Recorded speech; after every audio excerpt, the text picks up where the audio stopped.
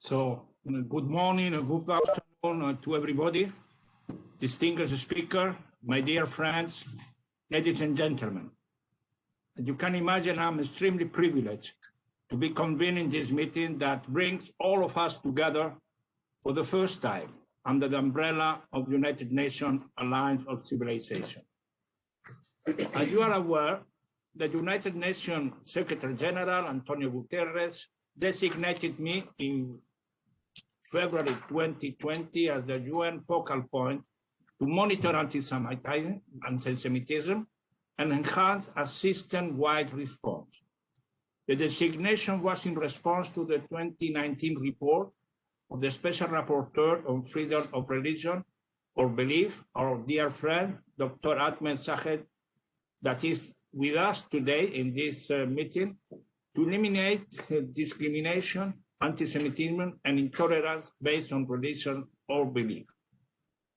Over the past year, I have met virtually with everyone present here today in the course of this virtual consultation that I conducted with my office on combating anti-Semitism, relevant stakeholders, including some core member states.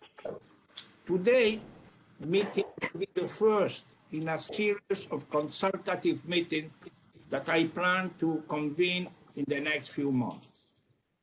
These meetings, as I told you already, will consider the different facets and contemporary manifestation of anti-Semitism and explore jointly how we can strengthen our organizational culture to better respond to such a scourge. The ideas and proposals will inform a result-oriented document that can provide guidance toward a coordinated and enhanced response to anti-Semitism anchored in human rights. I truly hope, my dear friends, that this will be in person rather than virtual. But let's continue thanks to technology today together.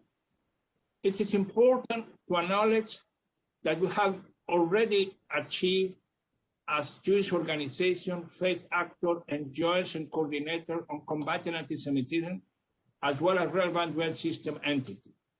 But as long as this scourge persists, our work is far from being done.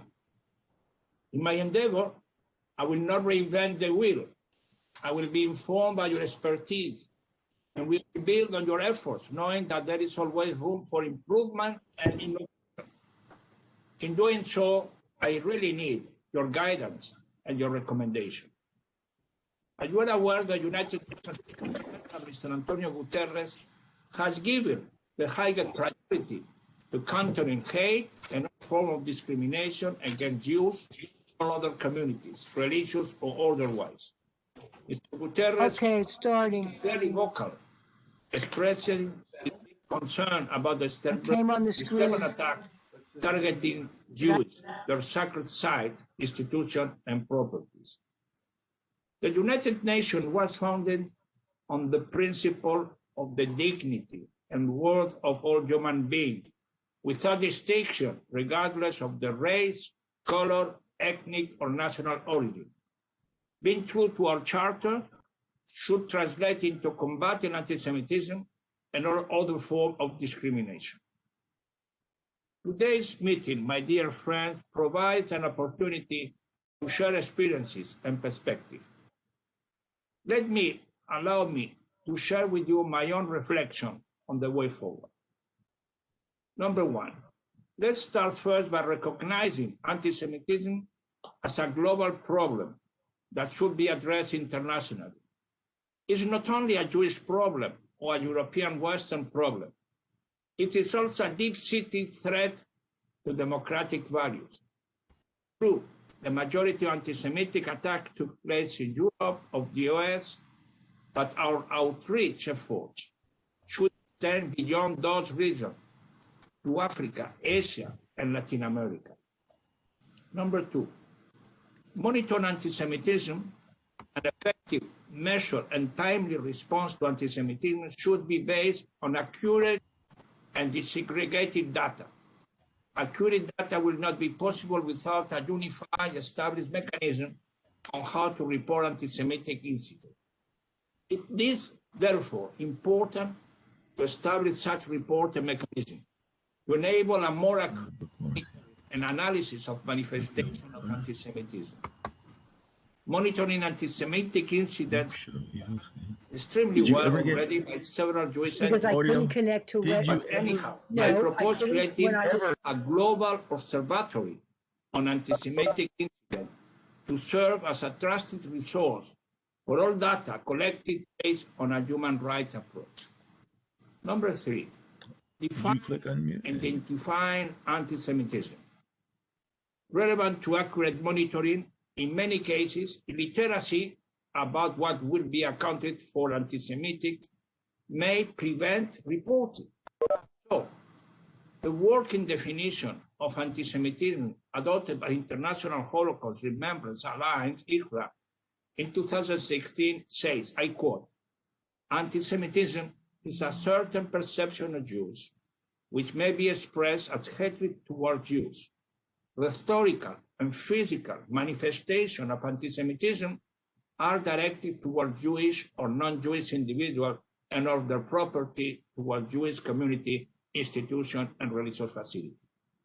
The above non-legally binding working definition may serve as a guidance for preventive policy, including law enforcement education for all of us. It is critical to exercise due diligence to ensure that freedom of expression is protected. At the same time, it's equally important that any criticism directed toward the government of Israel is not used as an incitement toward use of sacred Jewish site.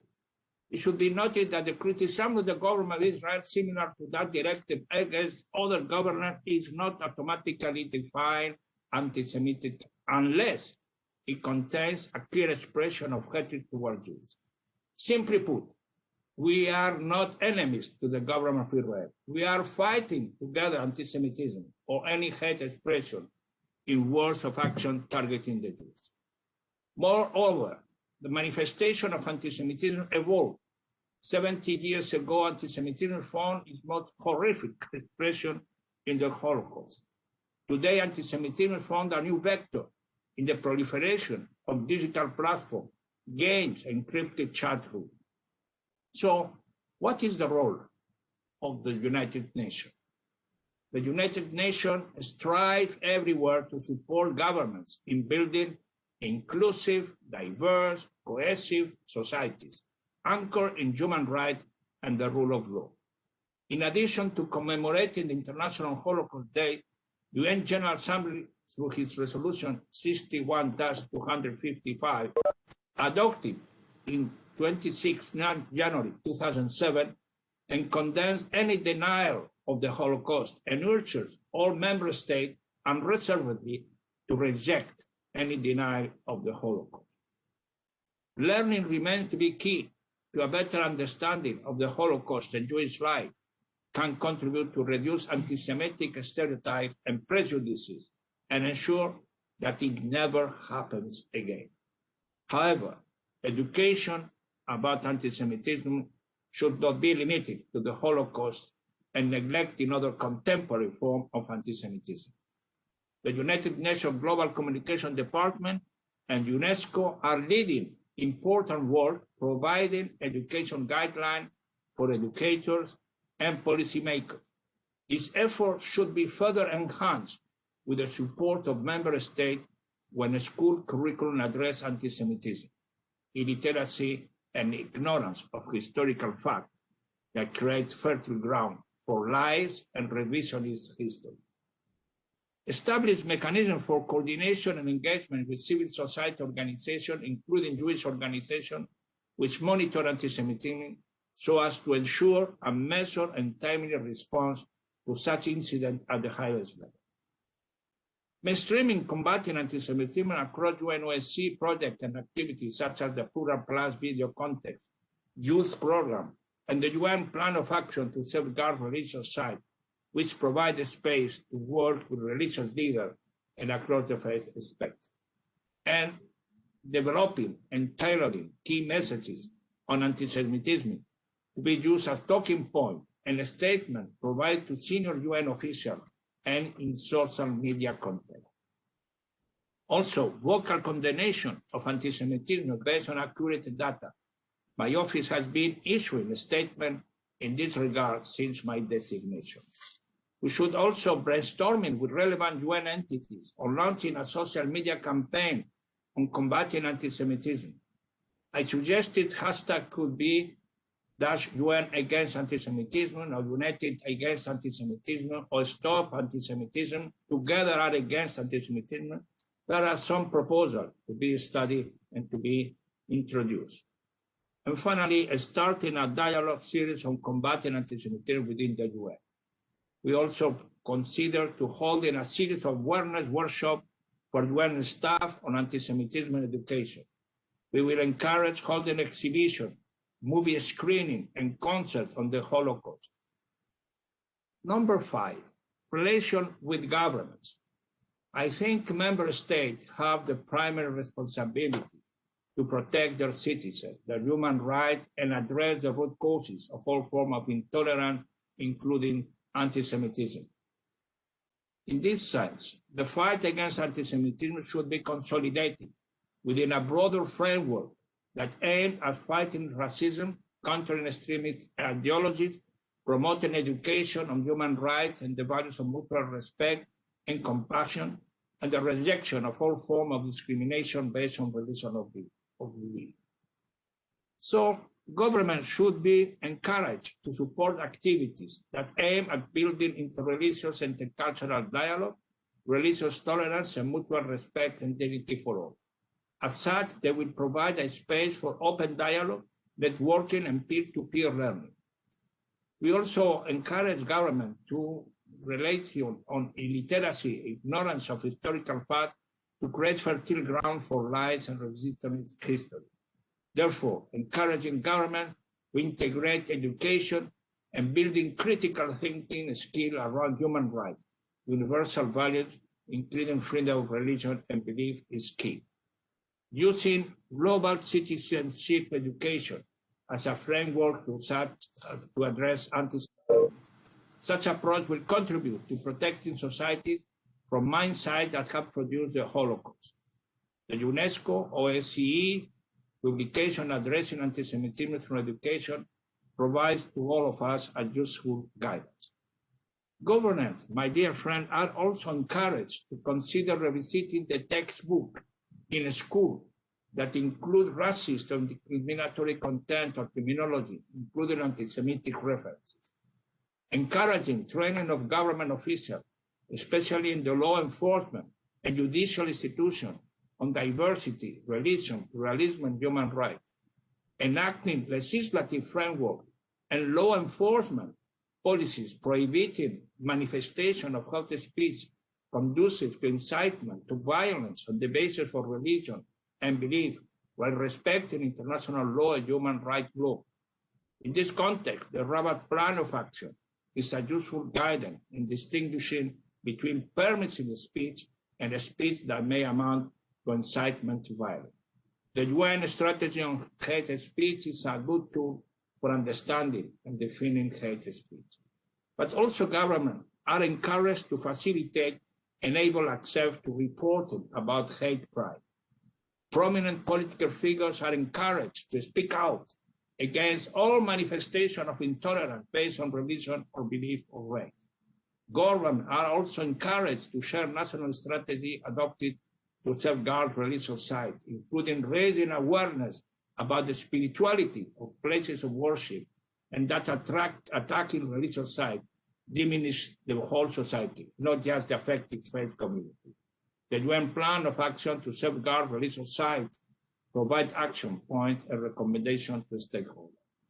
Introducing a code of ethics for political parties, which define threshold, identifying xenophobic rhetoric, including anti-Semitism. Designing programs to support victims of hate speech. And relation, the number 6, on the role of social media companies. The Code of Conduct of Countering Illegal Hate Speech Online, developed by the European Commission, provides a good tool. Social media companies are encouraged to invest more and more resources in improving the existing hate speech notification tool so as to be compatible and up to speed with the fast-growing digital technology. At the same time, more effective and appropriate safeguards should be introduced, particularly the human factor, in overseeing and verifying illegal content to ensure full respect of fundamental human rights. We have to introduce innovative tools to combat hate content on the dark web, gained and encrypted chat rooms. We have to develop a media-friendly glossary on anti-Semitic terminology. And social media companies need to share data of the removed content so as to enable proper analysis of the hate content. Anyhow, enhancing cooperation between the relevant UN entities and social media companies for a better coordinated joint action of hate speech. The Office of the Special Advisor on the Prevention of Genocide is leading UN entities working group on the implementation of the strategy of hate speech. Number 7, last but not least, I propose establishing a compendium of good and recommended practices on responding and combating anti-Semitism to serve as a single point of reference in the strategy that works in combating anti-Semitism. And number 8, explore how to secure funding, resources for a global media campaign on combating anti-Semitism to be led by the United Nations relevant entities under my guidance. My dear friends, these were my initial reflections on actions points that will be further developed. I look forward to our discussion and to learning more about your comments and recommendations. Once again, I welcome you all to our first meeting. I wish to reiterate my personal commitment and the continued commitment of the entire United Nations system to stand firm against anti-Semitism, bigotry, and hatred in all its forms. So thank you very much. And now I give the floor to Rabbi Esnaya, our dear friend. No, but put the title. Yes, it's Title. yes. As you know, everybody, Rabbi Artur Esnaya is the UNAOC Goodwill Ambassador, Holocaust survivor, president, founder of Appeal of Conscience Foundation, a spiritual leader of Park East Synagogue. Dear Rabbi, you have the floor.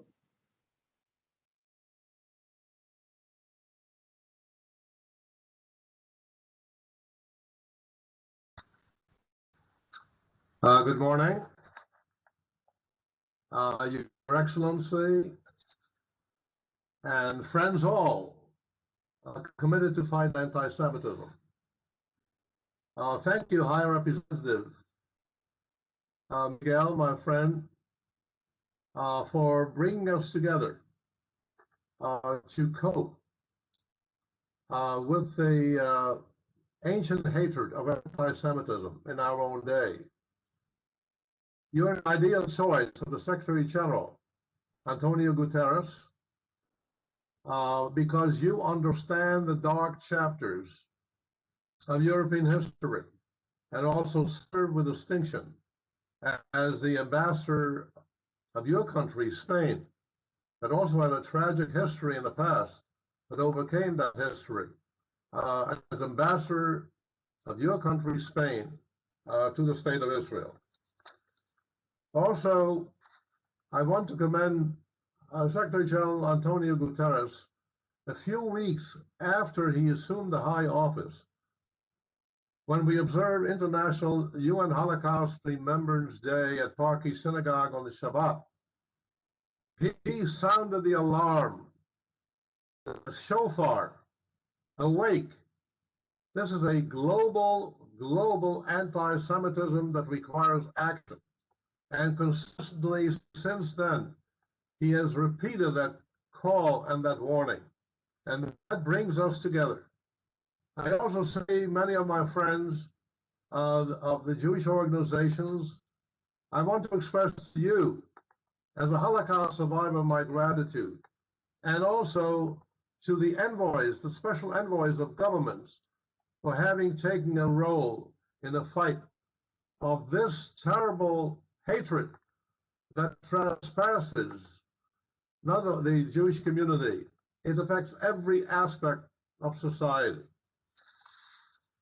As a Holocaust survivor who became a pariah in Nazi-turned Vienna after the Anschluss, I was unerwünscht, not wanted. With signs, Jews and dogs unwanted. And then seeing not only my synagogue set on fire on Kristallnacht, but the prediction of Heinrich Heine in 1820, who said, "Those who burn books will also burn human beings." Yes, I saw with my own eyes the burning that started first with books, with attacks against Jewish writers, exclusion, and then the burning of synagogues throughout my city of birth. And it ended with deportations. It ended with my family and 6 million men, women, and children of the Jewish people destroyed, burned, including my own grandparents in Auschwitz. This is why when I see an attack against a synagogue, a church, a mosque, a temple, it recalls that terrible, terrible sight of my own experience, with police and firemen standing by, rejoicing, only be concerned about protecting buildings next door. The hate that took so many lives more than 75 years ago is not a historical tragic moment on timeline. Unfortunately, it's very much, as you know, very, very much alive today. It's painful to witness widespread anti-Semitism on a daily basis in Europe, in the United States, that has been revitalized and intensified by polarization, division, and hatred that has inflicted our countries in the past few years. You know, I still remember the insidious hate campaign of Joseph Goebbels and the Stürmer, who at that time used radio and press to energize hatred among the population against Jews, aliens, foreigners, so-called enemies of the German Reich. Today, unfortunately, we have a more sophisticated propaganda machine. Social media, technology, have spread widespread anti-Semitism throughout the world. Anti-Semitism has survived millennia because it constantly adapts. And all of us together, united, we must rise to counter its latest form. A few examples that all of you are familiar with and you have fought. Facebook has said it will remove posts concerning Holocaust denial, but pages remain still that distort and deny the facets of the Holocaust.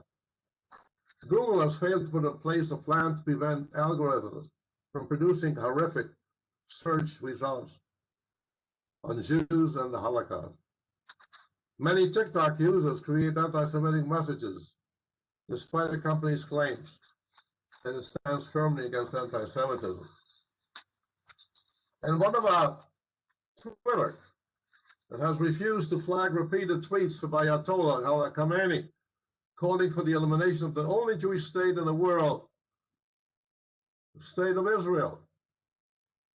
And Twitter's official position is that Khamenei posts simply reflect a foreign policy and saber-rattling political and economic position.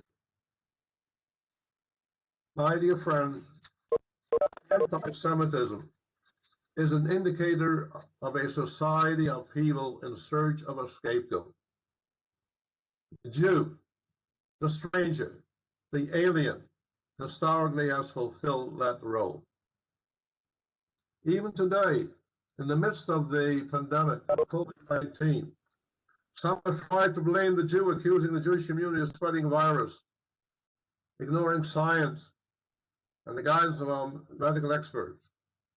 Also been accusations made that the Jewish community will profit from the dissemination of the vaccine. Yes, even at the height of the pandemic, we feel that ancient hatred.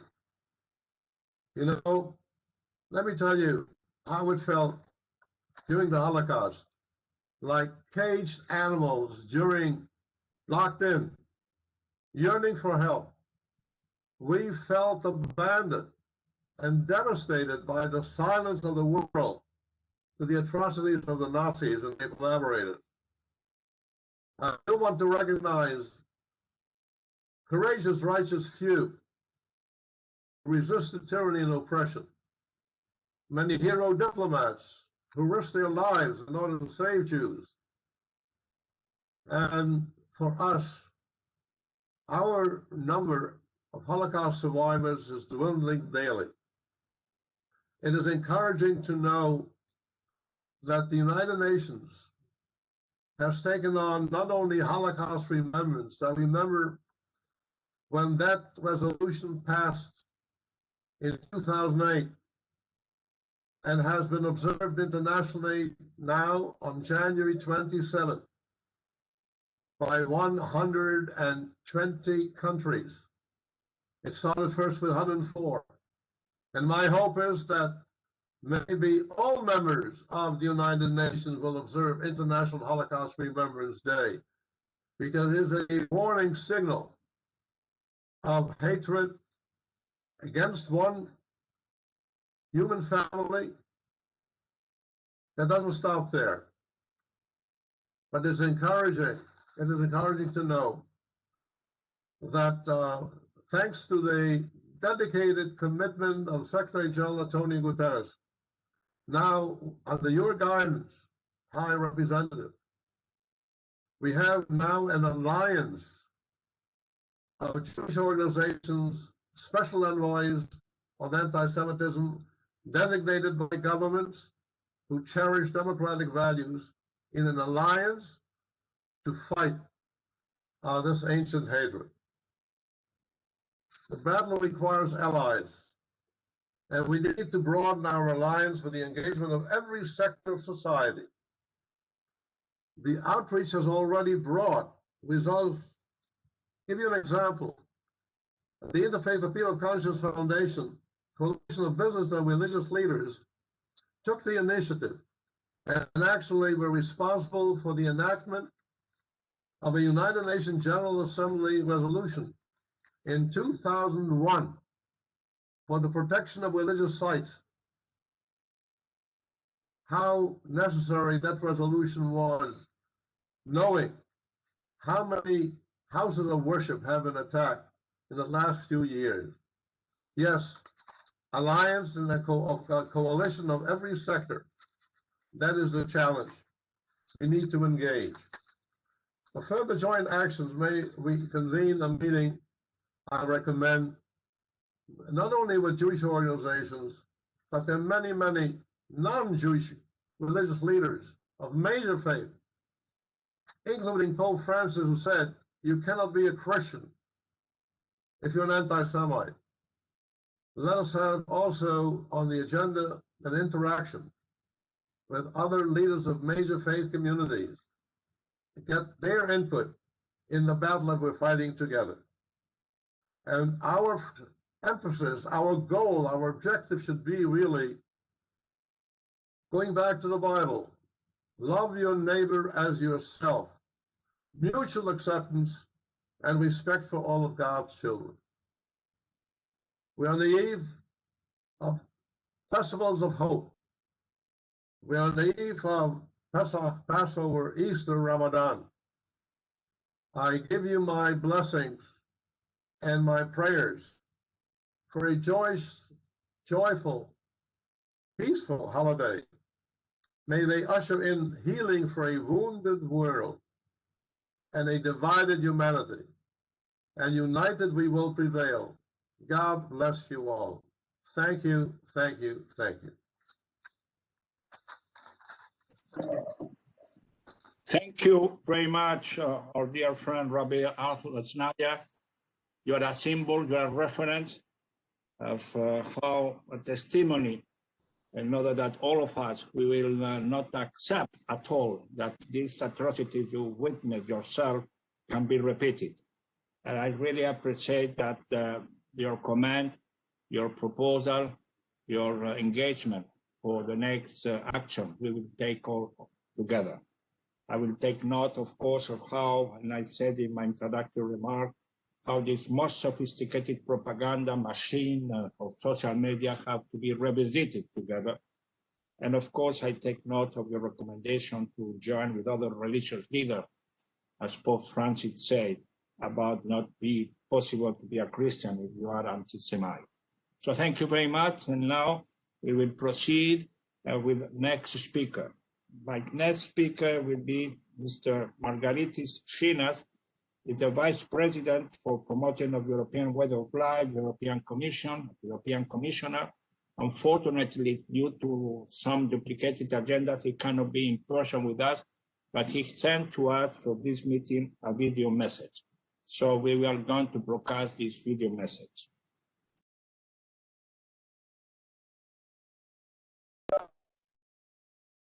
Your Excellency, High Representative Moratinos, Excellencies, dear friends. It is my great pleasure to be able to join your meeting today, even by means of a video message, to convey the European Union's strong support to your efforts.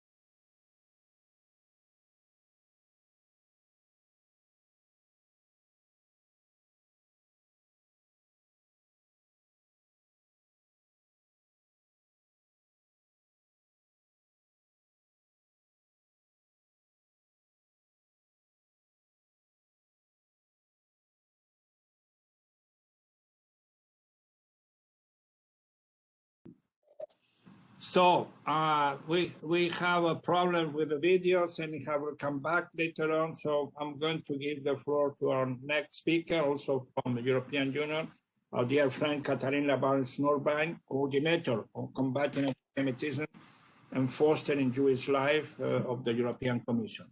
So Katharina, you have the floor.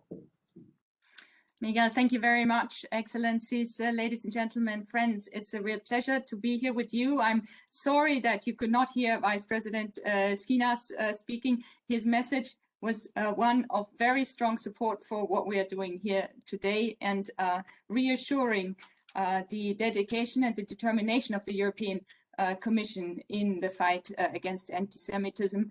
And we are determined to win this fight. We have already, I think in this session, we want to look at two things. One is the progress that has been established, and the other aspect is the challenges that we are still facing. So I believe on the side of progress, we have seen significant progress with regards to the acknowledgement of anti-Semitism as a problem, not for only the Jewish community, but really to democracy as a whole, and therefore the need for a holistic response. The IRA definition that has been mentioned has become an important tool. The European Commission has been using it as the basis for its work since 2017. And we believe because it reflects the victim's perspective in its example, it is a useful tool that can be disseminated widely and should be used widely, not only adopted, but also used. And for that purpose, we have in January of this year, together with the IRA, issued a handbook for the practical use of the IRA definition. And with regards, Miguel, to the compendium that you mentioned on good practices, we would be very happy to collaborate with you and make this handbook available for the use of other organizations and countries. So far, 18 EU member states have adopted the IRA definition, and we want to make sure that it is used in training for law enforcement, for educators, to recognize all forms of anti-Semitism, because unless we recognize it, we can't fight it. It has been important also from our side to create the necessary structures on which we build the fight against anti-Semitism. So besides having the IRA definition, we had a resolution in the European Parliament in 2017, and then 2 resolutions in 2018 and in 2020 in the Council of the European Union.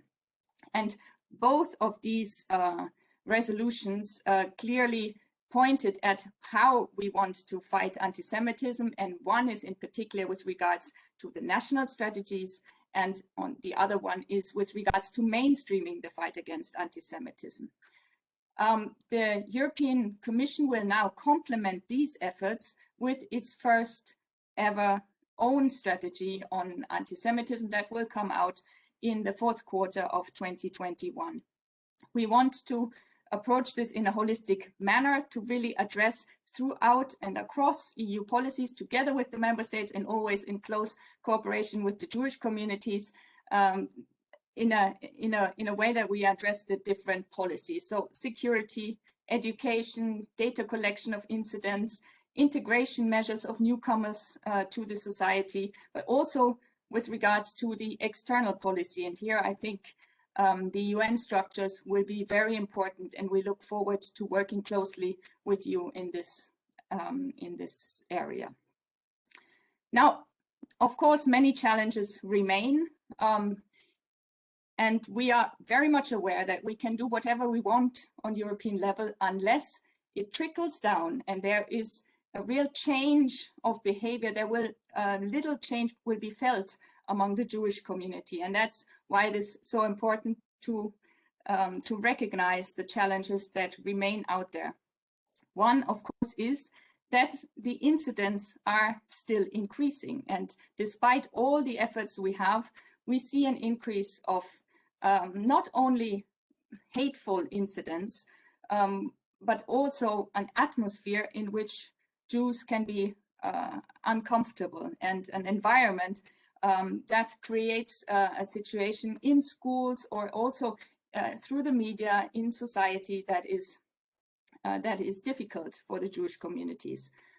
In our own overview of the Fundamental Rights Agency of the EU, we saw in 2019 3,000 hateful incidents recorded across the EU, which go to a population that is smaller than 0.5% of the whole EU. So we see how big the problem still is, and we know that underreporting is very high, to 70–80%. So really, we're looking only at the tip of the iceberg. We therefore think we need to further improve the recording of anti-Semitic incidents, not only the hateful ones, but really also the incidents that are below the threshold, and to measure also and continue to know of anti-Semitism within the Jewish community, which we did in 2018, and within general population, which we did in 2019. And these together has been, I believe, is key. Another challenge that we face is the rising anti-Semitism online that has already been mentioned as well. We created, as Miguel said, the code of conduct together with platforms for them to remove illegal content within 24 hours when it's flagged to them. We see that this was a very important step to responsibilize the platforms and to recognize their own responsibility with regards to ensuring that the net remains a place where we all want to be. But we see that more needs to be done, and so the Commission has made proposals in the Digital Services Act, most recently in December, where we will request by law more transparency of data flows, of money flows, and ensure that we know in a much better way how, including also hate speech can be tackled, and we request the cooperation of the platforms on this basis. This is of course possible only because we have legislation in place all across Europe which criminalizes hate speech online just as it does offline. We have also reached political agreement on removal of terrorist content online. Here the platforms will have to take down terrorist content within 1 hour of its detection or of public order. And we also believe that it's very important to responsibilize the users of the platforms, for example, through campaigns together with UNESCO and the IRA. We did a Protect the Facts campaign that will run throughout this year to ensure that users are made aware of Holocaust distortion and how to tackle it. Now, in closing, I would like to make 3 points. One is it needs to trickle down through national strategies in the cities, through decisions in universities, through decisions by parties, using the IRA definition and ensuring that there is a clear political will to roll it back. But we also need coalitions between communities. As was mentioned by Rabbi Sneyer, it's very important that the minorities stand together and speak up for each other. And our EU funding goes very much in that direction. And lastly, we need the general population to get involved. And some of you might know also because you have signed it together with me, an appeal to football clubs and leagues to adopt the IRA definition and to use it also in communication with their fans and with their structures. So to really reach out and use the existing structures that there are to reach the general population. We look forward to working with you, and thank you very much. Thank you very much, Katerina, for your intervention and for your engagement. We are extremely pleased to see how the European Union is moving forward. It's very impressive, all we have done. I mean, the support of IRA definition, the way you have make a concrete resolution of the European Union in order to adapt a general strategy. I hope that your own strategy plan in the first quarter of 2021 could be even developing your very good practices and very good engagement. And of course, the 3 final points are very much in being put in consideration for ourselves. No, we need to support IFA definition. We have to continue to work on coalition between countries and communities, as you said, and Rabbi Sneyer. We have to sensitize all the public opinion with different initiatives. So thank you very much. I think now my people said that the video of Commissioner Margarita Schinas is ready. So let's hear also the Commissioner of the European Union.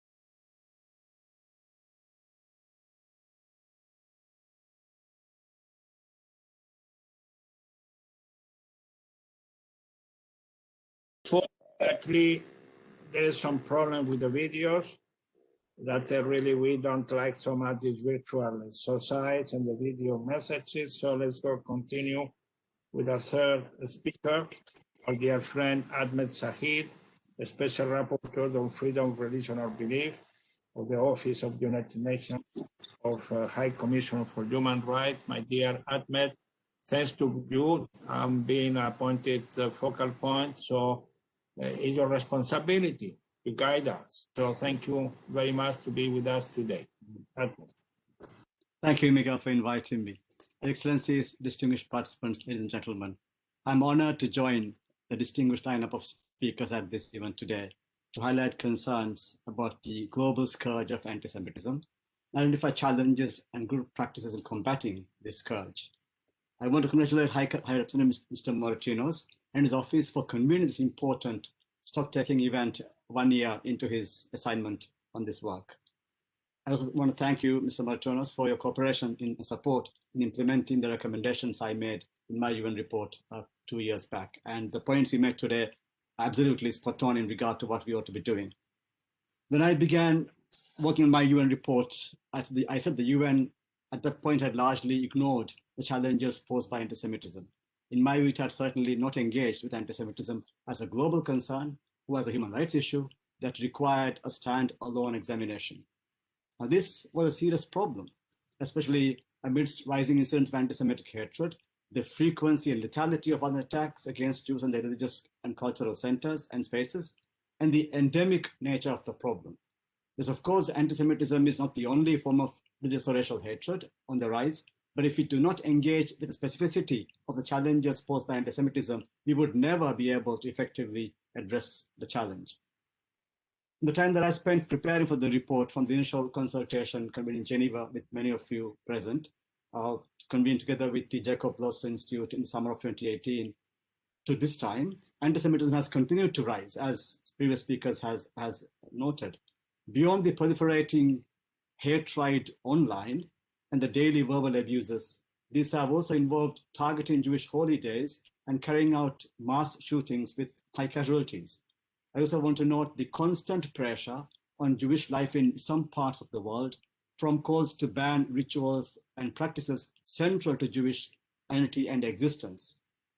And of course, this time last year, as we all noted, we saw another upsurge, huge upsurge in anti-Semitism, an alarming one, as new conspiracy theories and new forms of scapegoating targeting Jews and Israel emerged and went viral on the back of global anxieties around the COVID-19 pandemic. However, there have also been some good news, although one should always be careful not to gloss over the severity of the remaining challenges and the threats posed by anti-Semitism to everyone.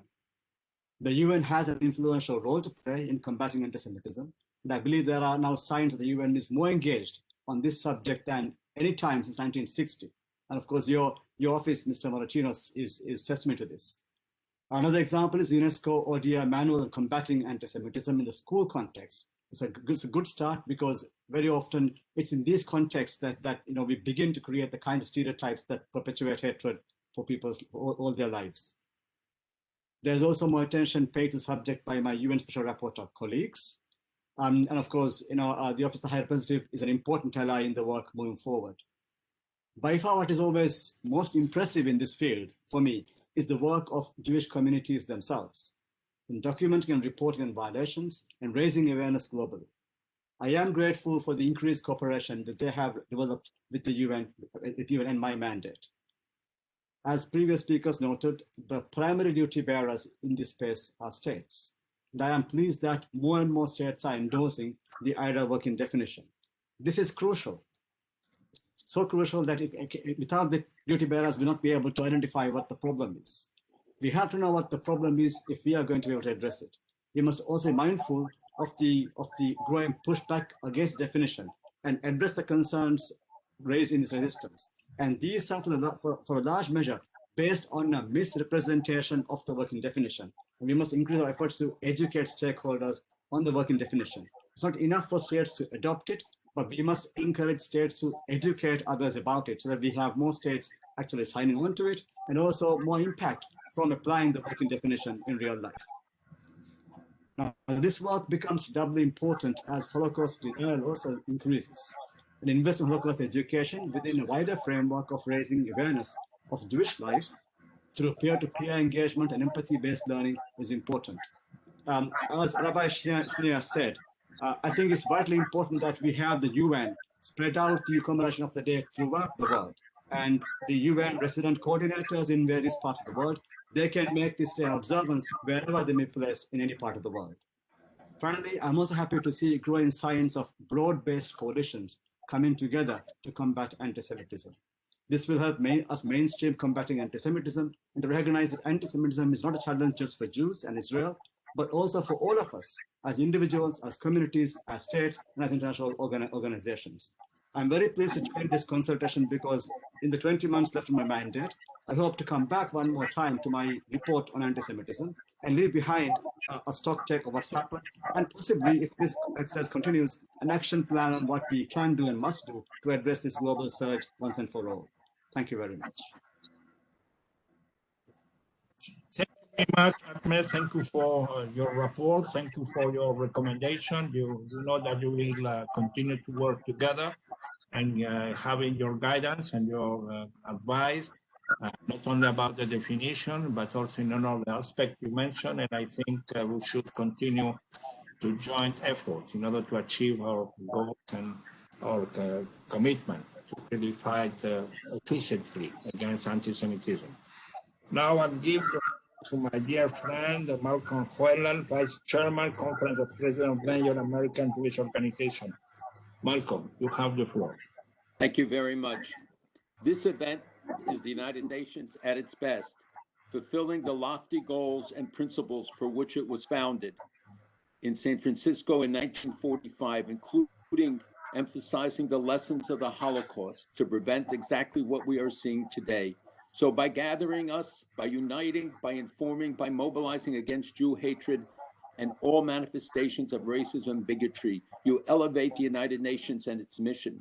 We are grateful to Secretary General Guterres for his outspoken condemnations of anti-Semitism and his backing of the UN Alliance of Civilizations headed by our distinguished diplomat and friend, the Honorable Miguel Martinez, and the High Representative and his associates led by Ms. Nihat Said, Chief of Cabinet and Spokesman, Special Rapporteur Shahid and his colleagues, and special envoys from around the world. We appreciate these initiatives and their year-round efforts. As we assess what has and has not been achieved in the ever-expanding struggle against anti-Semitism, we must note that while the UN can be, as it is today, a positive force, some of its agencies continue to be a platform for anti-Israel diatribes, discrimination, and delegitimization.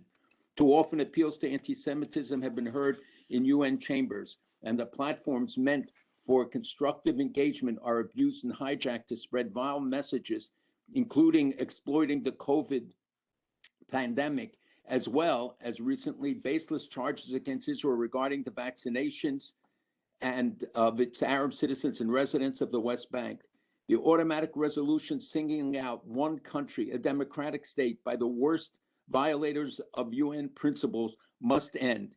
Annually, 20 automatic anti-Israel resolutions are adopted by the UN General Assembly, some of which carry budgetary implications, let alone the Human Rights Council, where only one country is a subject of a separate agenda item. And since its founding, Israel was a target of 90 hostile resolutions, more than North Korea, Syria, Iran, and other of the world's worst violators of human rights combined. It is no wonder that Jews are the targets of the majority of hate crimes here and elsewhere, and still most incidents go unreported and unresponded to. We must end these calumnious accusations and falsifications. They do not end or begin on 2nd Avenue, but are repeated and reported globally as fact, providing justification to the haters.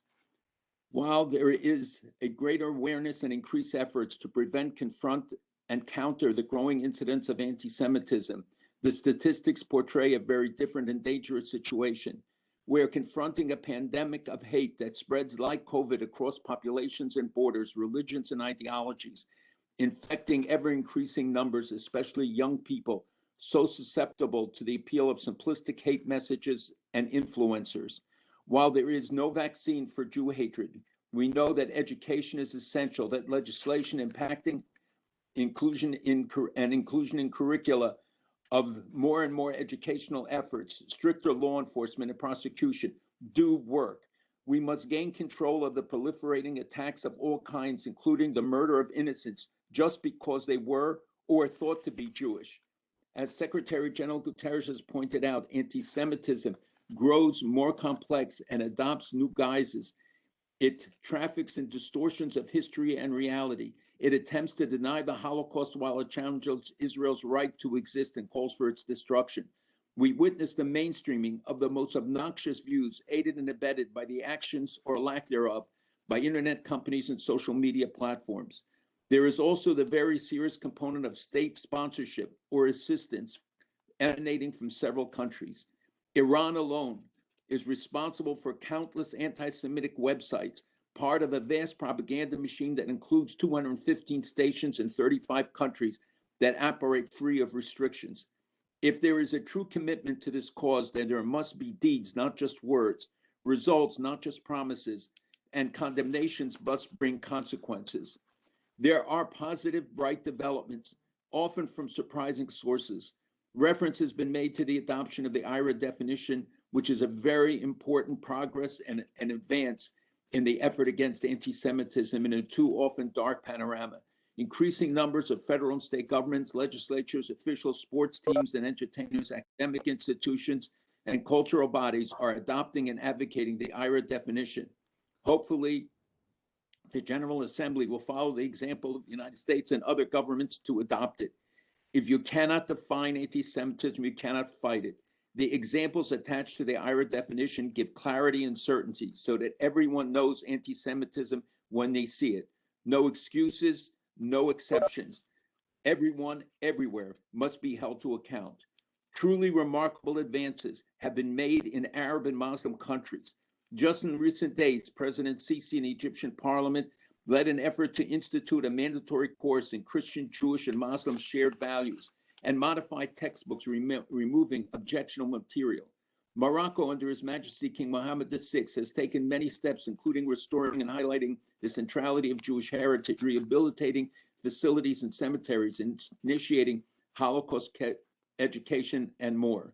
The UAE and Saudi Arabia have taken steps to amend textbooks and air positive broadcasts. The Abrahamic Center in Abu Dhabi, the Jewish Center in Bahrain, bring meaning and life to the Abraham Accords and are models for all others. The polls show the impact of these measures with growing acceptance and respect. So we must advance, recognize, and support these efforts, foster educational and cultural exchanges, create forum for understanding, while holding violators accountable, imposing zero tolerance for hate and racism everywhere. And through a determined, effective global campaign that can be initiated by the UNAOC and even from this very platform, and by those on this webinar, to impact and change attitudes in this and future generations. The alternative is too terrible to consider. Thank you very much. Thank you very much, Malcolm, for a very clear message. You know, I mean, the main mandate for me, there are many specific aspects that I mentioned in my remark. But the main one is to change, you know, this sense of perception about the Jewish community, the Israel attitude within the UN system. And that you, as you said at the beginning of your word, the UN, take advantage of what has been created.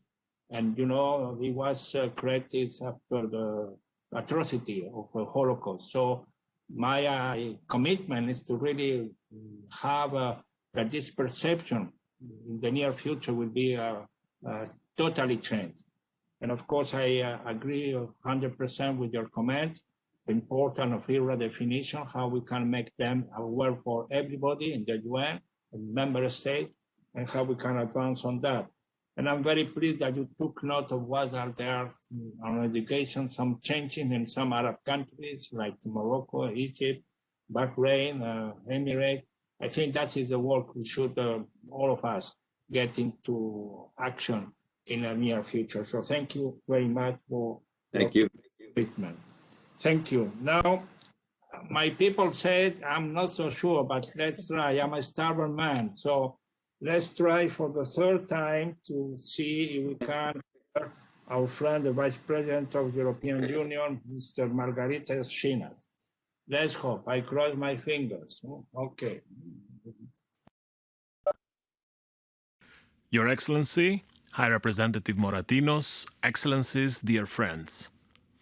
It is my great pleasure to be able to join your meeting today, even by means of a video message, to convey the European Union's strong support to your efforts and our full readiness to work hand in hand in combating the scourge of antisemitism.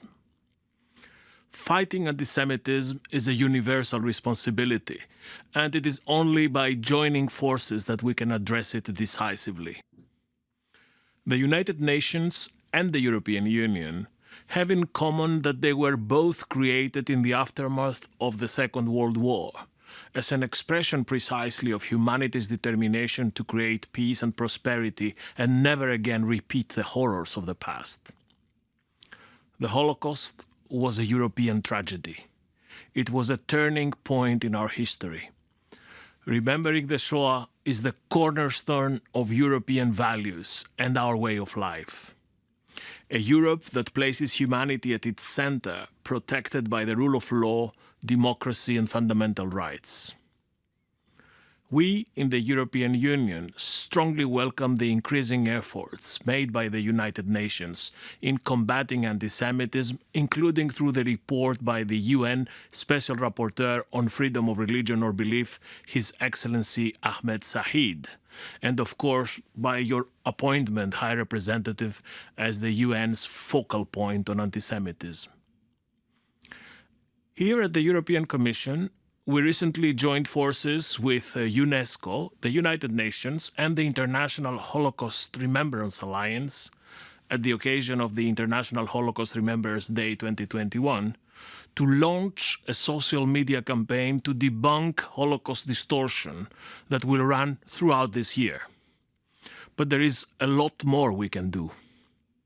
Later this year, we will present the first ever comprehensive European strategy on combating anti-Semitism and fostering Jewish life, to complement our member states' efforts in their national plans and strategies. Our ambition is to address comprehensively all aspects, from the security of Jewish communities across Europe to education and research, from Holocaust remembrance to combating disinformation and hatred, both online and offline, which becomes an urgent priority now, given the spike in anti-Semitic myths and content we saw during the pandemic.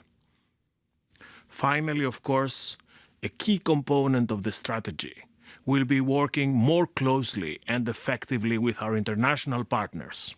And I'm delighted that our meeting today confirms this commitment. Excellencies, dear friends, Europe is determined to win this fight.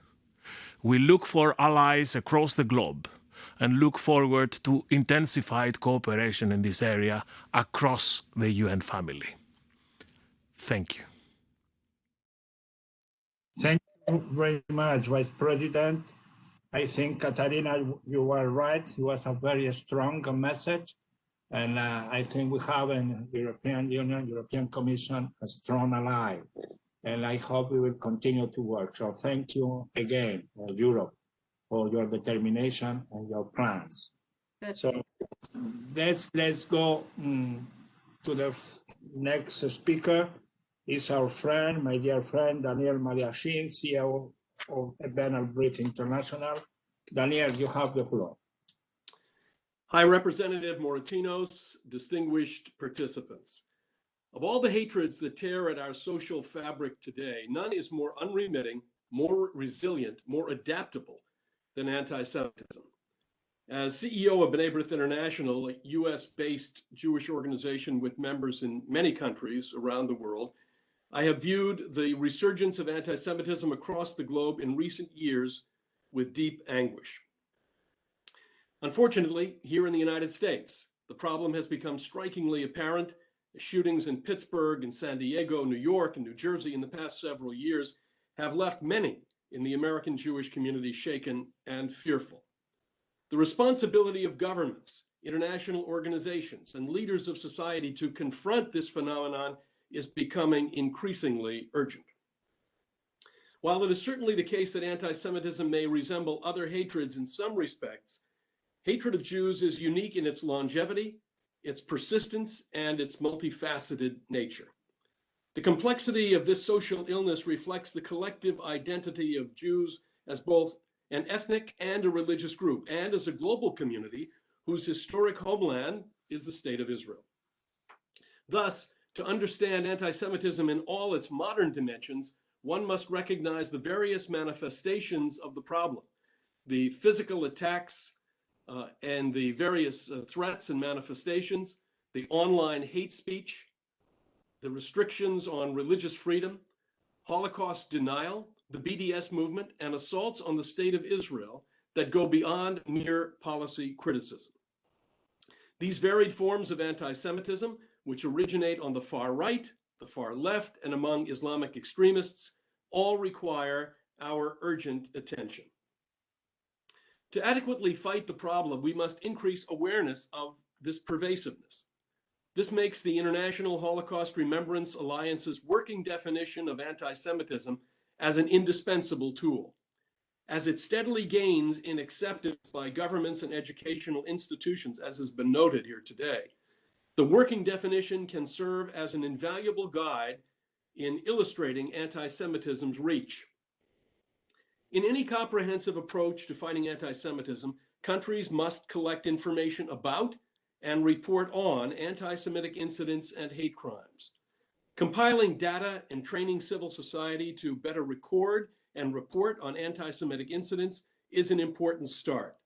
Too few governments have met their monitoring and reporting obligations until now. By exchanging best practices, governments, educators, and others could raise further awareness of challenges presented and could spur the creation of teaching tools and other resources. Such consultations could produce commitments like government support for anti-hate programs, facilitation of the prosecution of anti-Semitic crimes, and the promotion of academic exchange and learning programs. Additional progress in the areas of legislation, law enforcement, education, media, and monitoring of anti-Semitic hate crimes would generate crucial forward momentum. Advancement on these tracks would require a continuation of the collaborative effort of open-minded governments and NGOs. Education ministers and justice ministers, for example, could regularly meet in multilateral forums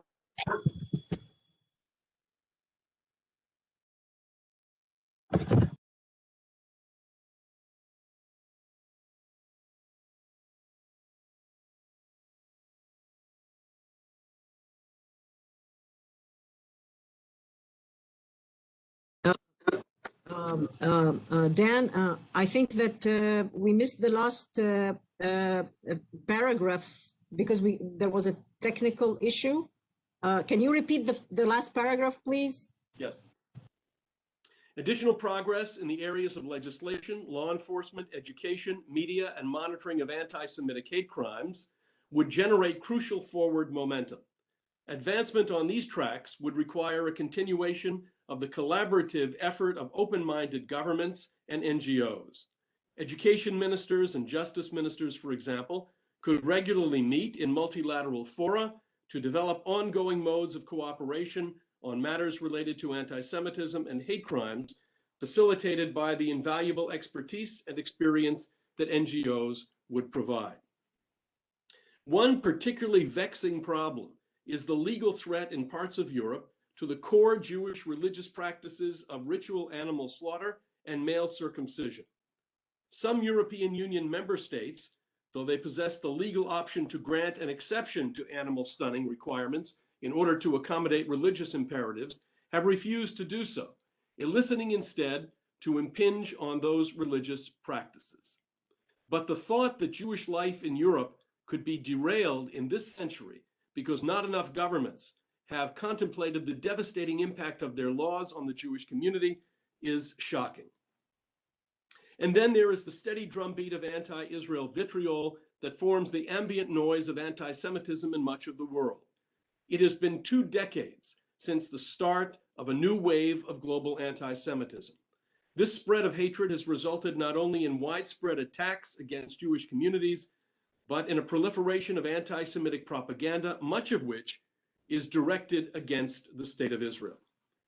The effort by Israel's relentless critics to demonize and delegitimize the Jewish state is a daily reminder that anti-Semitism continues to thrive 76 years after the Holocaust, often animating the discussion about the Middle East at the United Nations, on university campuses, and on editorial pages. We must therefore strongly reinforce the crucial principle declared at the 2004 OSCE Berlin Conference on Anti-Semitism, that no political position, cause, or grievance can ever justify anti-Semitism, and make clear that the demonization and the delegitimization of the Jewish state is often none other than a pretext for the hatred of Jews themselves. I would like to thank High Representative Moratinos for convening this important gathering. Much work remains to be done in the struggle against anti-Semitism. It is an effort that requires the participation of all of us. The need is more pressing than ever. Your intervention, thank you for your warm words to the role of United Nations Alliance of Civilization and my appointment. And thank you for insisting in the new ways of how to fight anti-Semitism. I think there are new forms, new practices, and unfortunately, sometimes we have not been able to identify them. So you were very clear on that. I think on the working definition of the anti-Semitism, I think many of you have already mentioned the definition. We should work on that. Also, again, about the State of Israel, I say we are not enemy. On the contrary, we are friends of the State of Israel. But what we have is really to change the perception. And that is one of part of my mandate. So I think that all together we'll be able to work together. I took note of your concern about some European countries that have enacted laws banning core religious practices, such as kosher slaughter of animals and in circumcision. So thank you very much for your work and your recommendation. And now I move for the next speaker, our dear friend, Mr. Jonathan Greenblatt, CEO of Anti-Defamation League. Jonathan, you have the floor. Thank you very much. Can you hear me okay? Yes? Great. Okay. Thank you very much for hosting me this morning and for convening this most important meeting. It's an honor for me to be here today, and I want to thank Secretary General Gutierrez, yourself, High Representative Moratinos, and Special Rapporteur Shahid for all of your leadership on this issue.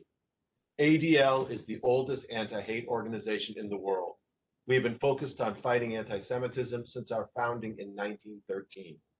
First, a few points on the state of anti-Semitism, and on this I'll build on the comments of my friend, Mr. Mariashin, my friend Malcolm Hoenlein, and Rabbi Schneider.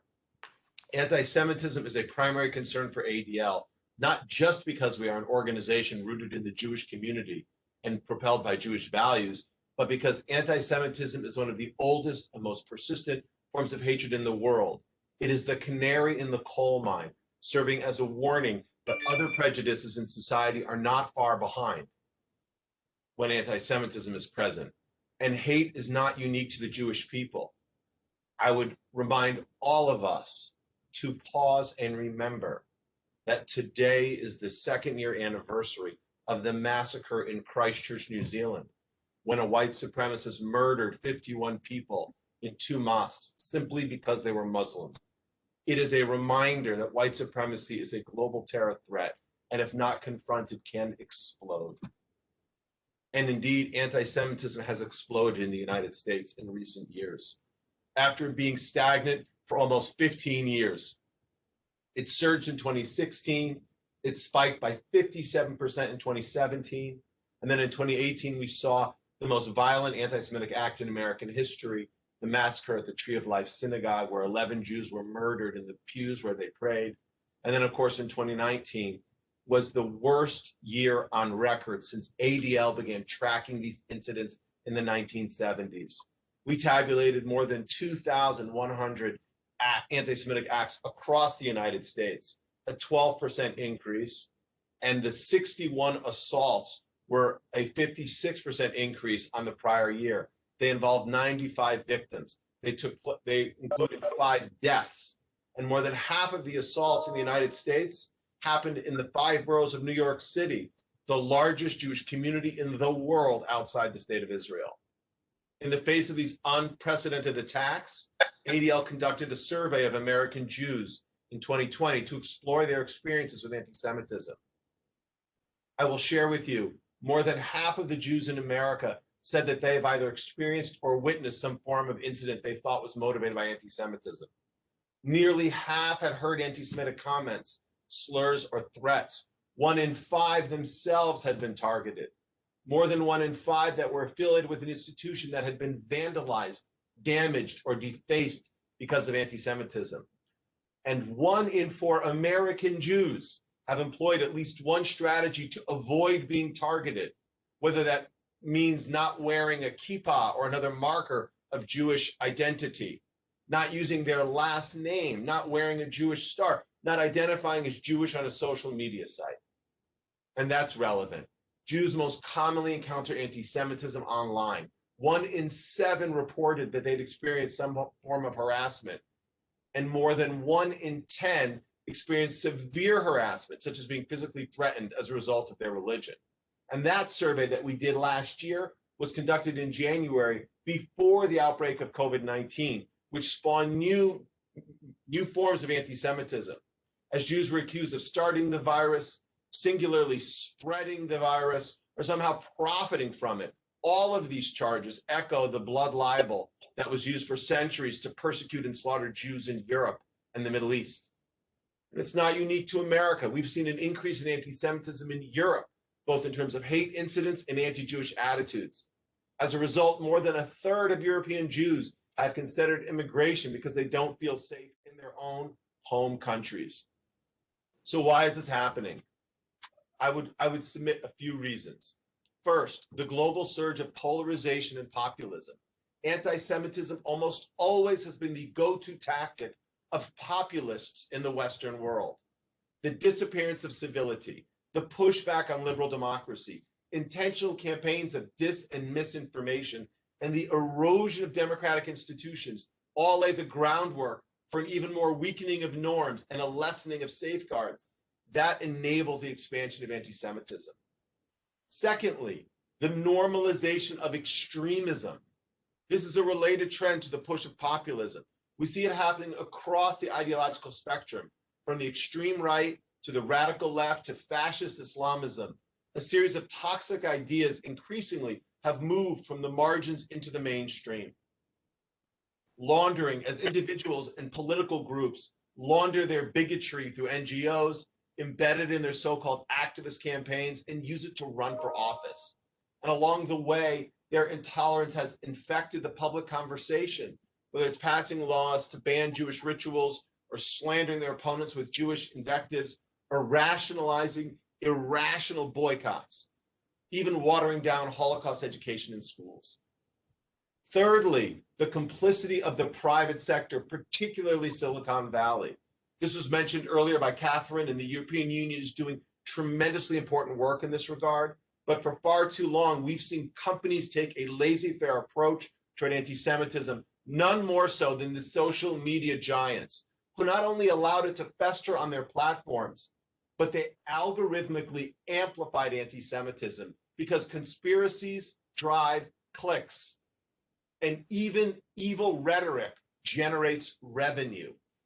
More so than any other force in modern life, Silicon Valley has been a super spreader of anti-Jewish hate.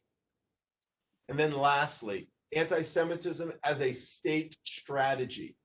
From Arab governments at the turn of the 21st century to Venezuela and Turkey in more recent times, and none more so than the Islamic Republic of Iran, paranoia and anti-Semitism have been essential elements of hardline governments and central to their campaigns to terrorize their own populations domestically and among their chief exports globally.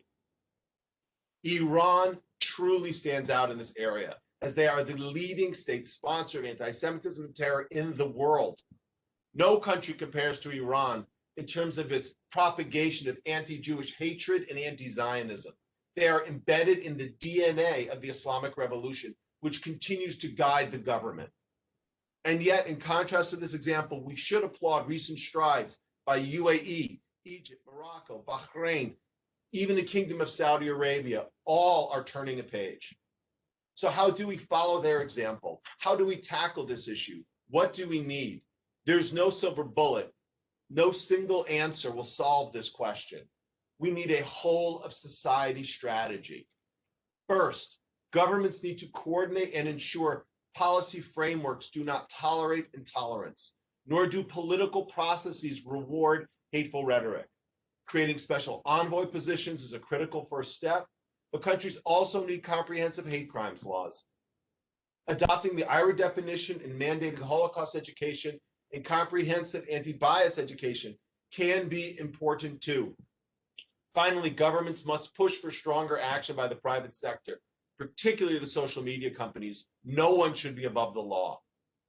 Multilateral organizations should follow the lead of this group and the work of the United Nations to mobilize and partner with governments to stamp out bias from institutions, acknowledging you can critique policies of foreign governments, the state of Israel, but obsessively attacking the Jewish state only spawns more hatred toward the Jewish people. Companies are part of this solution.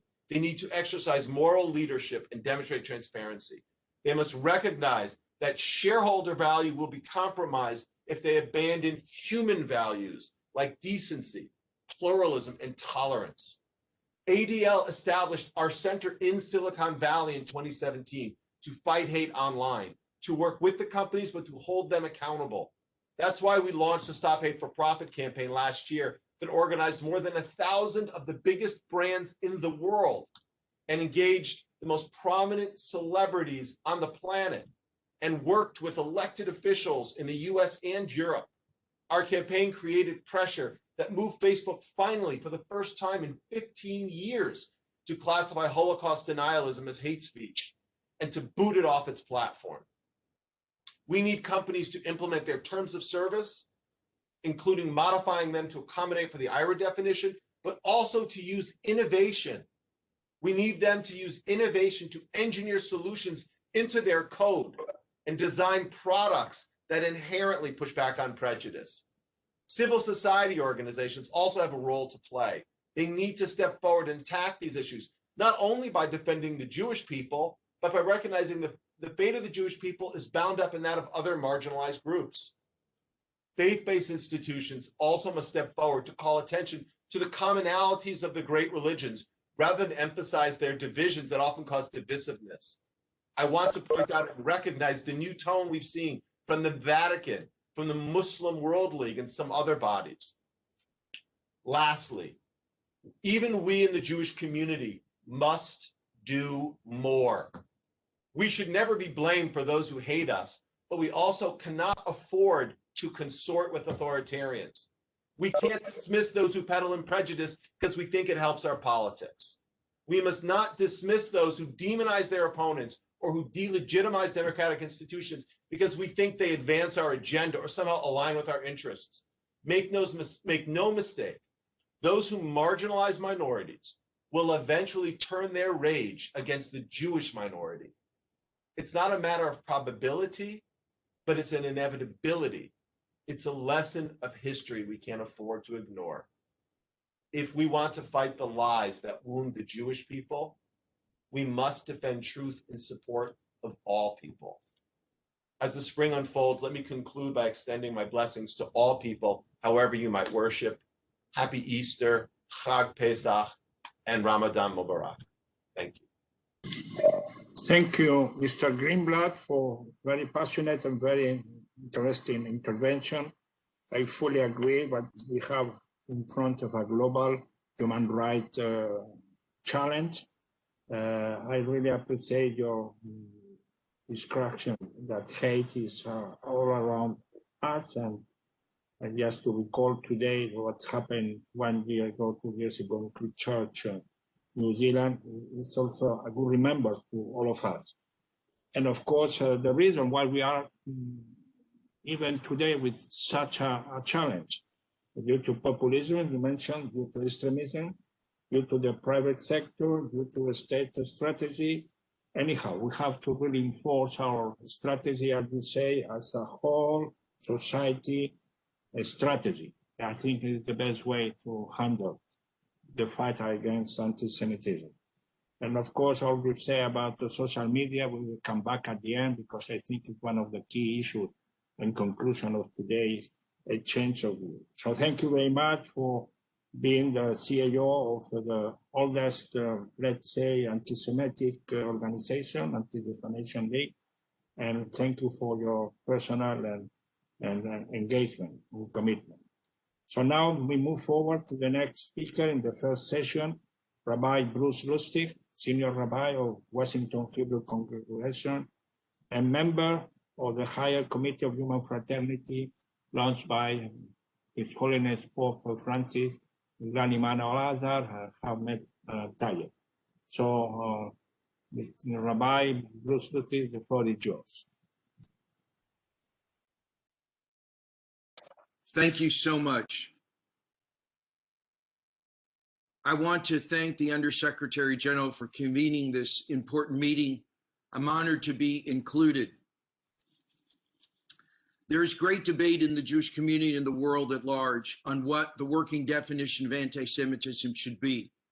It's important for organizational work to determine such, but I learned early in life the reality of the experience of hate and hate speech and the pain of anti-Semitism. I'm a child of a Holocaust survivor. I was born and raised in the South in Nashville, Tennessee. It was not always comfortable to be a Jew. I knew as a young child that when one denigrates, belittles, or uses words as a weapon towards any person in a bigoted or hateful fashion, it is inappropriate and it is dangerous. I also know that when one ignores such behavior, it becomes normalized and accepted. Any one of us here today who is a parent knows such speech, such behavior is unacceptable. We would not accept it from any child. Behavior that is hurtful, bigoted, or belittling of another. So why then should we tolerate such behavior from leaders, whether secular or religious, from politicians or faith actors, frankly, from anyone, anywhere in the public square? It stands against everything we teach our children about kindness, compassion, civility, and moral integrity. In fact, it stands against everything for which this institution was founded and the values which it has worked so very hard to uphold. When those hate-filled words are directed towards a Jew or the Jewish people or their faith, when the question of their fundamental right to exist is expressed, it is equally unacceptable. Historically, it is not only anti-Semitic, but when it takes place, it can be seen as a canary in the mine, for soon others will face degradation and injustice, hatred, and ultimately violence, or as we know, even genocide. The roots of anti-Semitism are complex and are found in religious teachings and in misguided attitudes towards Jews that are centuries old. We have made such progress to combat and reconcile religious-rooted anti-Semitism, and yet there is clearly much more work to be done. To me, it is clear that tolerance of hate speech is the birthplace of anti-Semitism. It grows there to be nurtured into acts of violence in Pittsburgh, in Poway, California, in Paris, France, shamefully too many to list. But more, the tolerance of hate speech in the public square.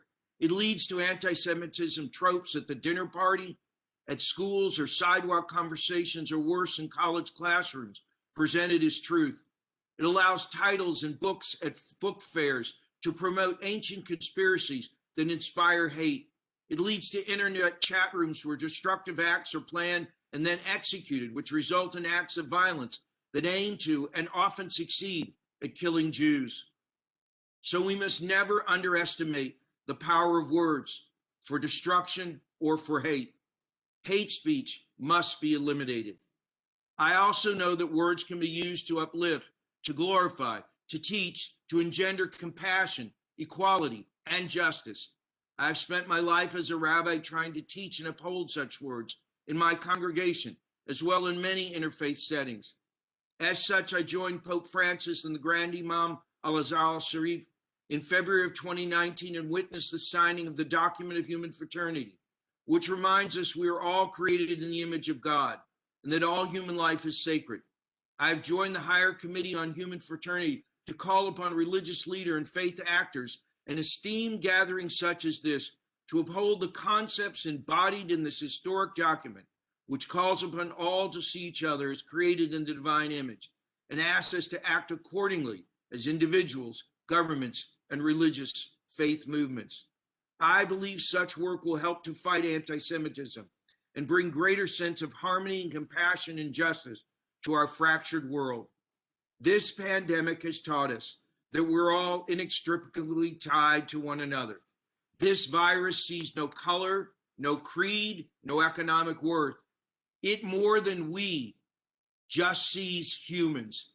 If we could learn to see the other as our brother, our sister, members of one human family, we could harness such powerful good. I hope we will use the powers we each hold as action leaders, as policy makers, to do everything possible in our power to end hate speech, to educate, legislate, and to call hate speech out so that we may bring it to an end. If we do, it will not only safeguard the Jewish community and help curb anti-Semitism, it will help end all hate, which denigrates those created in the image of God. If we do so, we will bring a new day to our fractured world, one filled with hope and endless possibilities. Thank you for this opportunity to share my concerns. Thank you, Rabbi Bruce Lustig, for your intervention, for your work. I fully agree the way you describe the challenge of hate speech, the power of word, and how we should continue to work on that. I think coming from hate speech to hate crime, something that we have to take into consideration extremely well in the next step of our common job. Of course, thank you for being part of the High Commission, because I think together with Pope Francis and Rani Manuel Azar, you are doing a fantastic work to bring together everybody. And we have, of course, the Jewish voice and Jewish concern to be represented in this human fraternity work. So thank you very much. So now I give the floor to my dear friend, Mr. Jason Saxon, Chief Policy and Political Affairs Officer of the American Jewish Community. Jason, you have the floor. Thank you. Good morning, and thank you, High Representative Moratinos, distinguished fellow panelists, friends, and colleagues. Thank you for offering the American Jewish Committee this opportunity to present our views on prospective approaches to combating anti-Semitism. And thank you, High Representative Moratinos, for your consistent sensitivity throughout your distinguished career to the issues that we are discussing this morning. You've assembled a dauntingly impressive panel of experts to inform your deliberations on this insidious phenomenon. I will restrain myself from repeating at length what you will have heard countless times by the conclusion of this session. You know that anti-Semitic incidents, including incidents of unspeakable violence, have occurred with increasing regularity in recent years, particularly in Europe and in the United States. You know that a shockingly high percentage of Jews, as revealed in AJC's own surveys and those of other sources, report having experienced anti-Semitism, and that many have altered what they wear or been forced to avoid religious functions because of the dangers to which they will be exposed. And you know that the fight against anti-Semitism must be waged on many fronts: in the media, particularly social media, in the halls of government, in the academy, in religious settings and texts, in civil society institutions and interactions. You also know, High Representative Moratinos, and we on this panel certainly know, that anti-Semitism, while described as the oldest hatred, is by no means the only one. Our commitment to combating anti-Semitism is and must be matched by our commitment to exposing, confronting, and countering bigotry of every form. In the interest of time, I'd like to briefly offer three broad observations on the challenges we face and approaches we can take, drawn from proposals AJC has put forward in the United States and abroad. First, to combat anti-Semitism, those in positions of authority, whether in the classroom or in law enforcement or in a sports club, must be able to identify it. They must be able to see the danger in a willfully or even casually hateful remark. And in this era, when anti-Semitism is too often camouflaged in rhetoric that derides or negates the legitimacy of Israel, they must be able to separate criticism, which is fair game, from prejudice, which is unacceptable. The IHRA working definition of anti-Semitism performs that function precisely.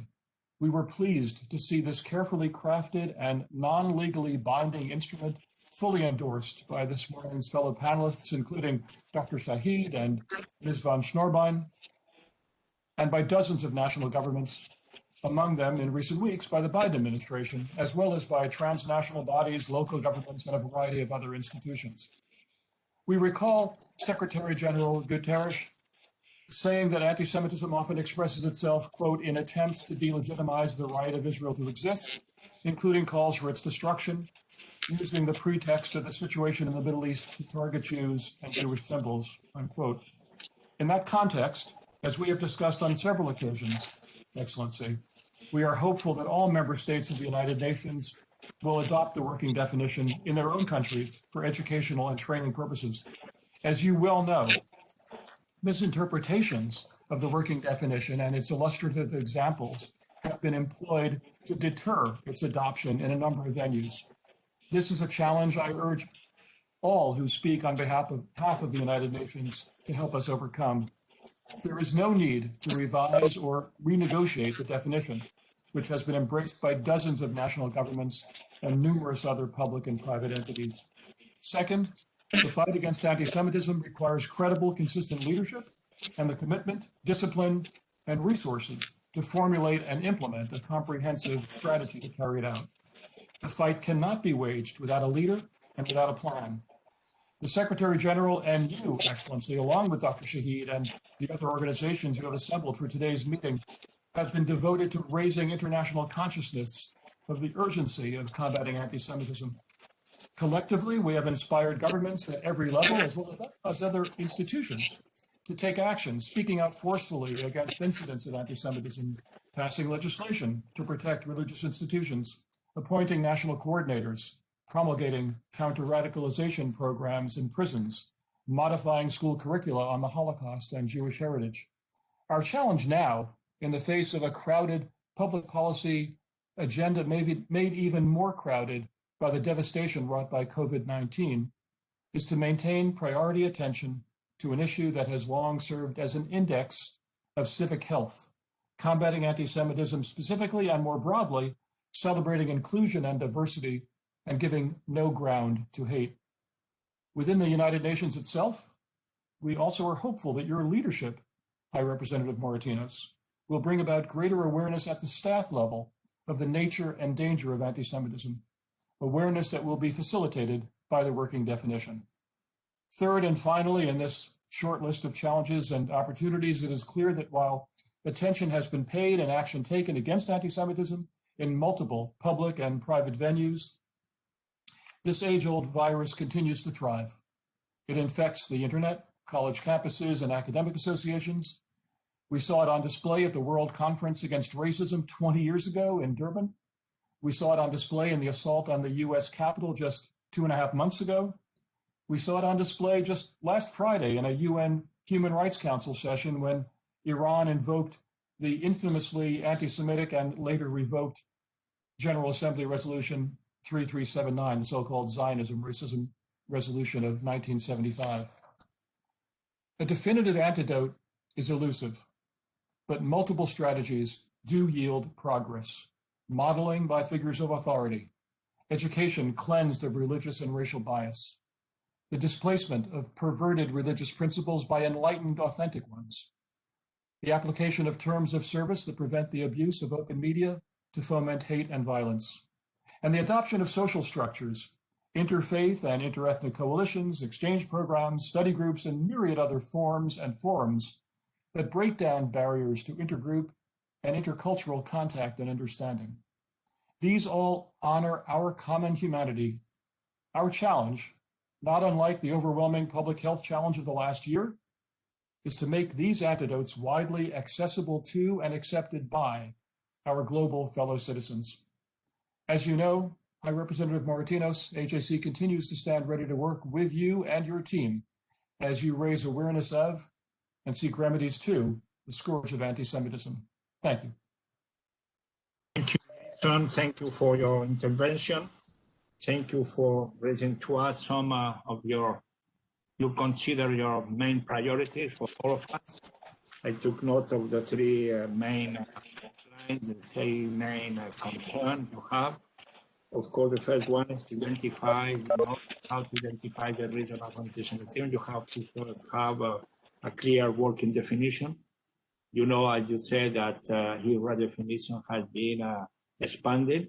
I think at my knowledge, there is now 31 countries that have adopted this definition. I'm aware that we are 193 member states in the UN. So the work is to have the opportunity that the people and the countries know about the higher definition. But I have noticed that there is a lack of awareness. They don't know.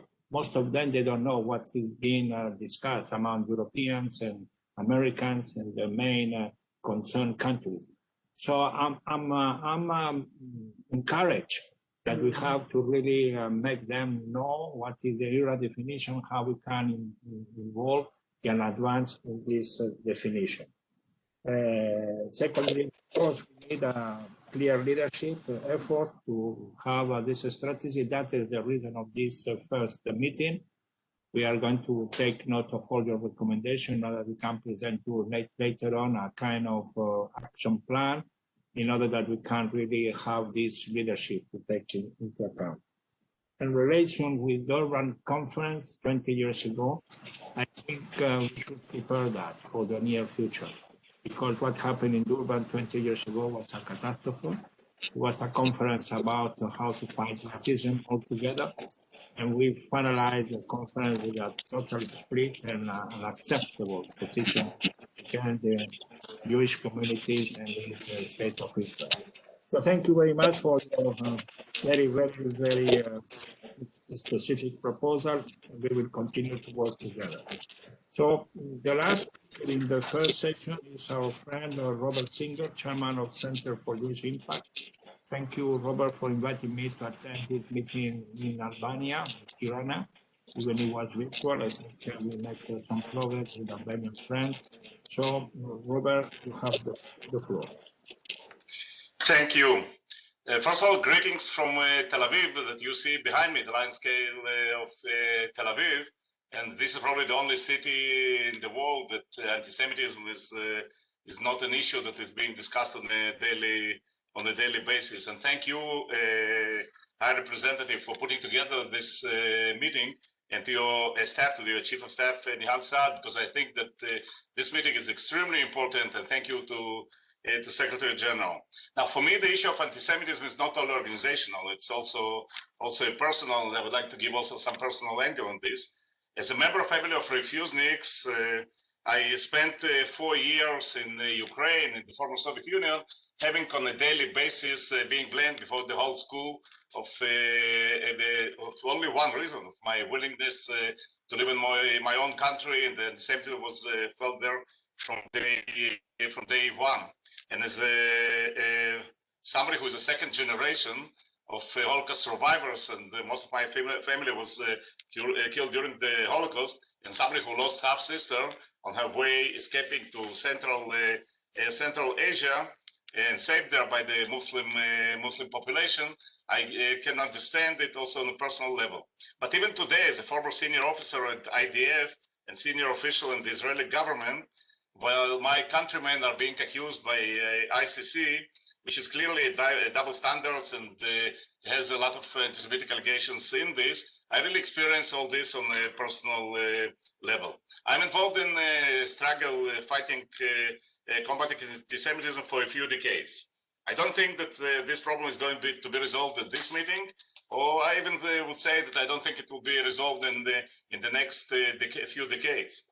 But we shouldn't rest 1 minute fighting it with all tools available. Now, some of the things that need to be done, obviously mentioned in your paper, and some were mentioned here by some of my colleagues, and I really don't want to repeat them. So from my perspective, also as a chairman of the Center of Jewish Impact and as a chairman of Board of Trustees of World Org, anti-Semitism is a pandemic, and the main vaccine to fight this pandemic is by taking it out of shadows and out of darknet and bring it to the light, and fight the ignorance with only one tool in the long run, which is education, education, and education. That's what I did as the CEO of the World Jewish Congress under the leadership of President Ronald Lauder, with the We Remember campaign that reached over 2 billion people in 2 years. And that's what I did as the CEO of the World Jewish Congress, working with UNESCO and the Educational Initiative. And that is what World Order is doing today, working in dozens of countries on non-Jewish programs, international cooperation programs that bring together Jewish and non-Jewish people together, Christians, Muslims, and many others. And I think we have to do more. And this will also what we are doing. I'm doing today with as an advisor, the Combat Antisemitism movement that my colleague will speak later about, with the Balkans event that you mentioned, or with the special event for dozens of mayors from around the world that will take place in 2 days. So in the long run, in my opinion, this is the main solution: to educate and to eliminate ignorance. I do want to express some optimism, exactly like you said. Parliaments, government, agencies, universities are accepting Cairo area definition and doing a proper legislation in more and more countries, and we have it on a daily basis. Hundreds miles journey always starts with one small step. The 8 recommendations that you representatives expressed at the beginning of this session, of this webinar, is exactly what needs to be done, and more should be added to it. And just to finish really this session, because I'm trying to keep it too short, and I would like to join my teacher, Rabbi Arthur Schneier, that I go with him for at least the last 35 years in fighting for Soviet Jewry and many other projects. And Katerina and Malcolm and what you said, the only way to win this battle, or to win this battle step by step, are doing it together. And only together we will prevail. Thank you. Thank you, Robert, for your intervention. And thank you for having this voice from Israel, from Tel Aviv. You know, I serve in Israel. I live in Tel Aviv, and I miss, so I'm sure you have a nice weather today. So we here in New York, it's okay, but it's cold anyhow. So thank you very much for enhancing what you say. It's a pandemic, it's a virus. You have to bring it to light, and education, education, education. I think we all agree about that. We have to eliminate ignorance, and we are going to follow your recommendation. Also to include everybody, including cities. And I think during this conference, you will hear some specific intervention related how cities, municipalities can contribute to a better fight against anti-Semitism. I disagree with you in certain issues. I mean, of course, we are not going to solve anti-Semitism today in this meeting, but my commitment is that in 1, 3, 4 years, no more, we will be able to have a better stand. So let's be optimistic. Let's join forces in order that in 1 decade, we will say what we have committed ourselves during the last years has produced concrete results. Anyhow, that is my optimistic will and my way to confront the challenges and elements and problems. And so we hope that we can work together with the same spirit. So we have now put an end to the first panel. The second session is how good promising practices of state actors in combating anti-Semitism. So we are going to turn in words into action through adopting national strategy. And for that, we have a list of speakers that has been working in daily basis, and they are representing their countries and their nation for combating anti-Semitism. So the first speaker will be Mr. Felix Klein, Federal Government Commissioner for Jewish Life in Germany and the fight against anti-Semitism, Federal Minister of Interior, Building and Community of Germany. So you have the floor. Yes, thank you very much, High Representative. I hope that you can hear me from Berlin. Yeah, good. Thank you very much for the invitation. I'm delighted that as the Federal Commissioner for Jewish Life in Germany and the fight against anti-Semitism, a post which I am holding since May 2018, that I have the opportunity to speak to you today about preventing and fighting anti-Semitism. Let me get straight to the point. One of the underlying principles of my work is that the tasks of preventing and fighting anti-Semitism belong together, and that both of them can only succeed through a holistic, interconnected approach. The federal government demonstrated the practical implementation and efficacy of such an approach in September 2020 in its report on the implementation status and evaluation of the independent panel on anti-Semitism's recommendation for action. I would like to say a bit more about the context of this report. An independent expert group was established on the basis of a decision of the German Parliament with the aim of continuing to resolutely combat anti-Semitism and to foster the long-term flourishing Jewish life in Germany. The group's task was to present an evidence-based analysis of anti-Semitism in Germany with recommendations for actions. The report was issued in April 2017 and contained 5 key calls for action. Then in September 2020, the federal government reported on their implementation. So the 5 key recommendations were: first, appointing an anti-Semitism commissioner. Germany was one of the first countries to do so. Second, systematically recording, disclosing, and prosecuting anti-Semitic crimes. Third, providing ongoing support to organizations engaged in anti-Semitism prevention. Fourth, establishing a joint federal and state commission. And fifth, providing long-term support for research on anti-Semitism. Although progress has been made in all of these areas in the last 3 years, the basic structural principles continue to guide my actions. The fight against anti-Semitism must be institutionalized and must be oriented to the long term.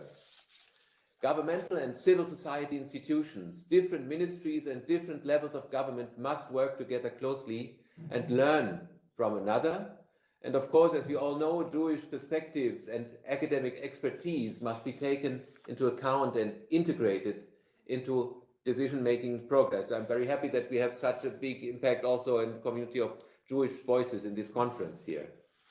So in Germany, I've been supported in my work since September 2019 by a group of independent advisors consisting of Jewish and non-Jewish experts from civil society, the academic community, and the field of education. It is important to understand that combating anti-Semitism is not a matter for the state alone, of course, or the sole responsibility of Jews in Germany, as we all know, but rather a task for society as a whole. In Germany, the federal states are responsible for some 80% of the areas in which the government is combating anti-Semitism, such as education and the majority of police prevention measures. I'm very pleased that upon my initiative, now 15 of the 16 federal states of Germany have established the position of a state-level anti-Semitism commissioner. In September 2019, we set up this permanent commission. That was one of the key recommendations, and there we talk about strategic approaches to the fight against anti-Semitism and to creating a network that is a permanent structure. Such a permanent network for continually sharing strategies and best practices and for ongoing mutual transfer of knowledge is something I would like to see at European level too. The European Commission Working Group on Combating Anti-Semitism, led by Katharina von Schnurbein, is doing an excellent work in this area, but I think we need to strengthen that structure, to make it more as a strategic working group, actually. Talking about Europe, let me refer to 2 Council declarations. First, the Council declaration of 6th of December 2018 on the fight against anti-Semitism and the development of a common security approach. And second, the Council declaration of the 2nd December 2020 on mainstreaming the fight against anti-Semitism across policy areas. European member states also agreed to implement a holistic strategy to prevent and fight all forms of anti-Semitism as part of the strategies for preventing racism, xenophobia, radicalization, and violent extremism. Just 2 weeks ago, I invited the departments of all German ministries involved in the fight against anti-Semitism for a first exchange of views on the matter of an overall German national strategy. Our next step will be to include the civil society in this process, and we plan to present a strategy at the end of this year. The two declarations in 2020 and the declaration of 2018 that emphasizes that preventing and fighting anti-Semitism is a task which extends across all levels of government and policy areas and requires, again, a holistic approach.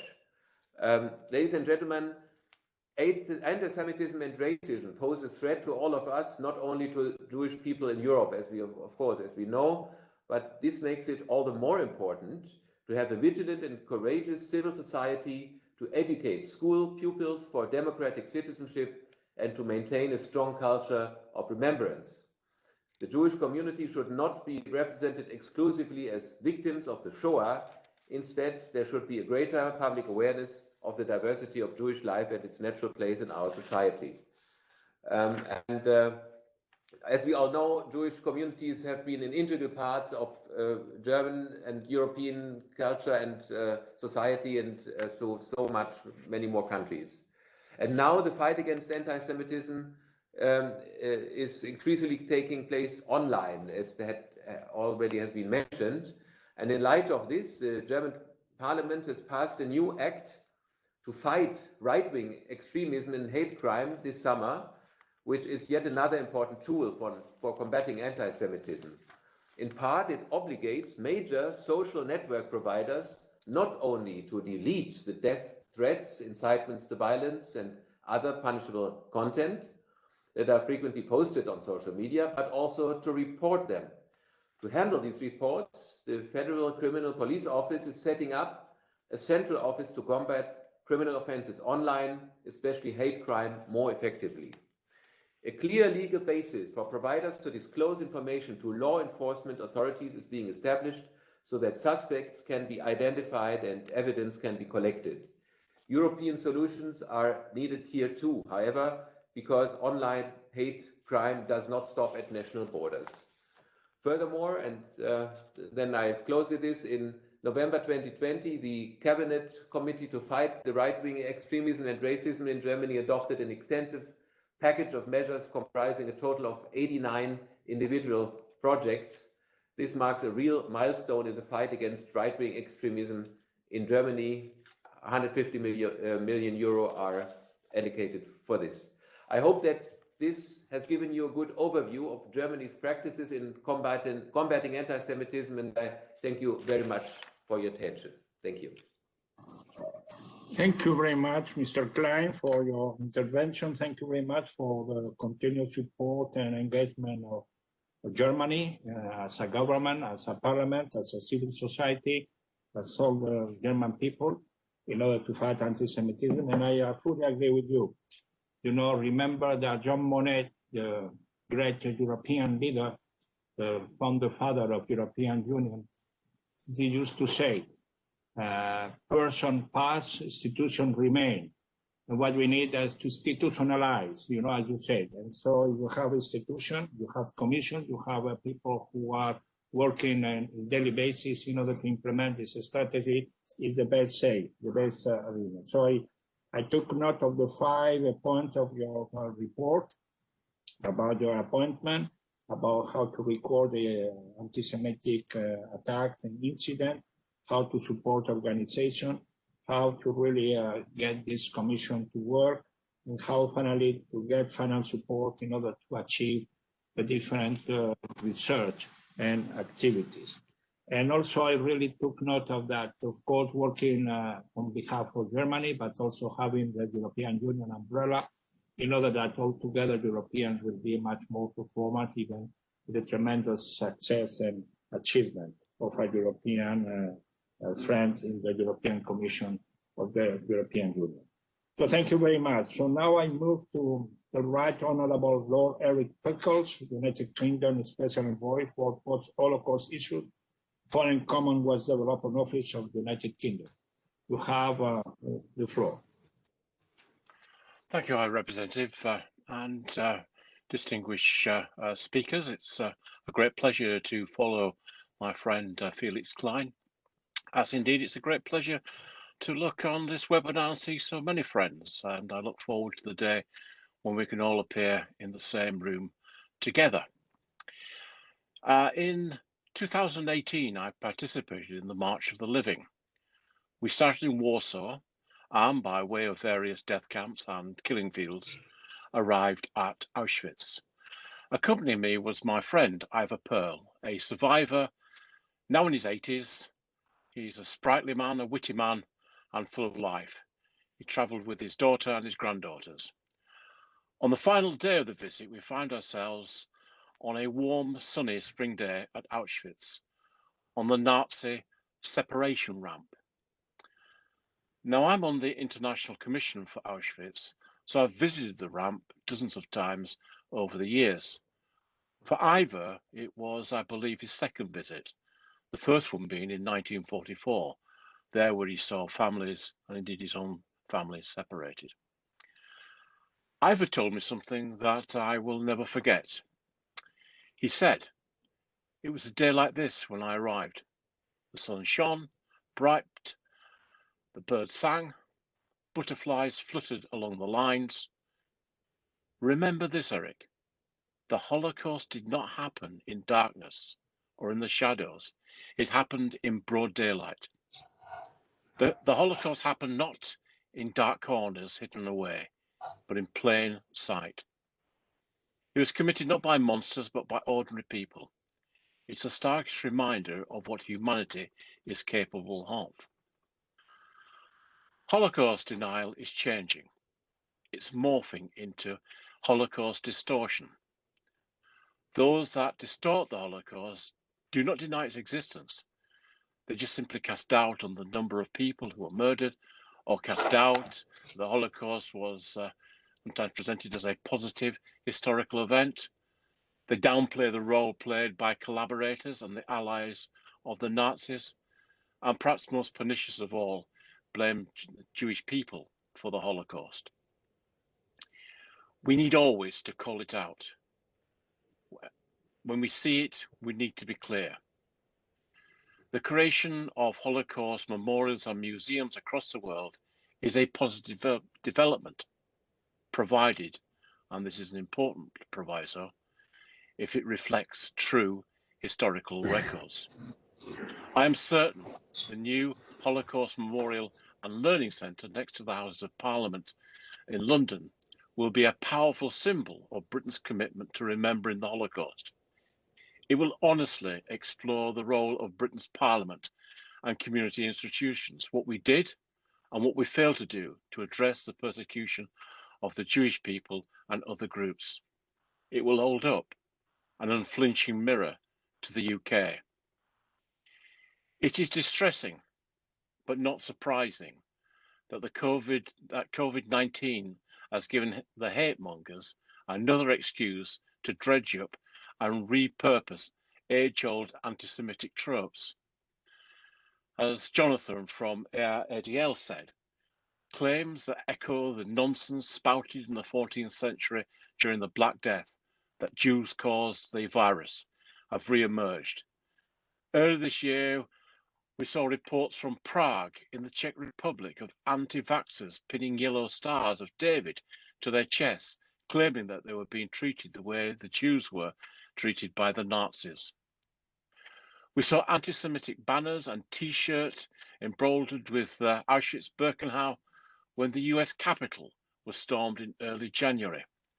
Shocking, abhorrent scenes that underline how anti-Semitism has moved from the fringes to the mainstream. The evidence is all around us. On social media, where anti-Semitic abuse is ripe, on our university campuses, where Jewish students have been confronted by swastikas and members of institutions with Jewish affiliations are attacked. On our streets, where, according to recent polls, almost half of Jewish people avoid visible displays of Judaism, such as the kippah, the Star of David, or other symbols, for fear of abuse. Much of this abuse is rooted in Holocaust denial, distortion, and revisionism, which is gaining a foothold and fundamentally undermining our shared understanding of history. There can therefore be no bystanders in the fight against anti-Semitism. We all have a responsibility to see what's happening. We all have a responsibility to call it out. And above all, we all have a responsibility to act. Very much, the Honorable Lord Eric Pickle, for your personal testimony, your visit to Auschwitz, how the new Holocaust attitudes and denials are still going on.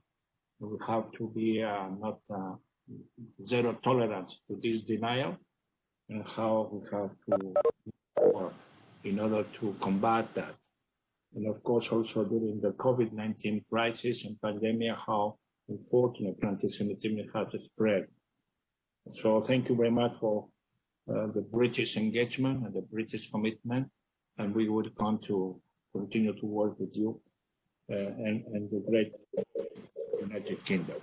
So now I give the floor to Honorable Irwin Cotler, Special Envoy of Preserving Holocaust Remembrance and Combating Antisemitism of the Government of Canada. You have the floor, Irwin.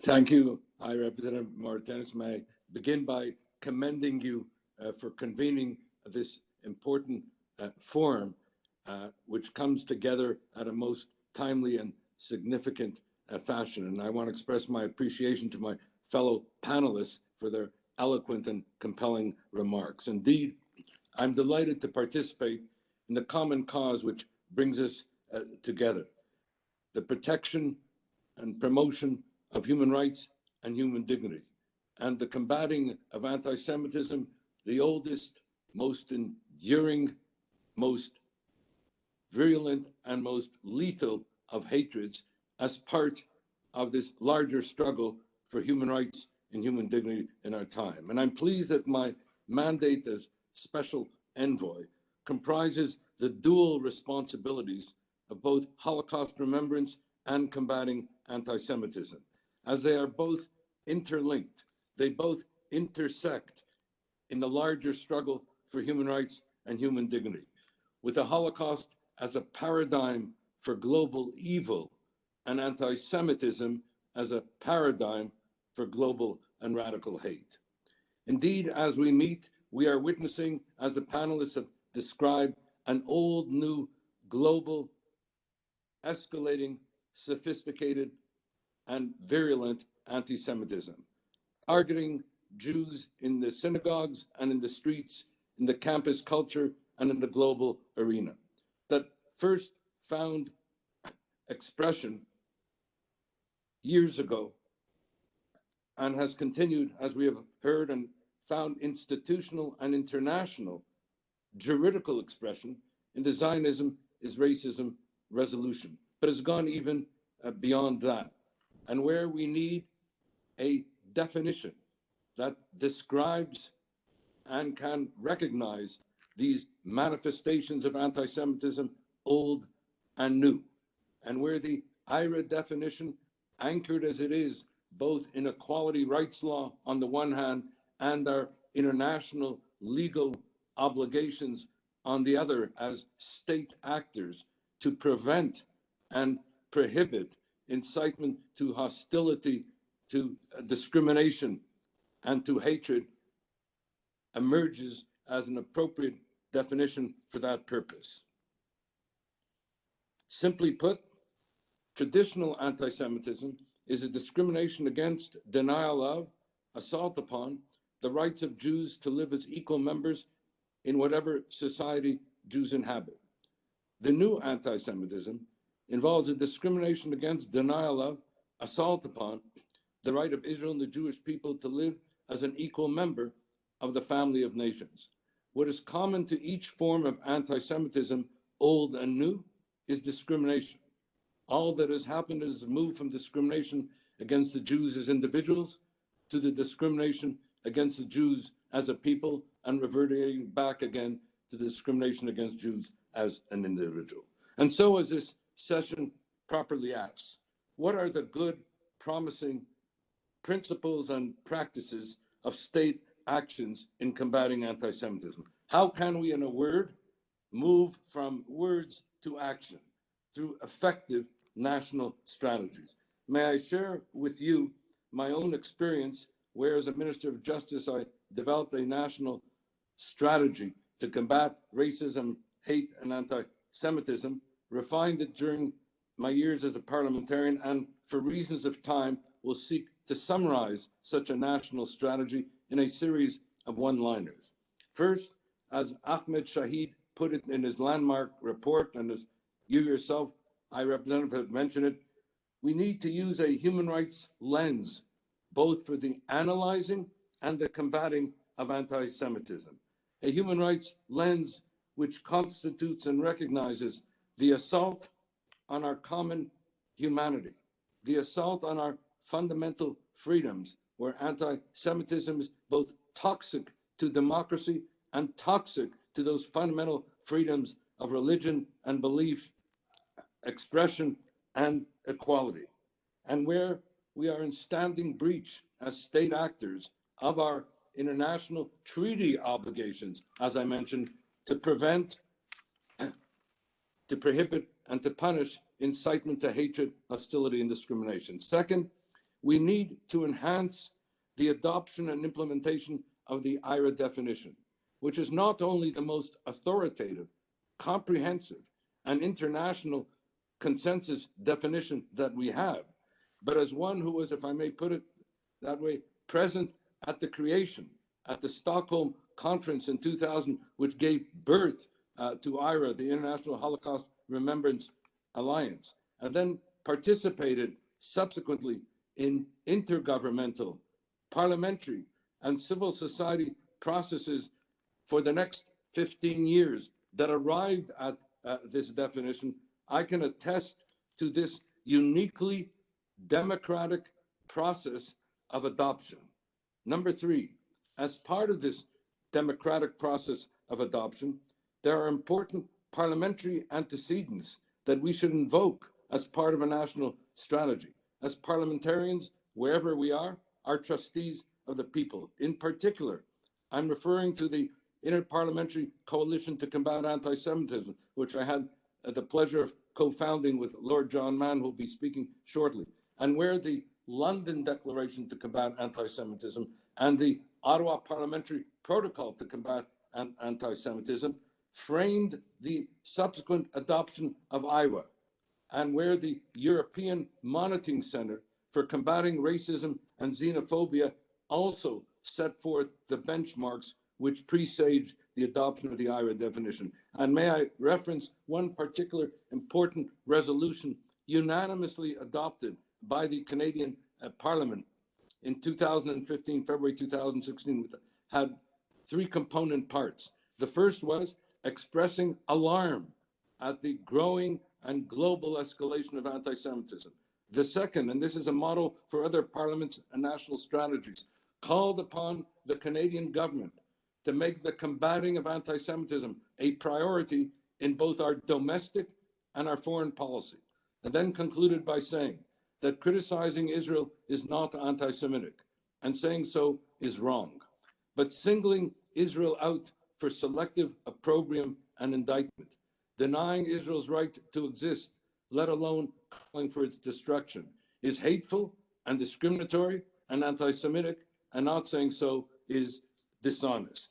Number four, I want to express the importance, and I think Katharina von Schnurbein mentioned and others, the importance of utilizing the excellent European handbook on IRA as an exemplary educational resource. And I suggest that state actors develop their own handbooks for appreciating and implementing the IRA definition. Number five, we need to combat Holocaust denial and distortion, as been mentioned.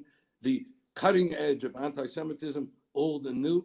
And may I reference the recently published IRA handbook on combating Holocaust denial and distortion. Number 6, we need to combat anti-Semitic hate speech and hate crimes, which constitute an assault on the inherent dignity of the human person, on the equal dignity of all persons, on the right of minorities to protection against group vilifying speech and group vilifying hatred, and which finds pernicious expression today in the global pandemic COVID-19, where Jews, the Jewish people, and the state of Israel are being blamed for manufacturing, spreading, and profiting from COVID-19, reminiscent, as has been said, of the classic blood libels of old and the anti-Semitic tropes of yesteryear of the Jews as the poisoners of the well.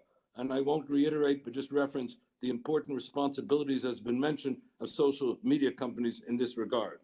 Number 8, to call upon political leaders, as Dr. Shahid has put it in his report, to have a zero tolerance policy for anti-Semitic discourse and discrimination in their respective political parties and in the public arena, and to refrain from weaponizing anti-Semitism for partisan purposes. Number 8, again referenced before, and I won't say more about it, but the imperative of education for global citizenship, which concludes the combating of anti-Semitism and the important role of civil society, interfaith coalitions, and the like in this regard. Number 9, for state actors to prepare a national action plan to combat anti-Semitism on the road to the Malmö conference in Sweden in October, which Malmö conference will recognize and mark the anniversary of the Stockholm Declaration, and where the IRA definition can be an important component of those national action plans, which, as Felix Klein mentioned, should be part of a whole of government approach involving federal and state bodies, involving parliamentarians and civil societies alike. 10, and moving to a close, to understand that anti-Semitism, and you have mentioned this, Ms. Moratinos, cannot be fought or won by Jews alone, but it requires a holistic strategy. It requires a systemic advocacy. It requires, in a word, a global constituency of conscience to combat this oldest and most enduring and most toxic of hatreds, and I welcome your initiatives in this regard.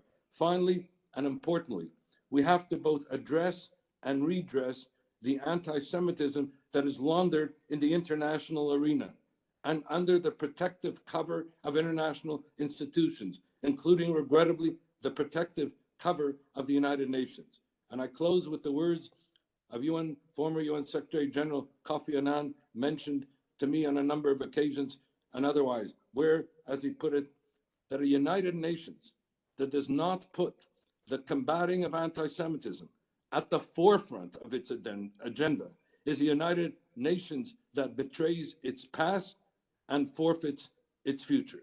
And so I commend you for those initiatives also advanced in the name of the United Nations, and I look forward to working with all of you in common cause in addressing and redressing this particular manifestation of anti-Semitism as well. Thank you. Thank you for very clear message in your intervention. I fully agree, and I think we all agree, this interlink between Holocaust remembrance and fighting against anti-Semitism, and the interconnection between human rights and anti-Semitism. I think it's a common engagement for all of us, and I think that is absolutely right. I really appreciate your decalogue. I call it decalogue because practically all the main questions that had been raised within today's meeting are included. Of course, that human rights have to be landed. These human rights, the anti-Semitism have to be landed in this human rights platform.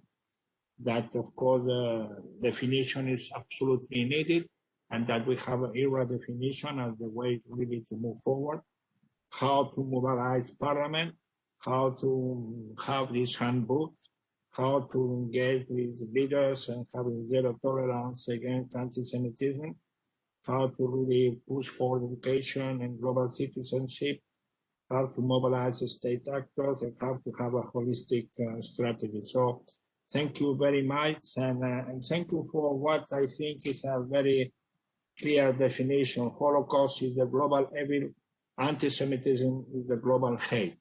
So let's work on that to eradicate both of that.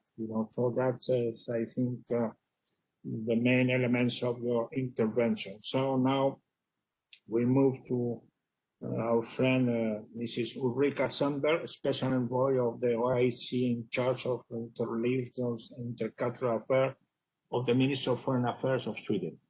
Ulrika, you have the floor.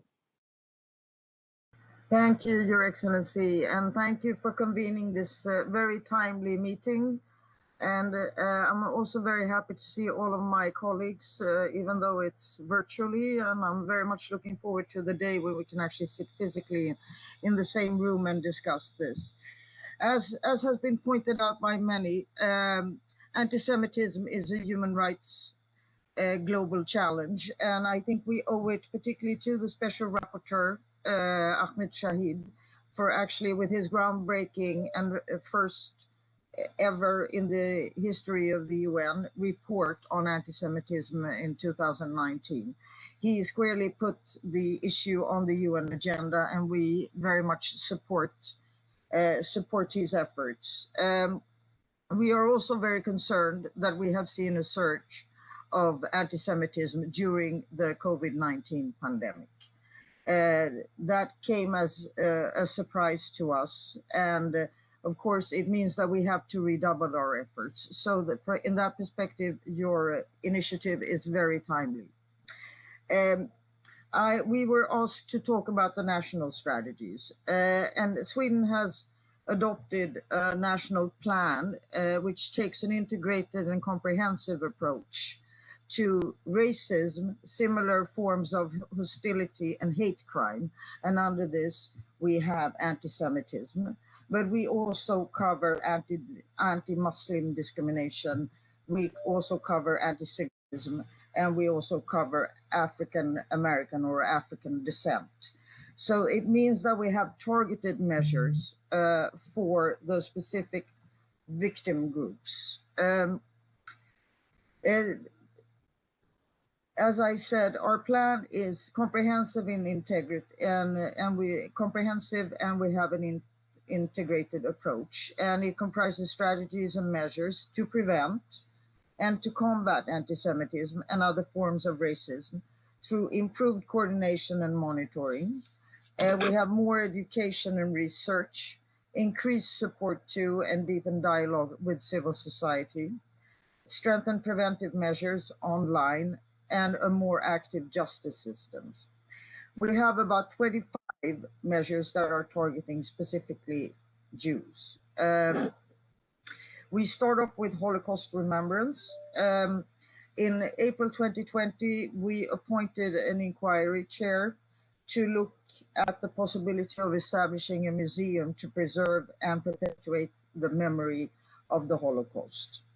The starting point was the stories of Holocaust survivors, and as you know, their number have been diminishing during the COVID-19 pandemic. So it becomes more of an urgency than we had planned for. The inquiry just presented its report, and my Prime Minister has decided that we will set up a Holocaust Remembrance Museum in Stockholm, and it will open its doors in the summer of 2021. And of course, it will be mandatory for school children to visit this museum. The government has also allocated funds to support visits to Holocaust memorial sites for school children. And this covers a 4-year period. Now it will be renewed in 2022 for another 4 years. As you probably know, Sweden has also the chairmanship or the chairpersonship of the OSCE this year. And we just organized an expert meeting on combating anti-Semitism in the OSCE area, and I did this together with Rabbi Baker, who is my foreign minister's personal representative on combating anti-Semitism in the OSCE region. That tried to highlight preventive measures, coalition building, and of course sharing best practices. And a report will be out in the next coming days from this. As you probably all know, my prime minister wanted us to celebrate the 20th anniversary of the setting up of IRA. The plans were to hold the meeting already in October 2020, but due to the pandemic, it had to be postponed. So now it will be held in, we hope, still in real life on the 13th and 14th of October in Malmö, and we call it the Malmö International Forum on Holocaust Remembrance and Combating Antisemitism. And as many of the previous speakers have pointed out, one of the real challenges, besides how to ensure the Holocaust remembrance when we don't have survivors anymore, is of course the role of social media platforms. So the government has engaged in a consultation process with the social, with the big social.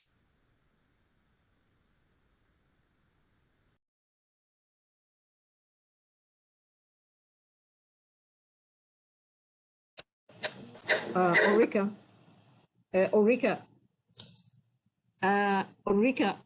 Ms. Sundberg, I think we missed the last paragraph because there is a technical problem. Have it, if you can please. Can you hear me? Can you hear me? No? But you can all hear me, right? So I think you have a problem with your audio because we could not hear the last part of your intervention.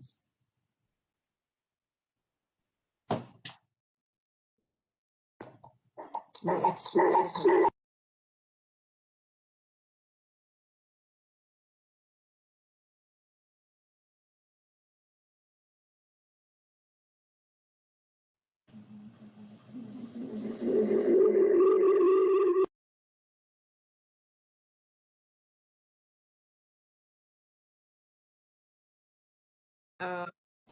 I think I believe that you had connections issues also in the morning. If you cannot hear me, maybe we can move to the next speaker and then come back to you. She doesn't pick it. Yeah. No, we cannot hear her. Can we let's go to the next speaker? We will send her a message. We will send Ms. Thunberg a message telling her that we can take her later if there is a technical issue that could be fixed, and we go to the next speaker, Mr. Martinez. Well, thank you. Well, thank you. Thank you very much, Ulrika. We will come back to you, but I already take note of the Swedish engagement and your government, your prime minister, the opening of this of Holocaust, and how you will link with education and with schools and universities. And also, I'm very happy that you are chairing the OSCE. I remember my time when I chair myself and working with Rabbi Baker. We have a fantastic meeting in Cordova. I hope we are going to repeat it. I will come back to that and how we are going to work. And of course, you can count on our support and engagement to make the Malmö conference in October 2021 a success as it was a Stockholm conference in order to launch the IHRA declaration. So I think we will move now to our Right Honorable Lord John Mann, Her Majesty's Government Independent Advisor on Anti-Semitism, Court of the Law of the United Kingdom. So Lord John Mann, you have the floor.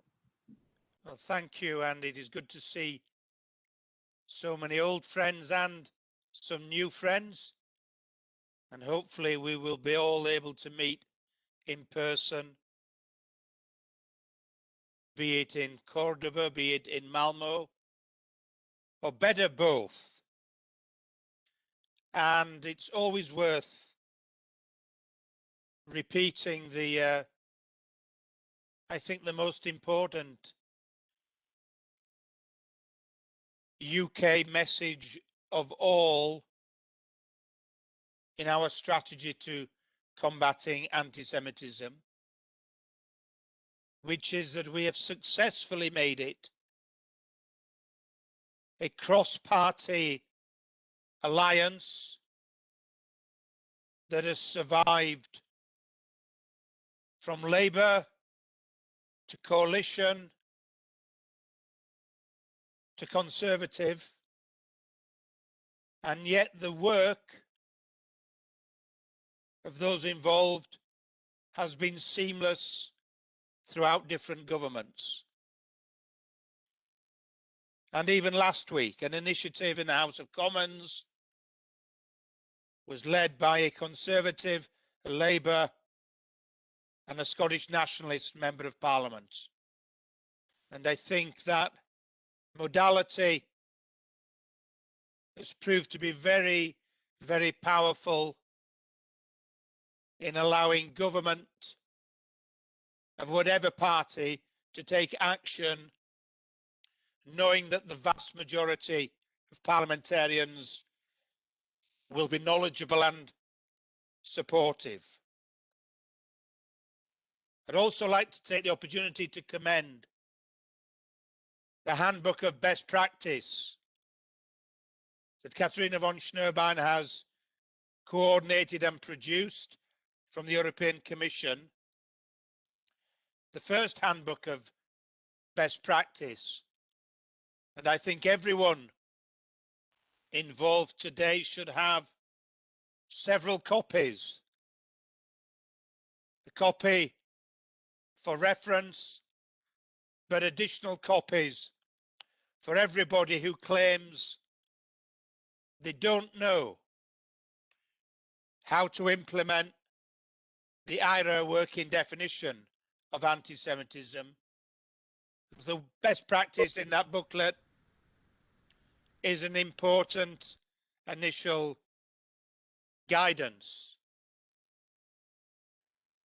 And in our work, we continue to spread the use and deepen the use of the IRA working definition on anti-Semitism.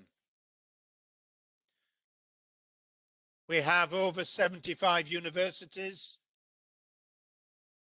and I predict by the summer that we will have at least 95% of English universities and the universities in Wales and Scotland as well. But it's not enough for it just to be a policy that then disappears. It needs to be of practical use, monitored by students, by government, and by all of us to ensure that every Jewish student is at all times treated as an equal in every university. I think that's a modest demand, but it's one that has so often not been met. And so ensuring the effective use following the adoption in the British universities will be a key priority for us in the remainder of this year. As well, we've seen, and I think it should be a priority for everyone, alongside the universities, our cities and our mayors have adopted IRA. And that is increasingly powerful in combating anti-Semitism. Our political parties represented at Westminster have adopted IRA. And one of the big successes where politicians have made comments that are inappropriate, offensive, anti-Semitic, we've been able to, with a series of political parties and a series of individuals, very politely but effectively educate them. And that education is very powerful. It's easy to call out anti-Semitism, but to re-educate someone, not least a politician who has to look for votes at elections, is, I think, a sign of the effectiveness with which the UK is understanding the use of the IRA definition. And finally, we've taken it into football. First, as I've told some of you previously, the English Premier League, but now the whole of English football. At every level, every league, from children playing, through the association, through to the most famous football clubs, we have IRA adopted, and significant numbers of programmes now being initiated on anti-Semitism across football. And I would leave this thought. Here is, I have the programme of the latest football club, a football club called Watford. Probably, for those who follow football, a member of the English Premier League in the next season. And in this latest programme, 2 pages dedicated to tackling anti-Semitism as part of their adoption of IRA. The reach that sport has is huge. The reach that English football has is huge in the UK, but is huge worldwide. And I think gets to people that we would struggle to reach with our messages. And so our strategy now is to deepen the use of IRA as we continue to expand the number of organisations who adopt it and use it, because we see this as a critical tool. And we welcome the increasing number of mayors, of cities, of countries, of universities, of football clubs, of other sports institutions in other countries. And I hope we can set some targets between us and make this the common normal thing across sport, across political parties, across governments, and across universities. Thank you. Thank you very much, Lord John Mann, for your intervention, and I fully agree. I think what you mentioned about how to engage with all the main actors, and of course to have this handbook of good practices that the European Commission have put to our service, and how you have to engage with universities, British universities, political parties, civil society, education, and how really we disseminate the definition of anti-Semitism and how we can really get everybody on board. I fully, we discussed among ourselves before. I fully support your idea to engage with the sport. We ourselves at United Nations Alliance Organization, we have launched our own campaign of One Humanity with the Spanish League, La Liga. I don't want to compete with the Premier. I only want that Atletico Madrid, my team, will defeat Chelsea this week. Be aware of that. We are we lost in the first match. And let's not fight against our teams. Let's fight together. And I promise you that we will find a way to support the Premier League initiative of fighting against anti-Semitism. I think it's a fantastic idea. We have to get the sports involved, and there will be a tremendous, impact on society. So let's work on that. And thank you for engaging with all the actors you mentioned in your speech. Okay, so now we move to our friend, Professor Milena Santerini, Commissioner for Combating Antisemitism of the Government of Italy. Mrs. Santerini, you have the floor. Good morning and good evening, everybody. Thank you for the invitation. I was appointed as coordinator on combating anti-Semitism in Italy at the end of January 2020. And as we know, the economic crisis and the upheavals caused by the pandemic create a climate favorable to anti-Semitism because they increase the sense of threat and the division of society. Today in Italy, anti-Semitism arises in various forms. There is still traditional anti-Semitism, which is the racial and biological one, but even more widespread is the anti-Semitism that affects Jews as if they are a powerful interest group. In Italy at present, anti-Semitism above all linked to the theme of economics and current politics, taking up the old prejudice about Jews.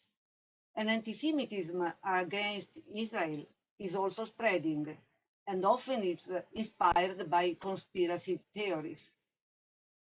Social media are the ideal vehicle for spreading this liquid hatred. Cyberspace, along with the websites, social networks, has become the main vehicle for racist, intolerant, and anti-Semitic discourse. In Italy, web platforms were used in 180 cases of the 230 episodes of anti-Semitism reported in 2020. In addition, in the last weeks, we had 5 Zoom bombings with the incursion of groups of young neo-Nazis and neo-fascists into debates on the Shoah. In this way, anti-Semitic prejudice does not remain confined to the margins of society, but risks becoming mainstream, even if in forms that have become almost normal. Here we intend to discuss how to make our strategies against anti-Semitism more effective. And I find it very timely to ask ourselves how to move from words to deeds, turning words into action.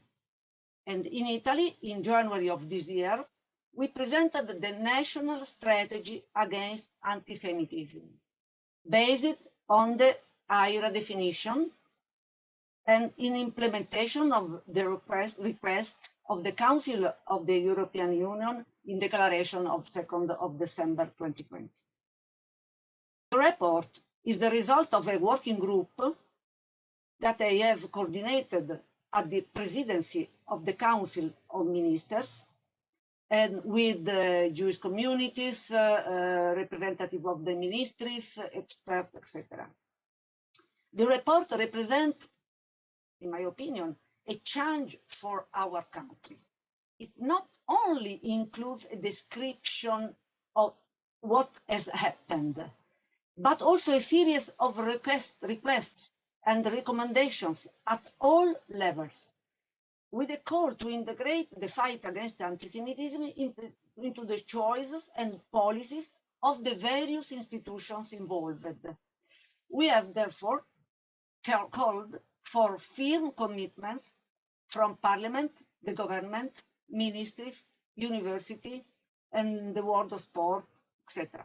We have asked to integrate the fight against anti-Semitism into the regulation for civil servants, officers, and employed of public institutions, into the training of magistrates, into the rules of the media, and the world of sport. For example, we have also asked for guideline on anti-Semitism in schools, to change the television regulations, to improve the data recording system, or to give a specificity to anti-Semitism in the penal code. Thus, through this strategy, we intend to monitor real commitments and not just words. But let me say, however, there are several goals that we cannot achieve at national level alone. We need a commitment that unites all countries, like today, on certain issues of common interest, for example, on the major online platforms. In particular, I am thinking of the issue of hate speech and anti-Semitic hatred, which cannot be considered freedom of expression, protected by Article 10 of the European Convention of Human Rights. I would like to point out that when we talk about hate speech, we think only of words, but in reality, images are sometimes far more violent and dangerous. There is a toxic disinhibition that can and must be prevented and countered by removing economic oxygen, filtering out hate content, and promoting a different sensitivity among network users. Only through common action can we act to prevent the net from becoming an instrument of hatred. Thank you. Thank you very much, our dear Mrs. Santorini. Thank you for the Italian engagement and the Italian support.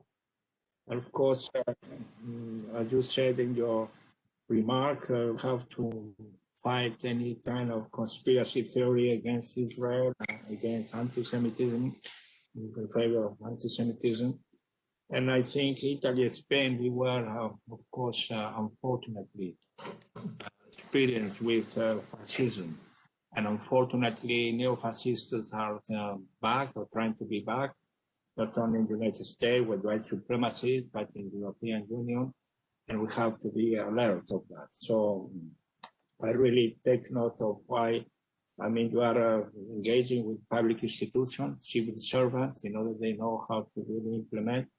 And as you said, in a global address, I mean, you have to engage within the European Union, as you are doing, and also in the global sphere, as UN, as we are doing today.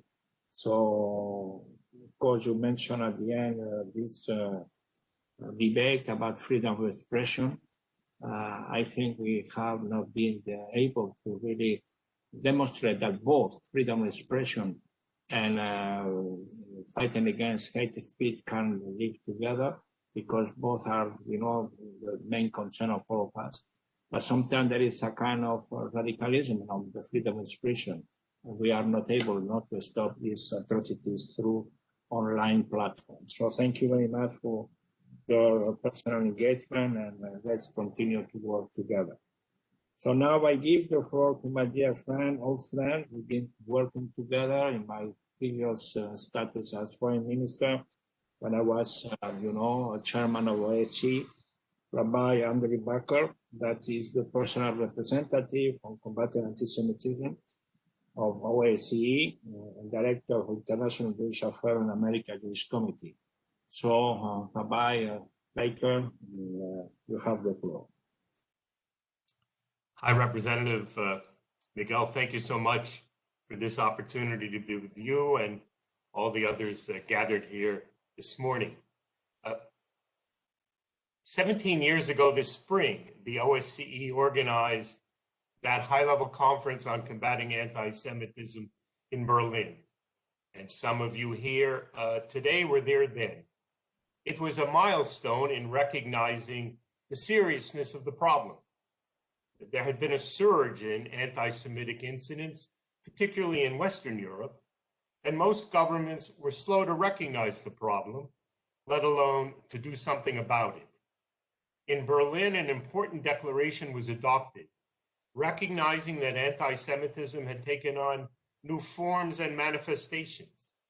It declared that events in Israel and in the Middle East could never justify anti-Semitic attacks.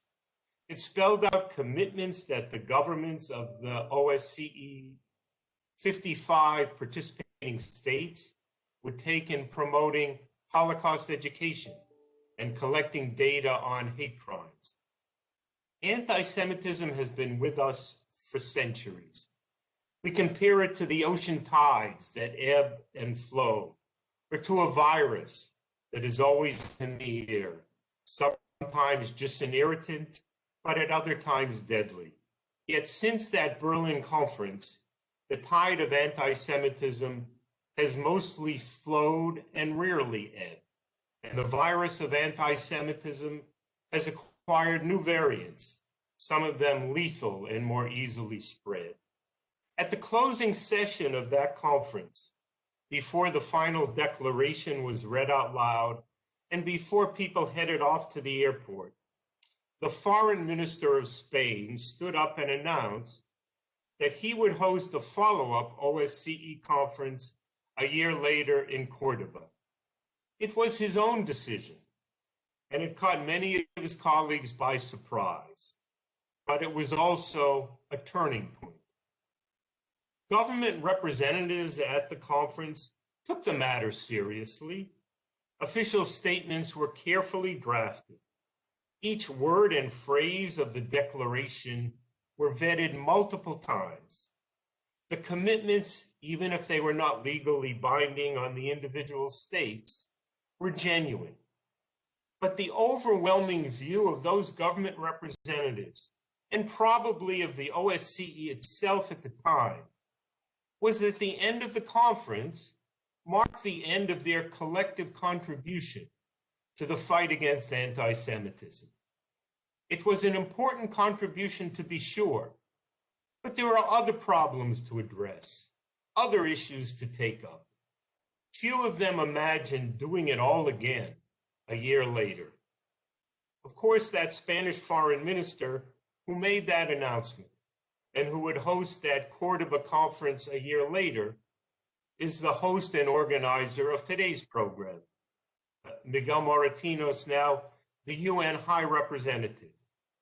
It set the OSCE and many of its participating states, along with many of us, on a different course, one that recognized that the fight against anti-Semitism would be a long and continual one. A great deal happened even during the year between Berlin and Cordoba, and since then. The European Monitoring Center carried out the first comprehensive study of anti-Semitism in the EU. It revealed a significant degree of fear and anxiety among European Jews, but it was hampered by the spotty and uneven data collected by governments and the lack of a common understanding of what actually constitutes anti-Semitism. That in turn led to the drafting and adoption of the working definition of anti-Semitism, the authoritative and comprehensive definition with clear examples that illustrate the problem in both its old and new forms, issued in March 2005 as the EUMC working definition. We know it now, and as of May 2016, as the IRA working definition. Formally adopted by then nearly 30 national governments, along with scores of regional and local authorities to this date, endorsed by various international organizations as well. Initially, Jewish communities were largely alone in dealing with the growing security threats. Not only were they obliged to shoulder the costs, but government regulations frequently stymied even those efforts. Eventually, as attacks on Jews and Jewish targets increased, governments stepped forward to address these security needs. Not all have done so willingly or to the degree necessary, but more have acted with each passing year, pushed by further commitments and recommendations and best practice examples offered by the EU, the OSCE, and the UN Special Rapporteur, among others. The question of security, like that of anti-Semitism generally, is a concern for Jews, but cannot be a concern only for Jews. After all, the principle of religious freedom, a core commitment of all democratic governments, certainly means attending synagogue or participating in a holiday celebration without fear of harassment or attack. Among the commitments enumerated in that original OSCE Berlin Declaration was promoting Holocaust education and remembrance, a clear warning of where unchecked anti-Semitism can lead. Today, many countries mark Holocaust Commemoration Day, and at least its most universal lessons are taught. But we face new problems, not a matter of ignorance or an outright denial of the Holocaust. Instead, it is a distortion of history, elevating and honoring fascist-era leaders for their nationalism, despite their complicity in the murder of Jews. This would be a problem anywhere, but it is especially challenging in countries where Jewish citizens today are themselves Holocaust survivors or their descendants. Education to address anti-Semitism is surely the most critical long-term challenge we face. Our diagnostic tools include knowledge and opinions, including knowledge and opinion surveys, show how much is needed. Basic knowledge of the Holocaust is declining, and greater tolerance of others does not automatically correlate with age or a higher level of schooling. The problematic landscape is now well documented, laid out in surveys and studies from the EU Agency for Fundamental Rights and the Jacob Blaustein Institute, among others. This brings us to the question posed by this conference. Is there a holistic approach to combat anti-Semitism? Are we better served by action plans and national coordinators with a specific mandate to address anti-Semitism? Or should they be embedded in the larger efforts to fight racism and intolerance? To some degree, this has been a debate within the OSCE since that landmark conference in Berlin, and shortly thereafter, with the appointment of 3 personal representatives, 3 rather than 1, to address the multiple challenges of anti-Semitism, of prejudice and discrimination against Muslims, and of other forms of xenophobia and racism. But our years of experience have demonstrated that this is a false choice. Anti-Semitism is a unique phenomenon and not merely a subset of intolerance and discrimination. Without understanding this, and without the necessary tools to recognize it, we cannot defeat it. Special envoys and national coordinators with a specific focus on anti-Semitism know this very well. But we also know that the methods required to direct and inform governments, to train law enforcement, to collect hate crime data, to draft curricula, and to engage civil society must be broad in scope, empowering governments to take these steps, sharing best practices, and reminding them of their commitments will ensure the protection of all minorities, Jews among them. And thus, and I want to say in closing, it is especially reassuring that we can now benefit from the leadership of the United Nations and from you, High Commissioner Miguel Moratinos. Thank you. Thank you. Thank you very much, my dear friend Andrew, and thank you for recalling us, our common adventure. 17 years ago, look as yesterday, and so time has passed, and we have been working together for so many years. And I think you recall how we advance, and you make us advance in this fight, this common fight on anti-Semitism. I think I will come back at my conclusion about Cordoba, my political city, but let me commend your work and the way you have been addressing in the OSCE every year in order that anti-Semitism is on the agenda.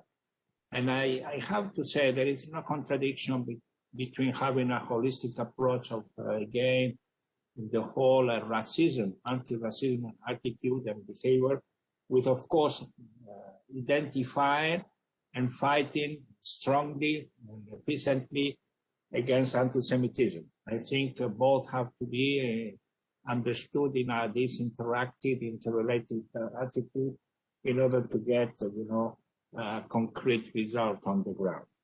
So now I move forward to Mrs. Tracy Peterson, Management of the Holocaust and United Nations Outreach Program at the UN Department of Global Communication, my colleague, and of course, plus entity. So you have the floor, Mrs. Peterson.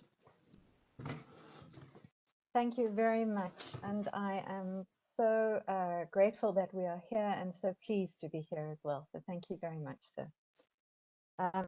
The Holocaust and the United Nations Outreach Program was established by General Assembly Resolution A67 to mobilize civil society for Holocaust remembrance and education in order to help to prevent future acts of genocide.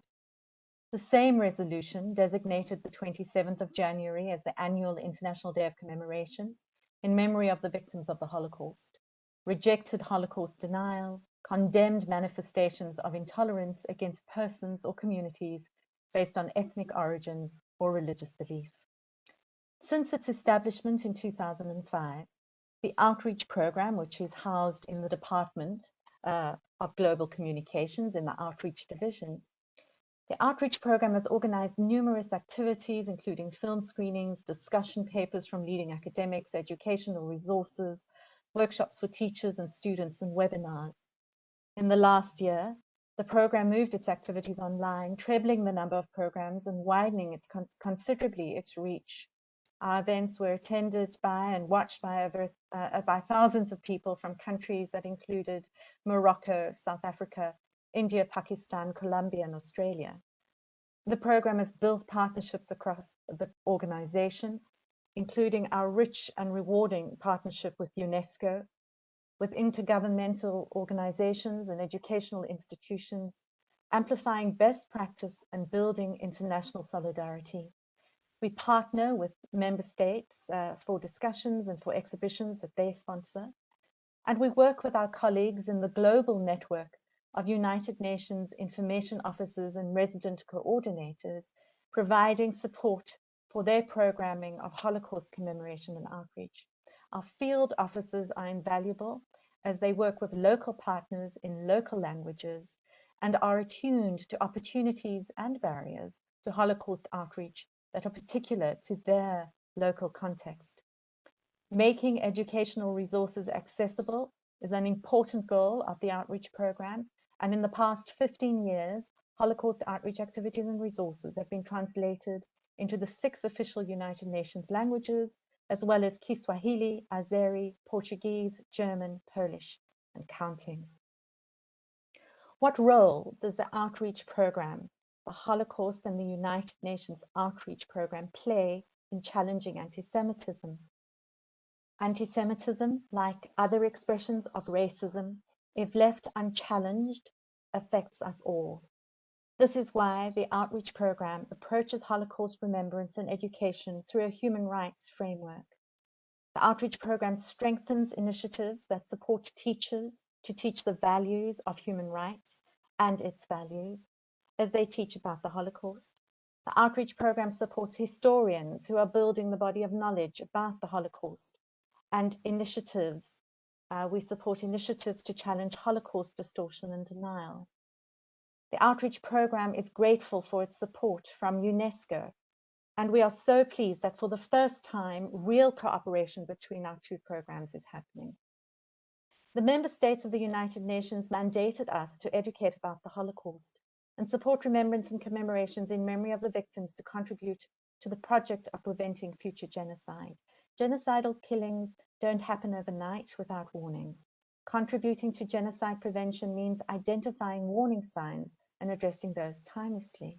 And the outreach program teaches about the past to encourage reflection on the echoes in the present, to build a vocabulary and insight to help us to analyze and interpret the present so that action can be taken timelessly to challenge and undermine expressions of hatred. Of course, here I am referring to anti-Semitism.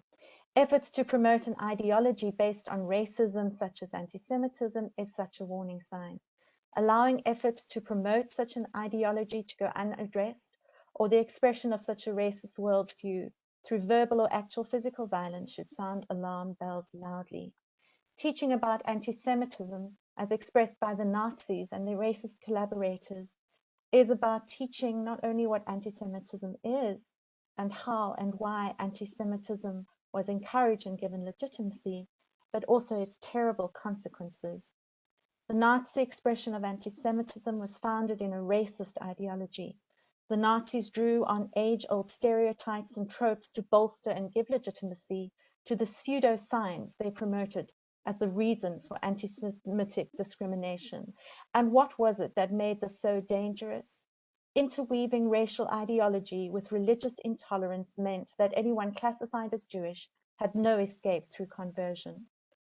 Anti-Semitism robs women, men, and children of their humanity, of what makes each person unique. It turns them into strangers, no longer part of the broader community, instead a threat. Primo Levi spoke about how many can be encouraged to view the stranger as the enemy.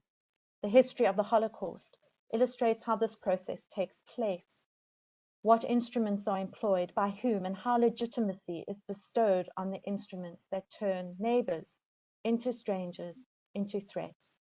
Illuminating this process forms a critical component of the outreach program and the initiatives and institutions with whom the outreach program partners and whose best practice it amplifies. Best practice that helps us to our teachers, our member state to attend our exhibitions, our public. Any best practice that helps to remind us of the humans whom the Nazis attempted to dehumanize. That and the lives that were lived and the contributions that were made by Jewish communities and Jewish men, women, and children.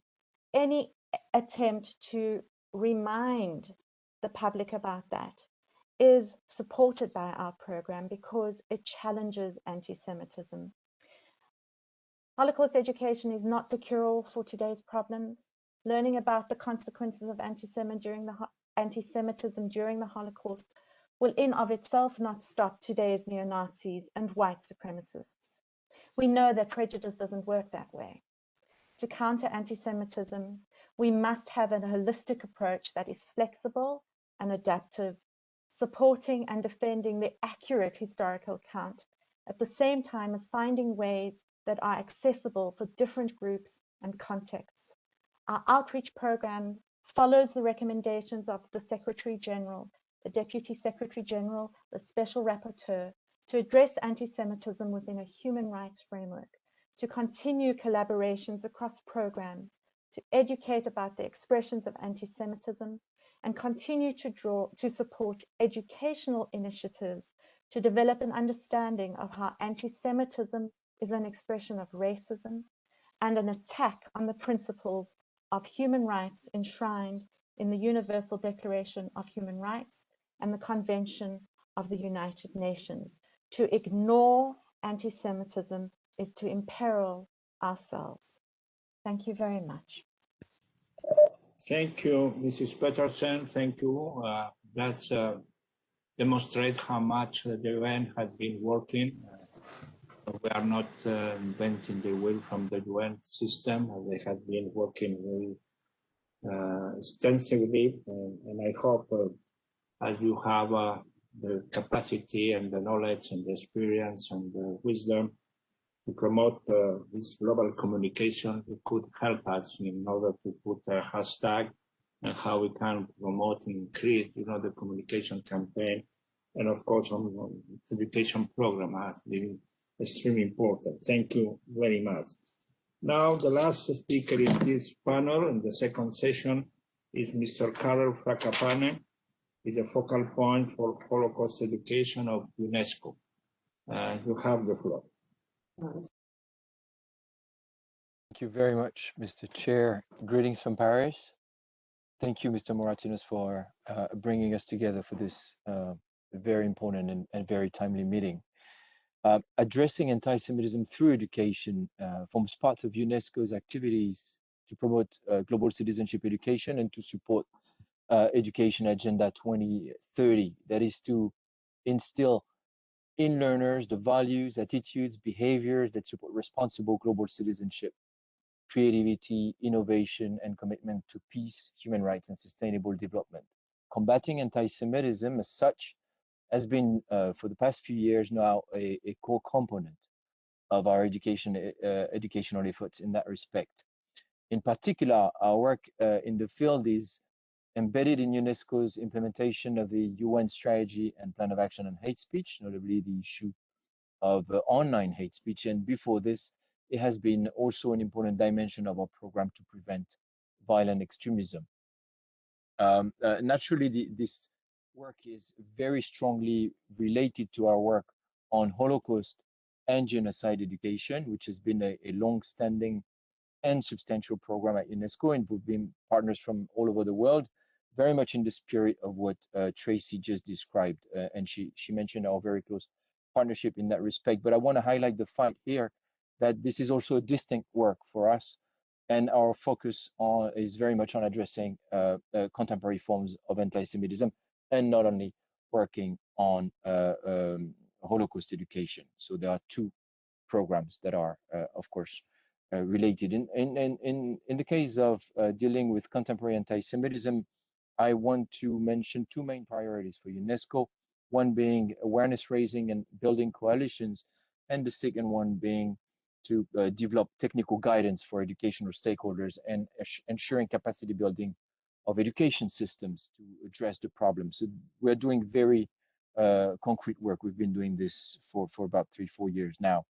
In terms of raising awareness of the problem amongst member states at UNESCO and of course in the UN context, we want to make sure that anti-Semitism is acknowledged, it's understood in its own specificities, and that it is addressed as such. As some of the speakers before me have mentioned, unfortunately, the problem of anti-Semitism is too often seen as the problem of Jewish communities alone, and policymakers, you need to clearly understand that anti-Semitism, like any other forms of intolerance or discrimination, undermines democratic values by cultivating ideologies anchored in hatred, and that it threatens, therefore, the human rights of all. And therefore, we should not let Jewish communities carry the burden of dealing with manifestations of anti-Semitism. This is why it is so fundamental to address anti-Semitism in a human rights framework and in a systemic way.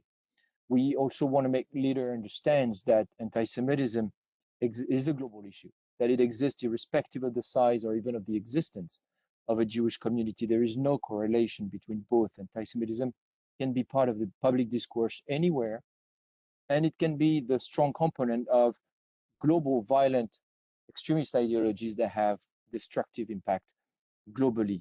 Last, we want to raise awareness about the contemporary forms of anti-Semitism, including when it takes the pretext of the situation in the Middle East to manifest itself. And therefore, we advocate for engaging with the specificities of the problem as it manifests itself today. So therefore, that means that we should deal with it as such.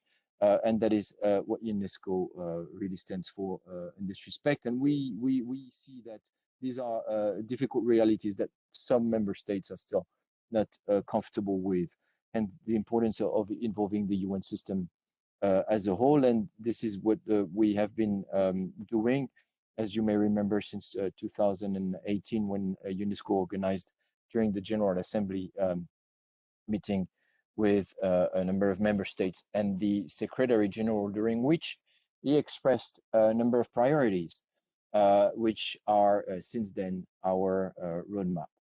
In terms of strengthening cooperation, this has been a priority, strengthening cooperation with other organizations and trying to act as a catalyzer in the field.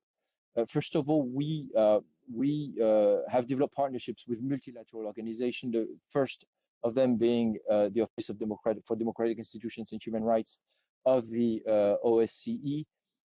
Very importantly, with Jewish organizations, and we are working very, very closely with the World Jewish Congress in particular, but we're also having constant consultations with a number of partners from Jewish community organizations. Some of them are here, of course, the Bnei Brit, the ADL, the AGC, and others. We are also trying to work with key member states and to gather the support in that respect. For instance, Canada recently, which announced a $2 million grant to support UNESCO's efforts in Holocaust education in partnership with the US Holocaust Memorial Museum. Another priority is to provide stakeholders, education stakeholders, with technical guidance, and that means promoting policies that ensure the prevention of anti-Semitism through education, to build the resilience of young people to extremist ideologies and all sorts of prejudice. And second, it also means providing education about anti-Semitism as such, to recognize the phenomenon under its various guises, and also to be familiarized with Jewish history and culture. And third, at the same time, education means that education institutions and stakeholders need to be strengthened to respond effectively to anti-Semitism in educational settings. When you have incidents of anti-Semitism in the classroom, for instance, eventually prevention will always start on the benches of school, and that's why that's what we really want to focus on very, very concretely. And that's why we developed in 2018, for instance, some of you, many of you actually have referred to it, a guide for policymakers together with the OSCE ODIHR on addressing anti-Semitism. And we just published also with the OSCE ODIHR and with the support of University College London, a series of curricula for teacher training institutions, for primary schools, for secondary schools, for vocational schools, and for school directors. So this is extremely concrete work. We launched that at the end of 2020. Some of you might even have attended the launch event. Capacity building is very important also. Capacity building of education authorities is key. Developing guidance tool is very important, and it is the basis indeed, but one must also provide training to education stakeholders to ensure that teachers are prepared and that locally relevant teaching materials are developed, that the issue is included in the curriculum, etc. So that's what we've been doing since 2019. So far, in partnership with ODIHR and with the World Jewish Congress, UNESCO has trained high-level civil servants in 64 member states from all regions of the world. Absolutely all of them are represented. We are now doing some follow-up at sub-regional and national level, starting next month with Southeast Europe, then the Caucasus, and then Central Asia. So these are very, very concrete and locally relevant trainings. We are also developing an online course, so that's a long-term endeavor here, an online course on anti-Semitism for teacher trainers and for teachers and educators. We're also launching a website in the coming weeks, actually, for teachers based on these new teacher training materials together with the USC Shoah Foundation. So we've done a few things in the past couple of years. Now, the priorities of the moment, and I will conclude on this, is to try to strengthen even more, to bring more focus to the problem of anti-Semitism as part of the implementation of the UN strategy and plan of action on hate speech. And as you know, UNESCO is the agency in charge of upholding freedom of expression. So we have a strong mandate when it comes to that issue, and we're working very, very closely with the Office of the Special Advisor on the Prevention of Genocide, that is the coordinator, that plan, to address conspiracy theories, to address disinformation, to address hate speech. UNESCO has been doing this, of course, when it comes to media and information literacy, developing MIR competencies of young people. We're working on transparency of social media platform, which is, of course, a major issue that a number of people have highlighted the training of the judiciary in that respect also, and we're also convening a global conference of ministers of education on hate speech. More specifically, we are working on conspiracy theories. Some of you have referred to the social media campaign that we launched with the European Commission, the World Jewish Congress, and Twitter on that. There will be now a new book for educators on how to debunk conspiracy theories with some focus on anti-Semitism. And last, in the same framework, we are now addressing the issue of Holocaust denial and distortion online. And we just launched, together with the United Nations, with Tracy's program, a study on Holocaust distortion online with the support of the World Jewish Congress. The study is being conducted by the Oxford Internet Institute and aims to identify main trends, narratives, discourses, channels, sources of Holocaust distortion. The results will be available in mid-2021. And the aim is to inform recommendations for education stakeholders, but also for internet companies. And that will yield to the development of educational media. So that's a little overview of what UNESCO is doing and planning. And I'm happy to answer any question you might have. Thank you for your attention. Thank you, Mr. Fracapano, for the very exhaustive report of what UNESCO is doing. Of course, we know how the Director General, my dear friend, Andrea Zulay, has been engaged and previous team, Premier Heard, the previous Director General. And so thank you for your engagement. So not only to provide guidance technically for education, but raising awareness. And I really am I'm very happy and very impacted by what you said about the generosity of Canada. I have give to your program $2 million. So Irving, I hope that you could also think on ourselves, because it will be good that we have, as you say, one of your priorities, the last priority, you need to have funds to implement our policies. So thank you very much. So I think, the chance to go back to our dear friend Ulrika Sandberg. They have a technical problem. I think we lost you when you were addressing the social media. So Ulrika, let's try and let's, like that, we finalize this panel with your voice and your intervention. Thank you, Ulrika. Yes, thank you. Let's hope this works now this time around. I hope I lost you when I said that my government is currently consulting with the social media platforms around spreading hate speech and anti-Semitism. And as you know, it's one of the issues that will be discussed also at the Malmö Forum, and we're hoping that we would be able to make some progress on this issue. Nationally, our Swedish Media Council is working with children and young people on making them aware of what it means to be a social media user and what we call media and information literacy. We have also launched a campaign to combat racism on the internet called the No Hate Speech Movement, which is targeting children and youth.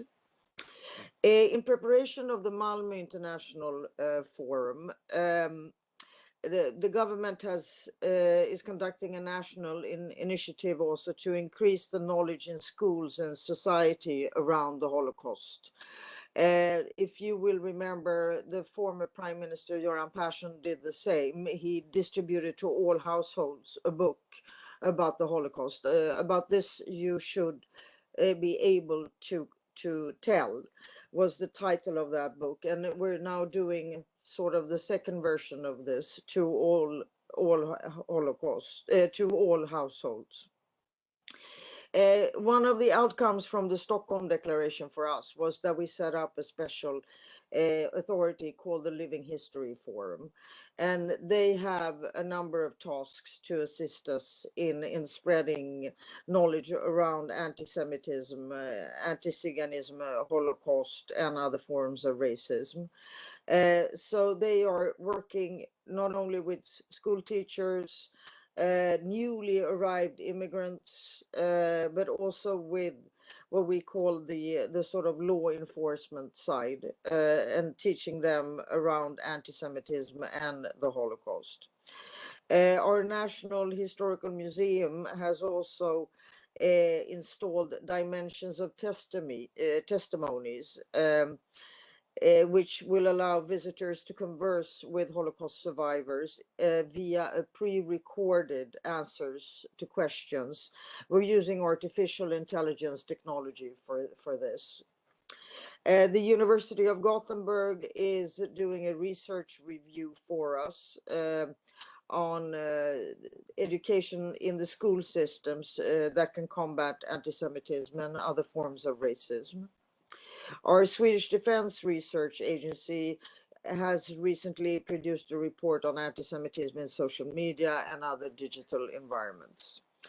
Another aspect of our comprehensive work is support to civil society. The Swedish Agency for Youth and Civil Society distributes annual funding for grants on combating racism and similar forms of intolerance. And we have increased the funding for this agency to specifically target anti-Semitism. We have also taken measures in the judicial system. The Swedish Police Authority has raised its level of ambition when it comes to combating hate crimes.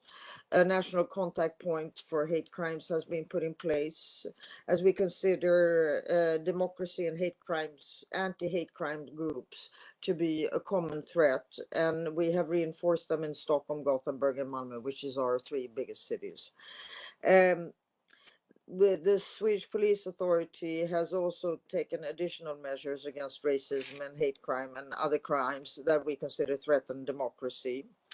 And the assignment includes producing and disseminating information, including through different types of educational materials, but also to work collaboratively with relevant actors, both government agencies and civil society organizations and organizations of victims. We also want the Swedish Police Authority to improve their reporting on hate crime and other crimes that threaten democracy, and how cooperation with government agencies and organizations can be conducted in a more effective and efficient way, and also how to install a functioning dialogue with the group subjected to hate crimes. This is then matched with additional measures from the Swedish Prosecution Authority to enhance the quality in their investigations. And here, of course, the IRA definition is key in terms of bringing to their knowledge and also increasing their competence in order so that they can recognize when we are talking about hate crimes that have an anti-Semitic motive. And of course, we welcome the EU handbook on the IRA working definition in this regard. It will definitely assist our law enforcement sector. Our National Council for Crime Prevention has also been tasked in conducting an in-depth study on anti-Semitic hate crimes. And we see that anti-Semitism is found in broad layers of the population, both far right, as has been mentioned by others, but also far left. And it's sort of interesting also that we see in the EDL index that we actually come out quite low, but when it comes to youth and people over 65, we need to take additional measures. So this is our next target group. We also have measures against violent extremism. Of course, our Center for Preventing Violent Extremism and our National Council for Crime Prevention are developing a knowledge hub to create greater effectiveness and coordinations on our preventive measures. Our Swedish Defense Research Agency is doing analysis on violent extremist propaganda on social media, and where we see also anti-Semitic propaganda spread by radical nationalistic or extreme right-wing environments. One issue that has been brought up several times is the need to prohibit racist organizations. And we appointed a cross-party committee to consider introducing a specific criminal liability for participating in a racist organization. The committee just came out with their recommendation. For us, this is a very tricky issue because of how our constitution is written. And currently there is political consultations between political parties to see if we can get a majority on this in the parliament. We have also increased our allocations for security enhancing measures, both to Jewish communities, Jewish buildings, schools, the synagogues, but also for other civil society actors and schools. Lastly, I come to where I'm sort of the center or the spider in the web, which is, as you probably know, we have accepted to take on the chairmanship of IRA in 2022. And of course, we are doing this in order to ensure a proper follow-up of the pledges that we are asking all participants in the Malmö International Forum to make. And I'm stressing all participants. So whether you're from academia, civil society, UN organizations, or a regional organization, or a Jewish community, you're expected to make pledges. We also we talked about the IRA working definition. We endorsed it in its entirety in January 2020, and of course we see we did pay a lot of attention to the fact that it was a working definition and that it was non-legally binding, because as you know, several states have some concerns around the freedom of speech, and also how we balance normal diplomatic relations and freedom of speech.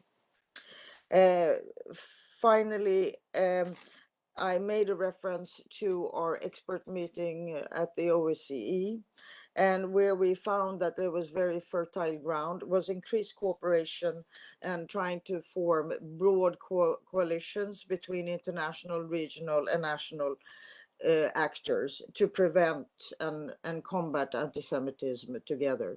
And I think one of the common denominators that we found was if we use the IRA working definition, it becomes much easier to achieve unity for purpose. I thank you very much, and I hope you could hear me this time.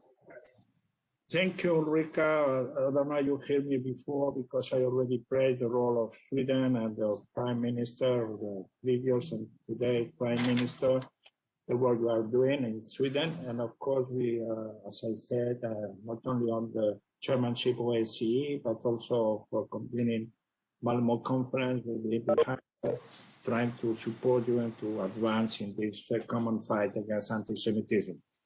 So now we start. Sorry to be late because I don't like to cut our intervenience, but please try to be short as you can. I know, I mean, we have so many things to share with all of us that the meeting is taking too long, but it's not a problem for me. So I'm very happy to listen to all of you. So I'm not in any sense concerned about the time. But of course, we have to respect because the time, because others have other engagements. Now I'm going to start the third session, creating synergy and exploring means of enhancing a system-wide response to anti-Semitism. I will pass the moderation responsibility to my dear friend, Michal Saad, in order to conclude this final third session. Michal. Thank you very much, Mr. Chair, and I'm taking over this session, after which the High Representative is going to be wrapping up the concluding session with takeaways. And if we are lucky, I'm not sure about that, we can have a quick tour de table to take final comments from you. So this session is dedicated to creating synergies and means of enhancing a system-wide response to anti-Semitism.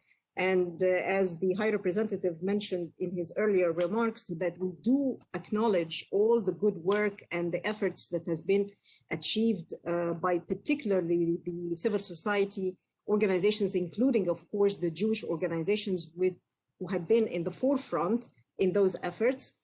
Faith actors, envoys, and the coordinators, but still a lot has to be done as long as anti-Semitism is still thriving, despite all those earnest efforts. We have to acknowledge that the fight against anti-Semitism is not a one-time process, but rather an ongoing process, because xenophobia and racism, including anti-Semitism, have become more global, more overt, and easier to achieve. I turn it now to our first speaker on the list, Mr. Mark Weitzman, Director of Government Affairs of the Simon Wiesenthal Center, Chair of the Museums and Memorials Working Group. But before I give the floor to Mr. Weitzman, I just want to remind you that we are really short in time, and we have to wrap up this session as soon as we can. So please adhere to 5 minutes. And when your 5 minutes are up, I will respectfully interrupt you. Thank you very much. Thank you very much. It's a great honor to be here to be representing the Simon Wiesenthal Center, which is named as the famous survivor of the Holocaust who dedicated his life to human rights and pursuing the criminals and perpetrators of that event, as well as to be speaking as a longtime member, senior member of IRA, where I chair the Museum and Memorials Working Group, and previously that chaired the Anti-Semitism and Holocaust Denial Committee, succeeded by my good colleague, Dr. Robert Williams. I also want to begin by thanking Secretary General Guterres for putting anti-Semitism on the UN's agenda, to Dr. Ahmed Shahid for his landmark report that paved the way to today's meeting, and most of all today to you, High Representative Moratinos, for taking up this challenge and giving us the benefit of all your experience and wisdom, which I also saw firsthand as an observer to the U.S. delegation in Cordoba many years ago. I want to begin by following up on the theme of this panel and actually discussing the IRA definition, which has been discussed and mentioned many times already positively, but really to discuss as an example of the type of synergies perhaps that we could be talking about. It was my privilege and honor to introduce and steer not only the IRA anti-Semitism definition to adoption, but also to help draft and be the lead drafter of IRA's working definition of Holocaust denial and distortion, which took place in October 2013. The key element in that definition was the inclusion of Holocaust distortion, which, as you heard mentioned already, while it was easy to condemn for anyone to condemn Nazi sympathizers like David Irving or the hardcore Holocaust denial of the Iranian government, it is harder to deal with the problem of those who do not flatly deny that there was a Holocaust, but distort it for their own ideological and political reasons. Thus, the rewriting of the historical narrative by governments to whitewash local collaborators or to blame Jews for causing the Holocaust, as we see in numerous countries today in Central and Eastern Europe in particular, presents a far different challenge than some random postings on social media. Together, it took about 7 years total work to get both definitions passed and adopted through IRA. And they went through a constant level, and I'm going to suggest that this is very important for us. They went through expert level committees and discussions and debates and contributions, and they went through, again, years of discussion on the political and diplomatic level before they were each brought up for adoption. In other words, paving the ground is essential for adoption and implementation. They had to deal with different perspectives. Not only did we have 30 representatives of over 30 countries to deal with, but we had people who represented, for example, different disciplines such as scholars, educators, museums and memorial staff, NGOs, Jewish communal representatives, diplomats from various ministries, including MFAs or ministries of educations, all had to come together to create a common understanding and acceptance of the definitions before we could proceed. It took a lot of groundwork, to stress that again, to achieve success in that effort. The adoption, as we've seen, post-IRA's adoption by 30 countries, by hundreds of municipalities, by universities, by religious organizations, including in the Muslim world after the Abrahamic Accords, by the world's largest association of imams, for example, by international organizations in the United States, by the State Department, by the Department of Education, through the presidential executive order, have shown the necessity and the urgency for the definition to be put into practice. And what the definition has done, it has created a new baseline for a common international understanding of anti-Semitism, which itself is international in scope and has now even become more mainstreamed, with prominent political figures, celebrities, athletes, all who have recently expressed anti-Semitism. And what is even worse, in some ways, they are surprised when they are criticized, or they double down on their anti-Semitism. Anti-Semitism is the hatred that has become legitimized in the mainstream, whereas other hatreds are repudiated, rejected, or limited. Other extremism and hate are limited to the fringes of society. Anti-Semitism is the one that is mainstream the most. These messages are spread by social media and become global in scope. I've been working on the internet issue of published one of the first scholarly looks at it in 2001, and we have been working, producing a yearly report at the Simon Wiesenthal Center on Digital Terrorism and Hate for the last 25 years. And we are in close contact with Facebook on a regular basis and other groups to achieve success in moving the needle forward. And it is not just ourselves, all the actors, all the NGOs and civil society that have pushed these groups, including the political pressure that came out of Washington recently to force them to finally begin to take steps. But this is one of the first times that we've actually had some traction in Silicon Valley, and we need to keep pursuing those avenues. Anti-Semitism and anti-Semitic extremist groups are not limited by geographical boundaries. Extremist groups in the US and individuals have trained with groups in Ukraine, have connections with groups in Scandinavia, have intellectual exchanges, intellectual, political, philosophical, anti-Semitic and far-right thoughts with groups ranging from centered in Budapest to London and Canada, New Zealand, and Australia. Hate is global. Anti-Semitism is global. It's not limited by geographical boundaries, but it is clearly international and thus requires an international solution. And there, the United Nations, as the preeminent international organization of our time, has an extraordinarily significant role to play. In the 2004 UN Conference on Anti-Semitism, the first time the UN addressed this issue, I had the privilege of being one of the speakers there, and I remember hearing Secretary General Kofi Annan say, quote, "Jews everywhere must feel that the UN is their home too."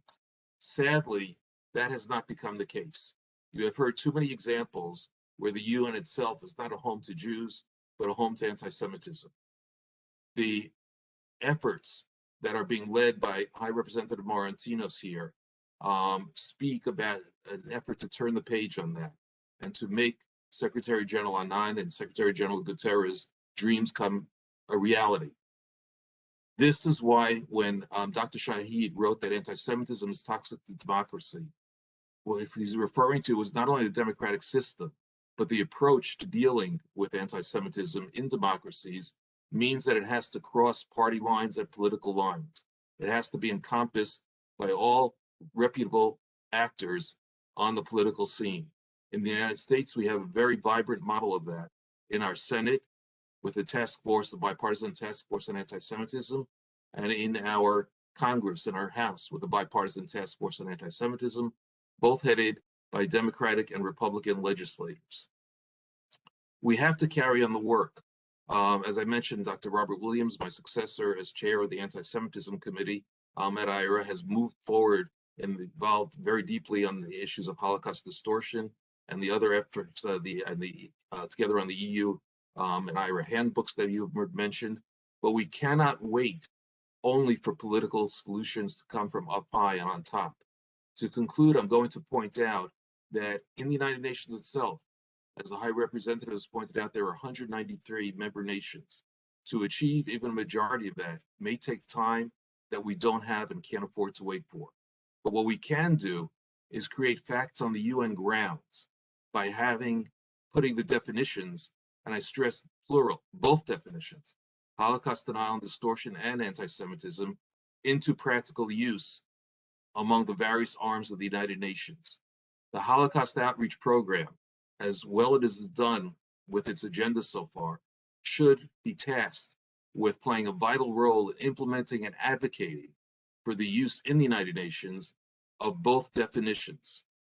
The United Nations should and must be a role model in building on the commitments expressed here. And I can say that in moving forward, I think I speak certainly for my organization, and I hope for all the participants, that we commit ourselves to working together in partnership with your efforts and with the United Nations in this essential task, and look for continued progress and gains on this important issue. Thank you. Thank you very much, Mr. Weizmann. Thank you for the proposals, and Mr. Moratinos had already outlined many guidance and many action points, proposed action points that we can take in order to do exactly what we're talking about as far as the United Nations also is concerned. So you are right, political solutions cannot be the only solution, and we cannot rely on political solutions. That's why we are meeting today, to explore those holistic approaches. I move now to the next speaker, Dr. Jonathan Boyd, Executive Director, Institute for Jewish Policy Research. And Dr. Boyd, thank you for joining us. And I just wanted to remind you that you have 5 minutes. Thank you so much. Thank you very much. High Representative Moratinos, distinguished panelists. If you take one thing away from my remarks today, it should be this, that anti-Semitism is elastic. And if we want to combat it, we need to think in elastic terms too. That's one key insight that's emerged from empirical work done by the Institute for Jewish Policy Research, the research organization that I run, for clients including the European Union Agency for Fundamental Rights, the European Commission, and the Community Security Trust in the UK. Now, what do I mean when I say anti-Semitism is elastic? One of the most common research methods used to measure anti-Semitism is to present respondents with a set of anti-Semitic statements and ask them if they agree with them or not. Jews get rich at the expense of others, agree or disagree. The Holocaust is a myth, agree or disagree. And then at analysis phase, respondents are commonly divided into two simple groups, anti-Semites and not anti-Semites. But anti-Semitism is actually much more complicated than that. And in our own work using this method, we presented respondents with 8 anti-Semitic statements to test attitudes among British people. Guess what proportion agreed with all 8 statements? About 0.1%, about 1 in 1,000. But now guess how many agreed with at least one of the 8 anti-Semitic statements? 30%, 1 in 3 people across Great Britain. So anti-Semitism is elastic. At its most taut, there are hardcore ideological anti-Semites, people who potentially pose a mortal threat to Jews. And at its most slack, there is casual anti-Semitism, a prejudice that exists at low levels across large swathes of society. In the UK, it's about 30% of it. Now, very different strategies are required to address these very different problems. To address the threats posed by hardcore anti-Semites, we need security, policing, swift judicial procedures, effective punitive measures. To address casual anti-Semitism, we need educational interventions, awareness-raising campaigns, methods to confront microaggressions in universities and the workplace. In brief, the solutions to an elastic problem have to be elastic themselves.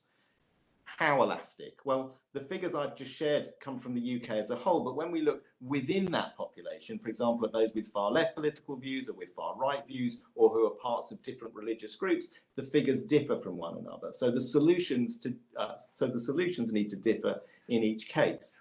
And then when we look at other countries, the equivalent figures differ again. They vary from country to country. So the scales and the dimensions of these problems are different in different places. And then when we throw anti-Israel views into the mix, by again I don't mean reasoned political opinion on Israeli government policy, but rather the types of hostility towards Israel that can very easily descend into verbal intimidation against Jews, physical violence, and worse, and that have been found empirically to correlate with anti-Semitic beliefs. We get different figures again, pointing again to different types of policy interventions. And of course, all of these figures are moving targets. They change over time, increasing or decreasing in response to various political, economic, social and technological developments. Now, given all of this complexity, there cannot be a single silver bullet to combat anti-Semitism. It's an elastic phenomenon that manifests itself differently to different extents in different places and different times. Indeed, as many have already said, it's often been likened to a virus that mutates and changes form and potency over time and across space. The virus metaphor is helpful, both in terms of understanding anti-Semitism and in thinking about how to tackle it, because we've learned a lot recently about how to tackle a virus. We've seen public information campaigns to raise awareness of the threat. We've seen preventative measures, hand washing, social distancing, things everyone needs to do to tackle the problem. We've seen punitive measures, fines and arrests for people breaking the rules. We've seen a lot of research, constant measuring of the scale of the problem and early warning signs when it's about to escalate. And we've seen massive investment in antidotes, a global, multifaceted effort to create vaccines. So tackling the elastic virus of anti-Semitism that has many variants and mutates over time requires a similar approach. Public education, preventative measures, punitive measures, statistical monitoring and analysis, investment in serious antidotes. In brief, a multiplicity of initiatives brought together under an overarching theory of combating anti-Semitism that recognizes the complexity of the phenomenon it's trying to address. And the work, I think, requires three key internationally coordinated activities. Number one, continual monitoring of levels of anti-Semitism worldwide, not just using incident data, but using multiple complementary, academically robust research methods, including attitudinal and demographic research. Number two, multiple complementary initiatives designed to address different manifestations of anti-Semitism in different places. And number three, continual evaluation of the efficacy of each initiative to help improve it and to develop new ones. And it seems to me that multinational organizations like the United Nations, with its multinational mission and its connections to multiple countries around the world, can play a very important role here. Anti-Semitism is elastic, so it requires elastic solutions. This type of initiative today, run by this type of organization, is potentially a vital step forward towards developing that elastic strategy. So thank you, High Representative Moratinos, for convening us together today. Thank you very much, Dr. Boyd. First of all, I would like to thank you for sticking to the or adhering to the 5-minute slot, and thank you for your input. And of course, anti-Semitism is elastic, and there is no silver bullet to end anti-Semitism. It needs a multi-pronged, human-based, education-based approach, and to continue monitoring. We acknowledge the good work that your entity has done together with the European Union Agency for Fundamental Rights. Indeed, research must continue, more focused research must continue in this area. And I give the floor now to our next speaker, Ms. Karen Pekin-Borol, Director of the Government Relations at Hadassah. Good morning, everyone, or good afternoon at this point. I'm honored to be here today, and I want to thank the High Representative for the United Nations Alliance of Civilizations for convening this important series of meetings to combat anti-Semitism. The UN has a critical role to play in this effort to end hatred, bigotry, and violence that so often accompanies anti-Semitism in all its form. And Hadassah is committed to using its special consultative status with the UN Economic and Social Council to ensure combating anti-Semitism remains a top priority within the UN system. We are honored to participate alongside such esteemed leaders, and we appreciate this opportunity. Hadassah and its nearly 300,000 members, associates, supporters across the United States understand that stopping the rise of anti-Semitism starts with this set of ironclad commitments. We have to protect children from lessons of hatred in classrooms and provide them with lessons on tolerance. We have to be able to identify anti-Semitism and call it by its name, whenever and wherever it exists. And we have to combat anti-Semitic movements like the BDS movement by exposing more Americans from every walk of life to Israel and its people. Hadassah members believe that we will win or lose in the long term on the basis of what our children learn in school every day. Will students learn about the dangers of hatred, or will they be ignorant of how whole nations can be primed for discrimination and violence? In the last Congress, Hadassah members made passing the Never Again Education Act and having it signed into law their top priority. We are proud that our efforts help build the support necessary to take this bill, which failed repeatedly for nearly 20 years, and transform it into an imperative for the nation. The law injects millions of dollars every year into teaching, training, and resources that bring the lessons of the Holocaust alive for students across America.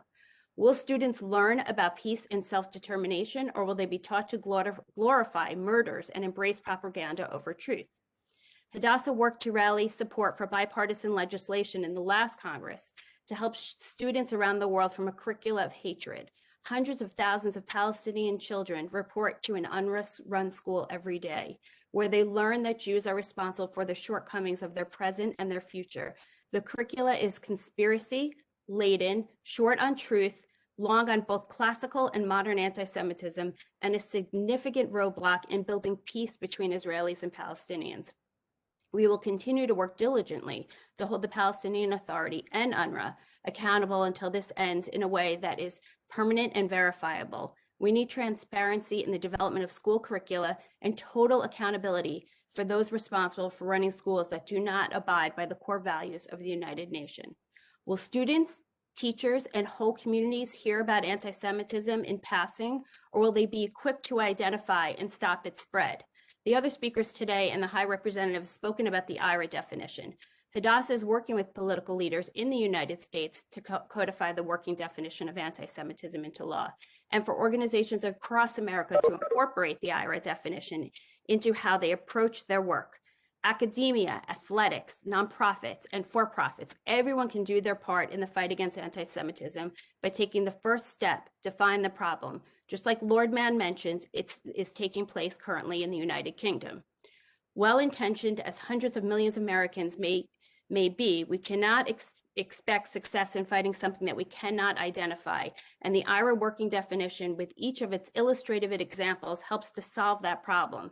By codifying it into law and widespread voluntary adoption, the critical tool will reinforce our values of acceptance and inclusion of all people. Ladies and gentlemen, we have a great many challenges ahead of us, and while we rise up to meet and create a safer, more tolerant world, we must also remember to show the world the truth about Jews and Israelis. High Representative Martinez, you mentioned your work to change the perception of Israel. We agree, and our best weapons to defeat hatred and anti-Semitic movements are the people of Israel themselves: artists, academics, scientists, entrepreneurs, engineers, and medical professionals. When we create points of connection between Israelis and other people around the world, hate-filled arguments are less potent. The empty promises and destructive vision of the BDS movement simply do not hold up when the world engages with Israel. And Hadassah is proud to have supported legislation in the last Congress to create a new and innovative U.S.-Israel medical partnership agreement targeting COVID-19. This new partnership has the power to heal our world in more ways than one. And now in this Congress, our members are focused on building support for American Israel medical researchers to study the causes, effects, and treatment options for patients struggling with post-traumatic stress disorder. Defeating anti-Semitism is essential, and we are hopeful that in time, we will look back at the last several years as the peak of anti-Semitism and anti-Semitic violence in the 21st century because of the shared commitments made by so many leading organizations, governments, and multilateral bodies like the United Nations.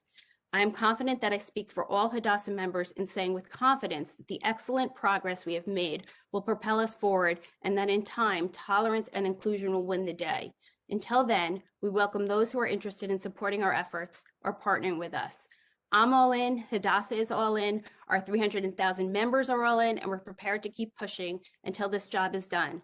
Thank you so much for inviting me and being part of this discussion. Thank you very much, Karen Pickenborough, Director of the Government Relations in Hadassah. You're all in, and UNAOC is all in as well. I encourage you and other Jewish organizations and civil society organizations working on combating anti-Semitism to reach out and to engage more with UN entities, including our organization. The floor now is to Ms. Rolene Marks, the Chair of Public Diplomacy Division, Women's International Zionist Organization. Your Excellencies, distinguished guests, ladies and gentlemen, it is a great honor to speak here today on behalf of WITZO, the Women's International Zionist Organization, from my home here in Modi'in in Israel. During our centuries worth of work in civil society, WITZO has demonstrated the ability to recognize anti-Semitism in our federations around the world and adapt and respond accordingly, as well as work closely with the United Nations on the various bodies and cities where we are represented. Throughout history, anti-Semitism, the oldest hatred, has always manifested itself in different ways and often adapts to fit the unique political situation of a country. In our organization's 100-year history, our global family has endured fascism, communism, apartheid, the rise of the BDS movement that aims to challenge Israel's sovereignty, and conflict in Israel, and with that, the usual scapegoating of Jewish communities, many times resulting in violence and even death. We have lost federations to the Holocaust, but never the values and the will to ensure that we are in the forefront of fighting hatred.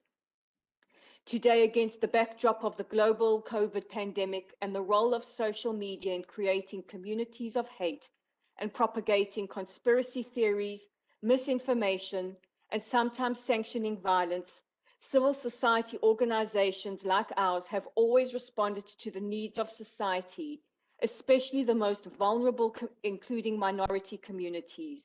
We are committed to including education, resource sharing, and the empowerment of our members to be able to confront the issues that threaten both their communities and assaults on the legitimacy of Israel as the nation state of the Jewish people. We need to recognize the threats that come from the far left, who are often the leading voices on the assault on the legitimacy of Israel, as much as the far right, who are seen as the purveyors of a more sinister form of anti-Semitism. People around the world right now are having important and necessary and long overdue conversations about racism and the imperative of tolerance. Anti-Semitism has to be part of that conversation. WITZO has identified the need to expand the scope of our work to ensure that our federations have the tools and resources that are specific to the threats and challenges in their countries and know how to confront them, as well as to increase our outreach to other minority communities with similar concerns. We have ensured that we are very much a presence wherever the opportunity to confront anti-Semitism and anti-Zionism presents itself, including at the 2001 Conference on Racism in Durban, South Africa, where, as you can hear by my accent, I come from. More often than not, having the word Zionism in our name makes us a target for anti-Semitism. Education about Zionism, the national liberation movement of the Jewish people, could also be explored when putting together educational curriculum. One of the areas needing greater focus is social media. If users are mandated by law to join using their full and proper names as well as images, it makes it that much more difficult to hide behind avatars and fake identities, and more easy to trace if they are hate speech super spreaders. Our young people, vulnerable to the rhetoric on social media, are in the front line of this battle. Many of them are too fearful to identify as Jewish, lest they be targeted. University campuses are hotbeds of hatred, especially during March this month, when BDS led Israel Apartheid Week, that exploits the suffering of the victims of apartheid to push a hateful agenda of delegitimization, winds its way across the world. The adoption of the IRA definition of anti-Semitism and the inclusion of Holocaust education in schools and universities around the world is vital in helping to combat the spreading virus of hatred. It is also recommended that traditional and social media platforms adopt IRA so that they can better understand anti-Semitism, which is the forebearer of other hatred, while still providing a platform for free speech, just not hate speech. We need to engage with and mobilize civil society organizations, work with educators and policymakers and leaders, business owners and social media influencers. It is particularly alarming to learn how many people have little or no knowledge about the Holocaust. The next generation understand the language and message of social justice. We need to ensure that the dangers of anti-Semitism is part of that understanding by continuing to engage with them in the language that they speak. Human rights icon Natan Sharansky spoke of the 3 Ds of anti-Semitism: demonization, delegitimization, and double standards. We need to engage the next generation in another D, defeating it. We said never again is now, and I thank you very much.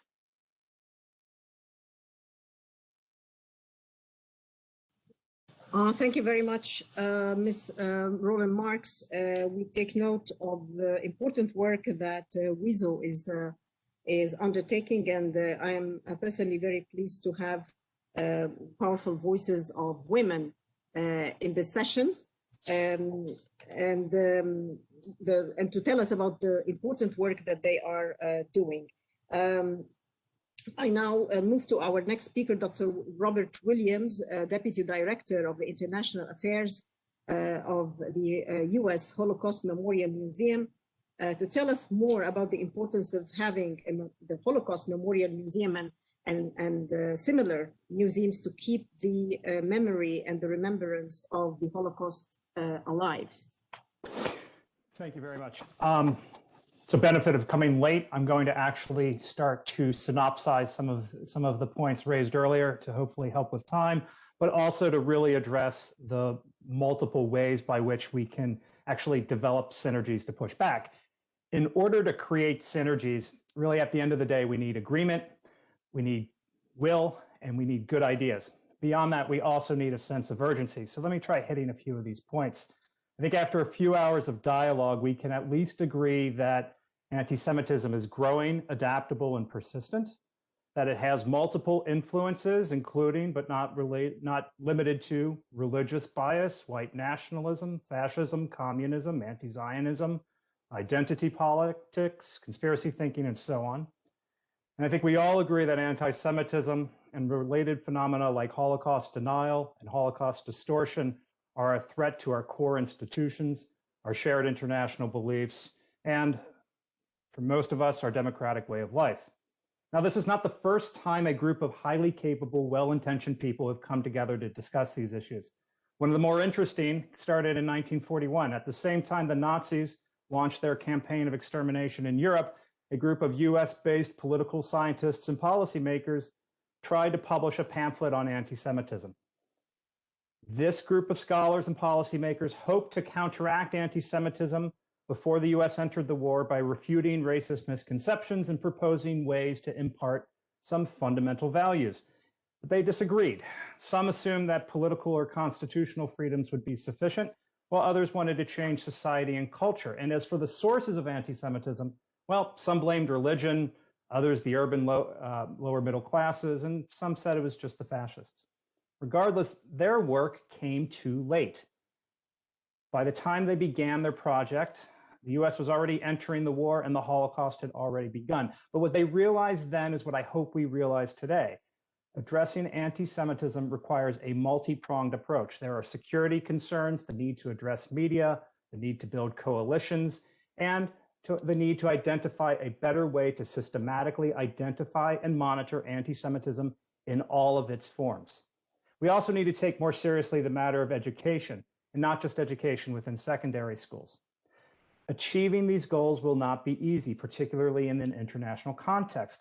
We live in what we can probably accurately describe as a politically desperate age, one that is characterized by the rebirth of certain disturbing practices, including unrefined nationalisms, the us against them mentality of populism, white supremacy, and the return of demagogues who speak languages of fear cloaked in communal narcissism. These only fuel more anti-Semitism, and this is a hatred that can quickly overwhelm us all, as we know. There are several useful resources to consider, many of which have been mentioned today. These include the recent EU handbook on the IRA definition, the Words into Action on Anti-Semitism work of the OSCE in cooperation with UNESCO, and the recently published IHRA guidelines on recognizing and responding to Holocaust distortion. This is an important resource because Holocaust distortion can act as a gateway drug, if you will, to more violent and dangerous forms of anti-Semitism. Having been involved in the development of each of these products, I, along with my colleague Mark, who mentioned me earlier, so I'll mention him in good turn, we were both involved in this, and we can assure you that the details to many of our lingering questions can be found in these products. But what can we do together? Action is necessary, which is why we applaud you, High Commissioner Moratinos, for your commitment to find solutions and to move beyond pleasant words and speeches. First and foremost, we need to enhance educational opportunities to learn about, understand, and respond to anti-Semitism in all of its forms. This includes Holocaust education, but when engaging with the Holocaust as a subject, I urge you to work with Holocaust institutions like the U.S. Holocaust Memorial Museum. Troublingly, the tendency has been to work with other organizations who don't have the depth of expertise or the resources to really teach about this subject. Beyond learning about the Shoah, however, we need to engage with anti-Semitism as a subject in secondary schools, in colleges, and in the training of our civil servants. We need to remember that anti-Semitism is a shared problem. It's not a foreign import or something that happens somewhere else. In my home country, we long thought ourselves largely immune from the violent and deadly anti-Semitism that characterized the history of other continents. Clearly, we're not so fortunate. We also risk losing sight of our shared goal of overcoming anti-Semitism if we do not acknowledge that anti-Semitism interacts with and influences other forms of hate and bias. Just look at the ways by which anti-Semitic conspiracy theories focused on the COVID pandemic mirror or engage with anti-Asian conspiracy theories surrounding COVID-19. On the subject of new media, yes, social media companies have a responsibility to act responsibly on their platforms and to restrict anti-Semitic content. But what is our responsibility as users? We need to figure out how to better communicate against anti-Semitism because, frankly speaking, those who sow hate are much better than we are at communicating with and reaching vulnerable groups. Finally, in order to have a uniform and consistent tracking mechanism, we need a common foundation for understanding anti-Semitism. There's no more agreed upon resource for this than the IRA working definition. And as the longtime chair, my colleague Mark and I have basically chaired that committee for the last decade. As the longtime chair of that committee within the IRA, I can tell you that the International Holocaust Remembrance Alliance appreciates the ways that this resource is understood to be an essential tool. As we know, the United Nations emerged out of the shadow of the Holocaust, the worst manifestation of anti-Semitism in our shared history. And today, no, it is not 1933 or 1939 or 1941, but anti-Semitism is worse now than at any point since 1945. So the time to act is now, before it is too late, and we must do so together. I think that was under time, so thank you. Thank you very much. Thank you, Dr. Robert Williams. And I believe that we will have more elaborate discussions on your proposals and on your analysis as those meetings continue. I now come to the last speaker in this panel, and I do believe that being the first speaker is as difficult as being the last speaker in a panel discussion. So Sasha Roitman, Executive Director of Combat Anti-Semitism Movement CAM, perhaps you are among the group or the group of panelists here in this panel is the one who is mostly focused or had more experience in terms of social media and media. And social media had been one of the main issues that have been discussed throughout this meeting. The floor is yours, Sasha.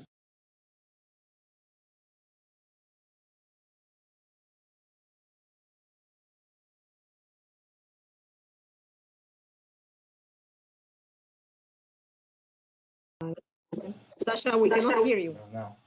So I will repeat, so you're not going to count that in my 5 minutes, please.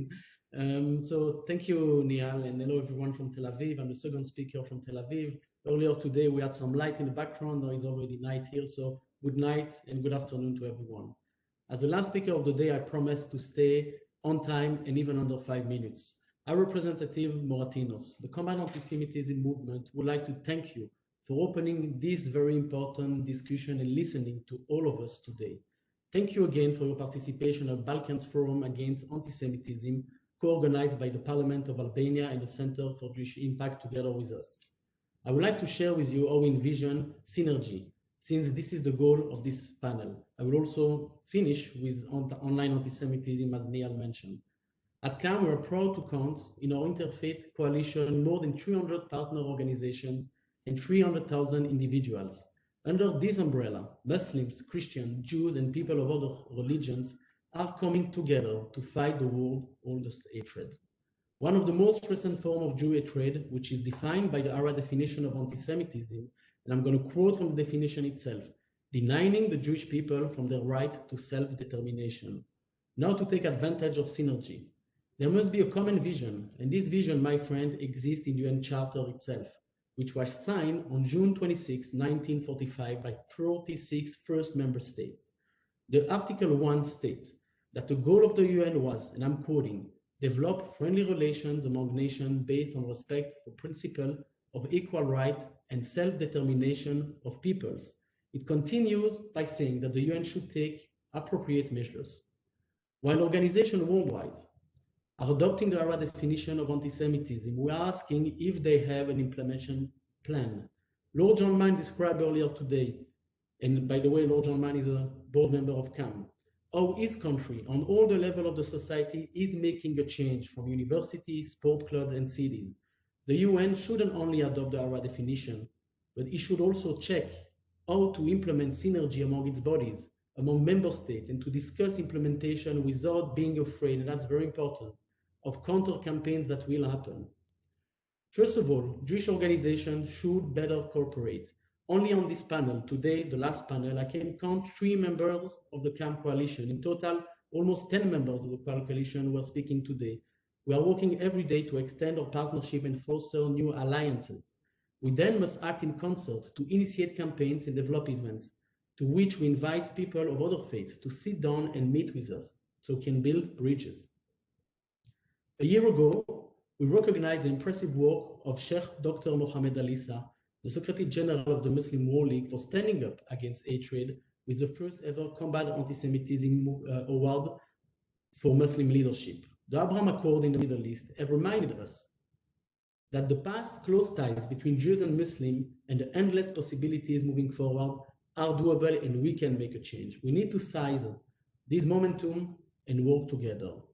Then we have to share historical moments of hope and tell stories such as the one of Rabbi Muharek from Medina, who fought on Shabbat alongside with Muhammad in the Battle of Uhud. Muharek was killed in the battle to save Muhammad's life and is considered by Muhammad as a friend and a savior. It was the first partnerships between Muslims and Jews. We also need to show how Jews and Christians have cooperated along the years and lived together. Instead of focusing on what divides us, we must highlight what unites us.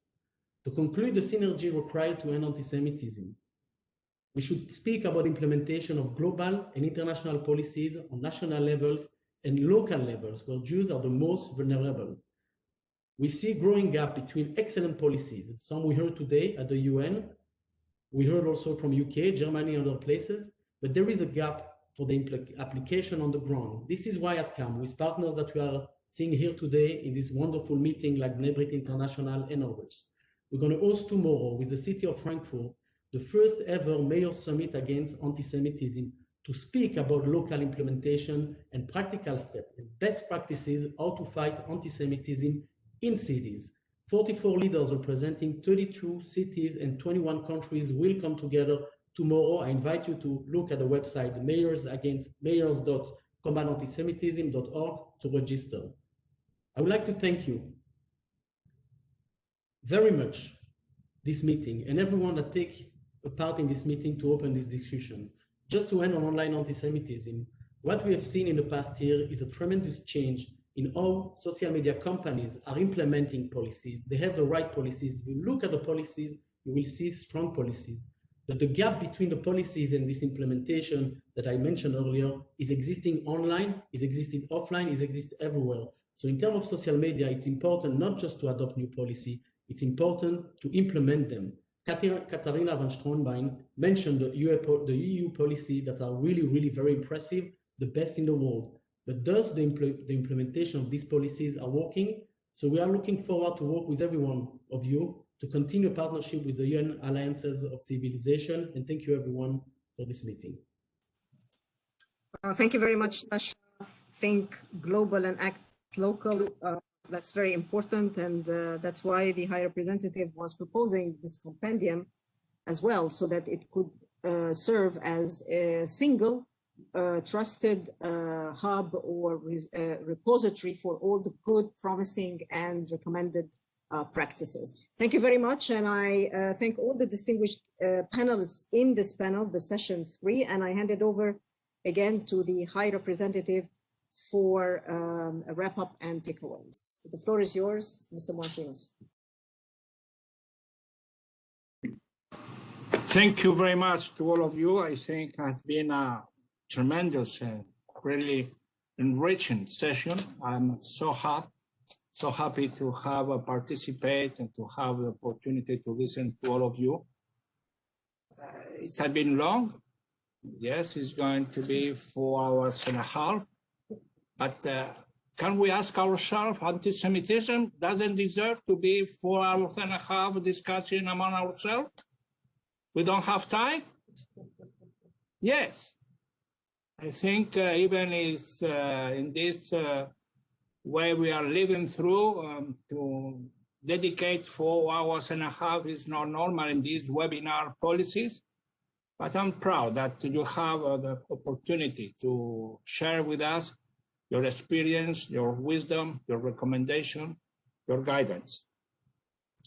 Robert Williams, one of the last speakers, said, we need agreements, ideas, and action. Before I will give you what I consider is an agreement, what are being the ideas and what have to be the action, I know that our dear friend, Rabbi Snyder, wants to say some word, and any one of you who wants also to add something, it has to be short because my people are asking me not to prolong too much this conference. But anyhow, anyone who wants to really share some comments, please feel free. But I will now give the floor again to our friend, Rabbi Arthur Snyder, that he wants to address us just before I make my concluding remark. So, Rabbi, you have the floor.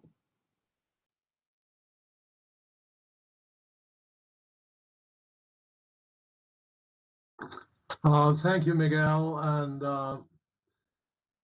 I want to thank everyone who participated today, listening to your dedication and commitment to fight this evil. I was crying throughout the entire session. And you know what I thought of? Had there been an alliance like this in the 30s and the 40s, 6 million of our people would not have been killed. So may God reward you for your commitment. You were spared the suffering, the pain, and so forth.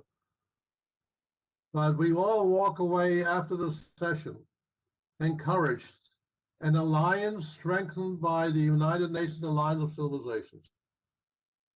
And I said, Miguel, you are the ideal choice for this challenge.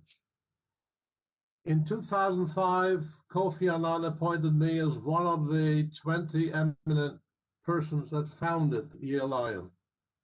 Today, we have 127 group of friends, 28 international organizations.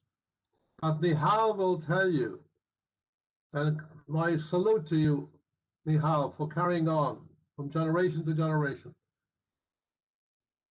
None of your predecessors has faced the challenge and the mission that you have, Miguel.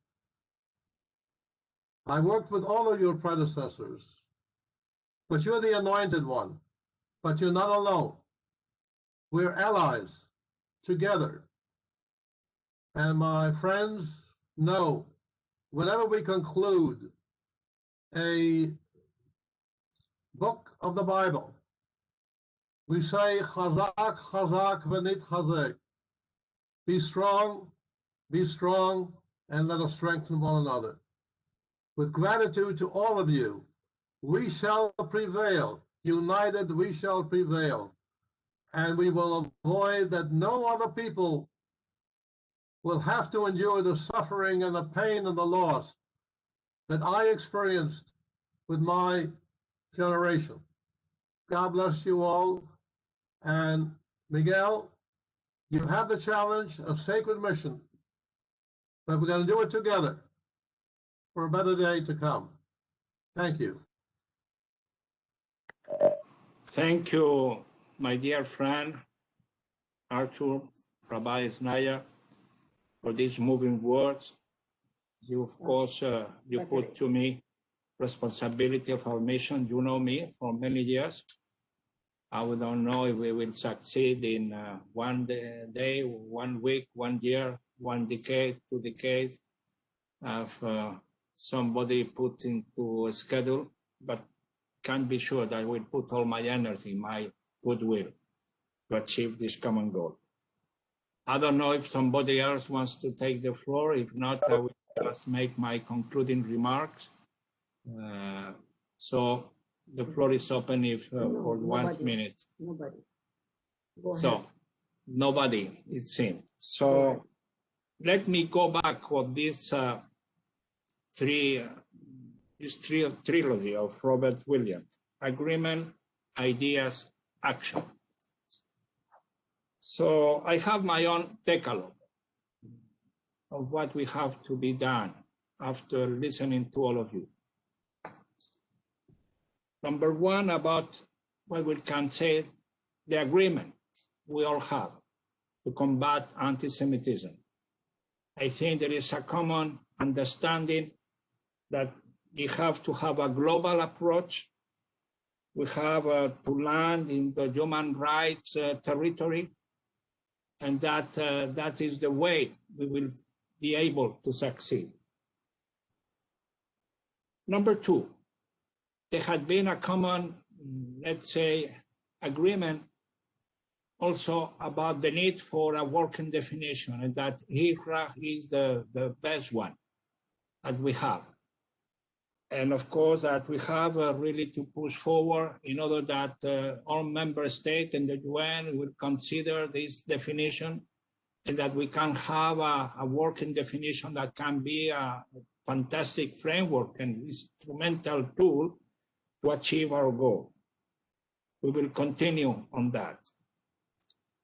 Number three, education, education, education. I think what has been done by all of you, Jewish organization, entities, UNESCO, Global Communication Campaign, all the people, European Union, with this specific, handbook that give us best practices and how that have to be, performed and continue. Number four is an absolutely unanimously concern about social media. I agree that has been some progress, but let's be frank, it's not enough. I think we should not be, let's say, sufficient with certain movements, certain, let's say, advancement. We need to really ask, this social media corporation to be much more productive and much more responsive to our concern. So that's have to be one of the main activities.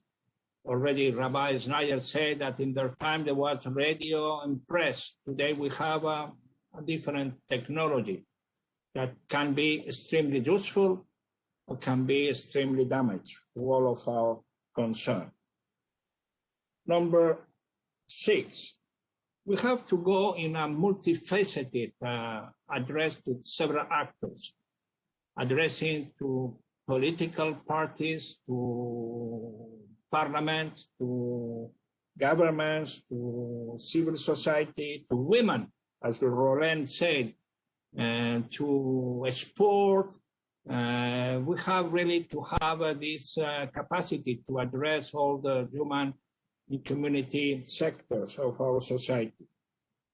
Number 7, we have a holistic approach, a whole society approach. We cannot really address one element and not forgetting the other one. I think that has to be part of our strategy. Number 8, as Rabbi Snyder said at the beginning, we should use, the way the Alliance can provide the capacity and the platform for meeting with other faith leaders, religious leaders of different confessions and religions. That's the way to teach and to share with them our anti-Semitic common fight. They have to be part of us. They have not to be excluded. They have to include them in our anti-Semitism fight. Number 8, what is going to be the main role of the United Nations? Intramuros, extramuros. Intramuros within the system. We will have really to enable ourselves to have a culture of anti-Semitism within the UN system in all levels, entities, organizations, staff, members, in order that not a single word of anti-Semitic will be allowed in the UN, because UN, as you mentioned, and you mentioned all of you, that has been created under the ashes of the Second World War and the Holocaust and the Shoah.